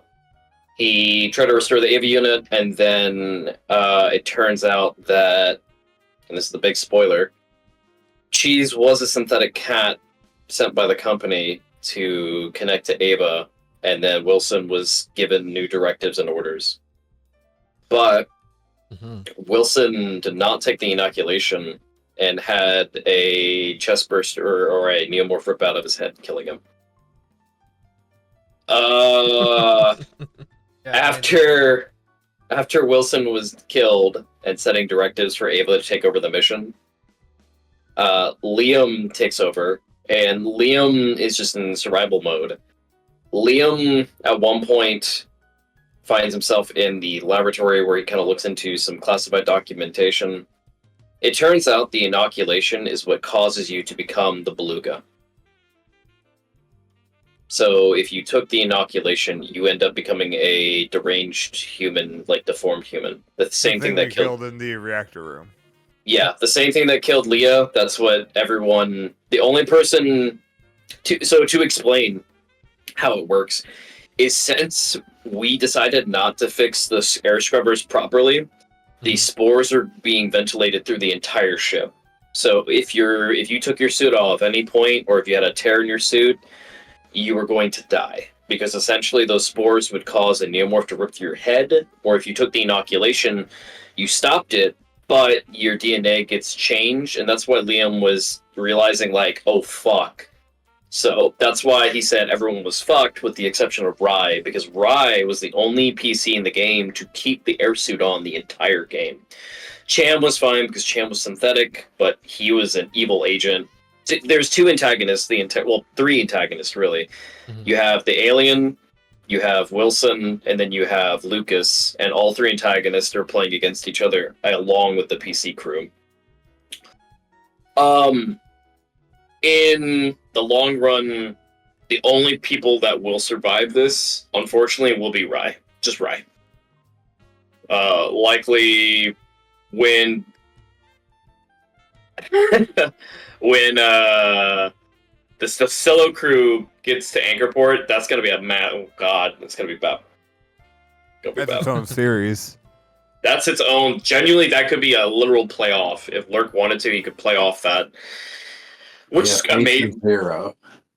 Which is amazing because that just lends itself to, you could pivot the story in a really fun way. And I think that's super cool with Stilita or the Sotillo. I've never had that in any of my games, which is super cool. And Rye, well, I mean, Rye should be fine. I think Liam's. I'm going back to Earth with a synthetic cat and a dude who is either one really smart or two infected and could probably be researched. Yeah, he's gonna have a chest burster, isn't he? I think he make a little bit of money or a head burster. No, he's just infected. He took the inoculation. Rye gets like executed by Wayland Yutani, like Boeing style, and then they fuck up Earth with the alien stuff. Yeah, I wake up first. I'm like, yo, I got this in Minecraft, here. Boeing style in Minecraft, because Boeing does not, of course, actually kill its employees or people who dislike it, and that was a joke. I love the comparison. That was good. It's okay. Planes are falling out of the sky. No one cares. It's okay to make a Boeing joke about that. Okay. Outside of like the meta consequences of the game, Liam, he's just surviving. And I think both characters are really fucking fun. I think Liam, I got to have a really fun time with Liam because I had to play full on like horror mode where I had to literally fucking combat medic. I had to crawl into dead corpses. Meanwhile, Wilson is just being a deceptive motherfucker and fighting Stan's character the entire game. So the funny thing is, when we go into separate comms, since Stan, me, have played this module quite a bit, we know a lot about it. And so it was funny because there was a point in the story when Miller died. I was like, when the Montero was about to explode and the Montero was going to be left behind, they were going to get on the Daisy, I was laughing because like, this is going to be the shortest Chariot of the God session ever. Because the realization is Lucas is not good for the crew. He's bad. He wants to kill everybody. That's why he was trying to kill everyone at the umbilical. Mm-hmm.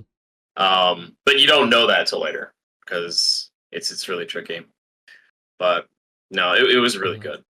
Had a fun time with Wilson though and Liam. Good. Yeah, I was. Man, I wish your character didn't roll the screaming when you were in the toilet when the when the neomorph came in. Oh man, I mean, honestly, I thought Liam was fucked. I genuinely was like, damn, he's this is like the Jurassic Park like warrior getting killed in the bathroom, like just like the degrading death, and then I was like, fuck, I gotta take this severed leg and throw it, and maybe it'll buy me time. But yeah, it was still terrifying because I was like, I'm dead. There's no coming back from this one. And I thought that was a creative thing because I was even thinking like, what the hell is he gonna do? You know? Yeah, well, punch it and then be like, came up with something. Yeah, right. Yeah. It's why I love Alien, and when you have no weapons, you have to like really think. That being said, I got lucky. I was a medical character, so I got incredibly lucky that in that circumstance, if I was any other type of character, I probably would have bled out or died. But thankfully, I was playing Liam. Yeah, exactly. Yep. Right. Captain Miller and Captain Balaji. How did things go for you? What was going on with Miller? What was going on with Balaji? Well, it didn't go good in either case. I think I just had the most awful rolls on both characters. You did have For some pretty Miller, brutal rolls, yeah, especially I on just Miller. wanted to, get that bag, get that young money, and get out of there. But I blew myself up instead. And then for Belage, I just wanted to steal some stuff, but then everything was like too crazy. So I just wanted to get like my crew out of there. And then we're all infected, so we're gonna go and be patient zero somewhere.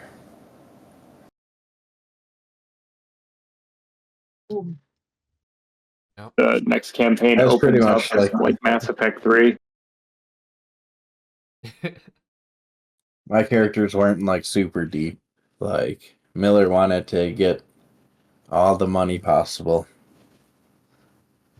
Yeah, Miller was in a And bad place because, according to Miller's like character sheet, the whole story with Miller is that she's losing like thousands of dollars a day because her ship can't transport enough cargo to like make it worth it. So that's why you need money so much, because you're losing money actively all the time. yeah, that's why I was talking to everybody about getting like money in our own ship to do our own thing. Right. And then yeah, just the way stuff broke down, I tried to get some of the helium and then it blew up and then that was the end of Miller. Yeah, I did really like the way you played Captain Balaji, especially when you were demanding that everyone take the inoculation. I thought that was great. Yeah, he's like a big dummy and he didn't know about anything. So he just heard the inoculation was safe and that's what he wanted everybody to do. Right. Yeah, just using the information he had. Wow. All right. Well, Dayflower, we kind of know what was up with Leah Davis, I guess, a Yeah. little bit. Uh, But yeah, what was going on with Leah Davis and Leah Valerie Reed? Davis, she was hooked on like uppers, like basically like she was a fucking meth addict, um, and just trying to get by, get high, here for a good time and not a long one. And I mean, her secret agenda was like, the day to day like space trucking is so fucking boring. I want something to spice it up a bit. And thankfully, she was completely successful in accomplishing her agenda. She was. That's true. Um, Fortunately, story points aren't good when you're dead. Yeah, Miller Yeah, learned that too. yeah. And then Valerie Reed, her whole thing was she needs to make sure her crew is alive and terminate any threat to them. And that got really complicated after the standoff because what the fuck is going on? So she ended up like going like full commando, crawling through the vents, and like I think her plan was to get the like barrel of napalm or some shit, and she was going to stack up a bunch of those in some room that had only one entrance aside from vents, and she would lure the people she believed to be pirates into that area, and then kill them by like remote detonating everything. Ah, I see. Okay. But then, like, she overheard a conversation while transporting the stuff, and was like, "Oh, you're not fucking pirates?" And then she worked together with everyone to beat the shit out of that stupid ass robot. That was the longest alien fight I think I've ever witnessed. kept going. Yeah, and I'm honestly surprised that Valerie lived. I thought things were kind of over when you were stuck in the umbilical, but Yeah, made the like I rolls. think as a GM you are a coward and you should have let more people die from their actions. Um Mostly unironically I say that. The coward part is, I guess, You a little ironic. chicken. No, I get that. The one Just it is time I would hard. agree that was the case is maybe when Cham was tumbling off of the Sotillo and I gave him 3 chances basically Yeah, to survive. That was maybe a little too many times after the one survival roll. Everything else, at least to the best of my ability, was mhm, to the T of the module. that's Like good. the thing with Miller dropping the canister and it exploding, it explicitly says in the module that it only blows up the lower deck of the Montero and doesn't cause like the whole thing to explode. Which, Nice. I logically feel like thinking, I don't know how Valerie. that works. Like if it explodes and it's this super huge gas, wouldn't it just And take then there's everything? other containers of the super huge Right. gas down So there. Yeah, it would chain uh, reaction. But this I is feel what like the Valerie module should have died says. in the So tube. I feel like it's like if she goes catatonic and it's like venting atmo and they like seal her in, she's in a vacuum for like longer than it would take to recover from that. I think. yeah, I could But definitely that's see like that. really kind of a nit to pick. Some of the timing definitely gets a To little be bit fair, complicated. though, Yeah. So you were only in there for like 2 minutes in the countdown timer. So the human world record for holding your breath is 7 minutes, is all I'm saying. That's true. and I we think could it's like a argue that little Valerie different in was a vacuum. ex-colonial marine and some Yeah. stuff, but yeah, no, I totally hear what you're saying though. I think there was some timing issues Yeah. here and there that maybe made it, yeah, maybe give people too many chances. I can totally agree with that. Although I think it was very funny how like the ship is going to explode in like 10 minutes and they just like all get on the ship. They're like, we need to take this helium quick. It was Yeah, yeah, that's a very specific thing for Miller and for oh yeah, Rye actually. It's just because I they're know. just so desperate for money, but yeah. Oh yeah, Uh, no, like Lee Davis would probably have been like, "Oh shit, we gotta save the shit," but she would also have said like, "No, we can't use Dolly. That thing is fucking busted."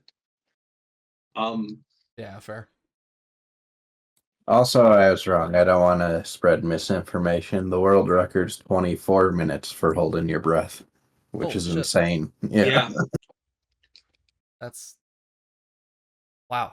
That's actually really yeah, they long. like Yeah. That's like a learned how half to like hour of turn not off breathing. like all their body so that like none of their body needs oxygen or something.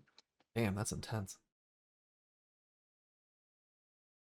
Okay, well, I guess is there any other feedback concerning how things went, how things ran, anything with Foundry, anything like that? I have fun. Foundry setup is fucking badass. Yeah, I like Good, good it. to hear it. Nice, nice. Yeah, Foundry's awesome. I Really was good. shocked when Valerie lost her leg that it didn't bleed. Like, I'm like, what? She's not a synthetic tube? What the hell? Oh, when she got her severed leg, yeah, Yeah, yeah. I was expecting like white blood to come out. Like, clearly this one is like another hidden synthetic. I'm like, what? It's actually blood. I was displeased with my amount of bad luck, but it was only me experiencing it, so it's okay. Yeah, sometimes you get some unlucky dice rolls. Not too much you can do about Yeah, every dice roll was unlucky. it. But yeah, no, good to hear about Foundry and stuff. That's great. Because that took some effort to set up and stuff. And like I was saying, and I should have you guys experience the Mother module while we're here Oh because it's yeah, really cool. Laz Not said that everyone, was awesome. yeah, not everyone got to do it. So, on the I got to do left-hand it. side, That's- where it says Journal Notes, if you click on that, it's like a little ribbon, second from the bottom on the left, underneath the anvil. And then under it'll create another a Oh, series of buttons, and at the bottom there's a little robot head that says Mother 6000. If you click on that, that should enable the module, and you can see what we're talking about.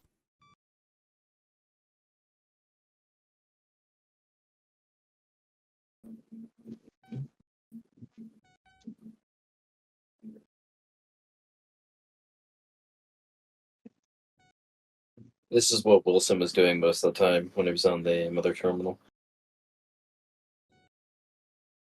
It is a really cool feature.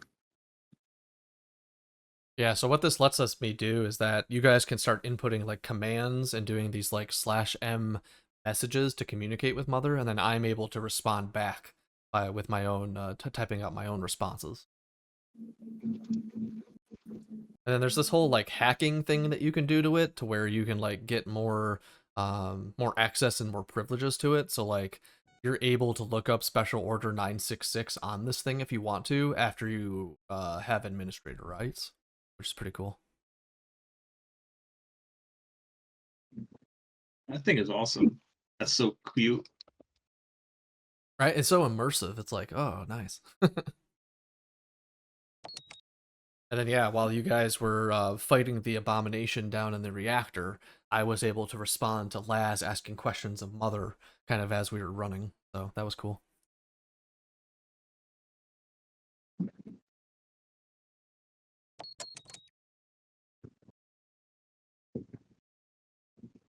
All right. Well, any other feedback? Anything else about the way that the sessions were ran? Anything about that? This is my only not for second me. time GMing, so you know I'm It felt totally like open to at feedback. times it was like a bit slow, but like learning how to keep things along and make stuff happen is kind of a skill that you'll learn over time. Yeah, I feel like I need to get a little bit better at like managing multiple scenes at once, so that like while someone's making a roll, I'm pushing another scene forward. Yeah. I've seen other GMs who are able to do that a little bit better. So yeah, for I sure. mean, managing scenes that are this fragmented is really, really hard. Mm-hmm. Yeah. You've really put yourself off the deep end in that way.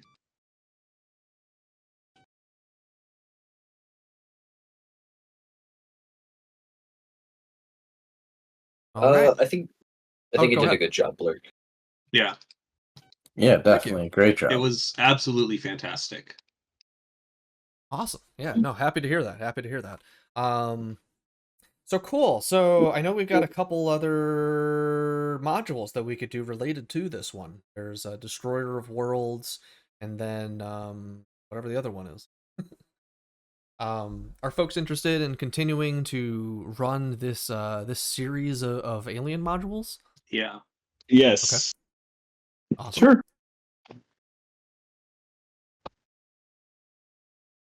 I would be down. Maybe have some good luck like the first time. Yeah, maybe some better luck that time around. Okay, awesome.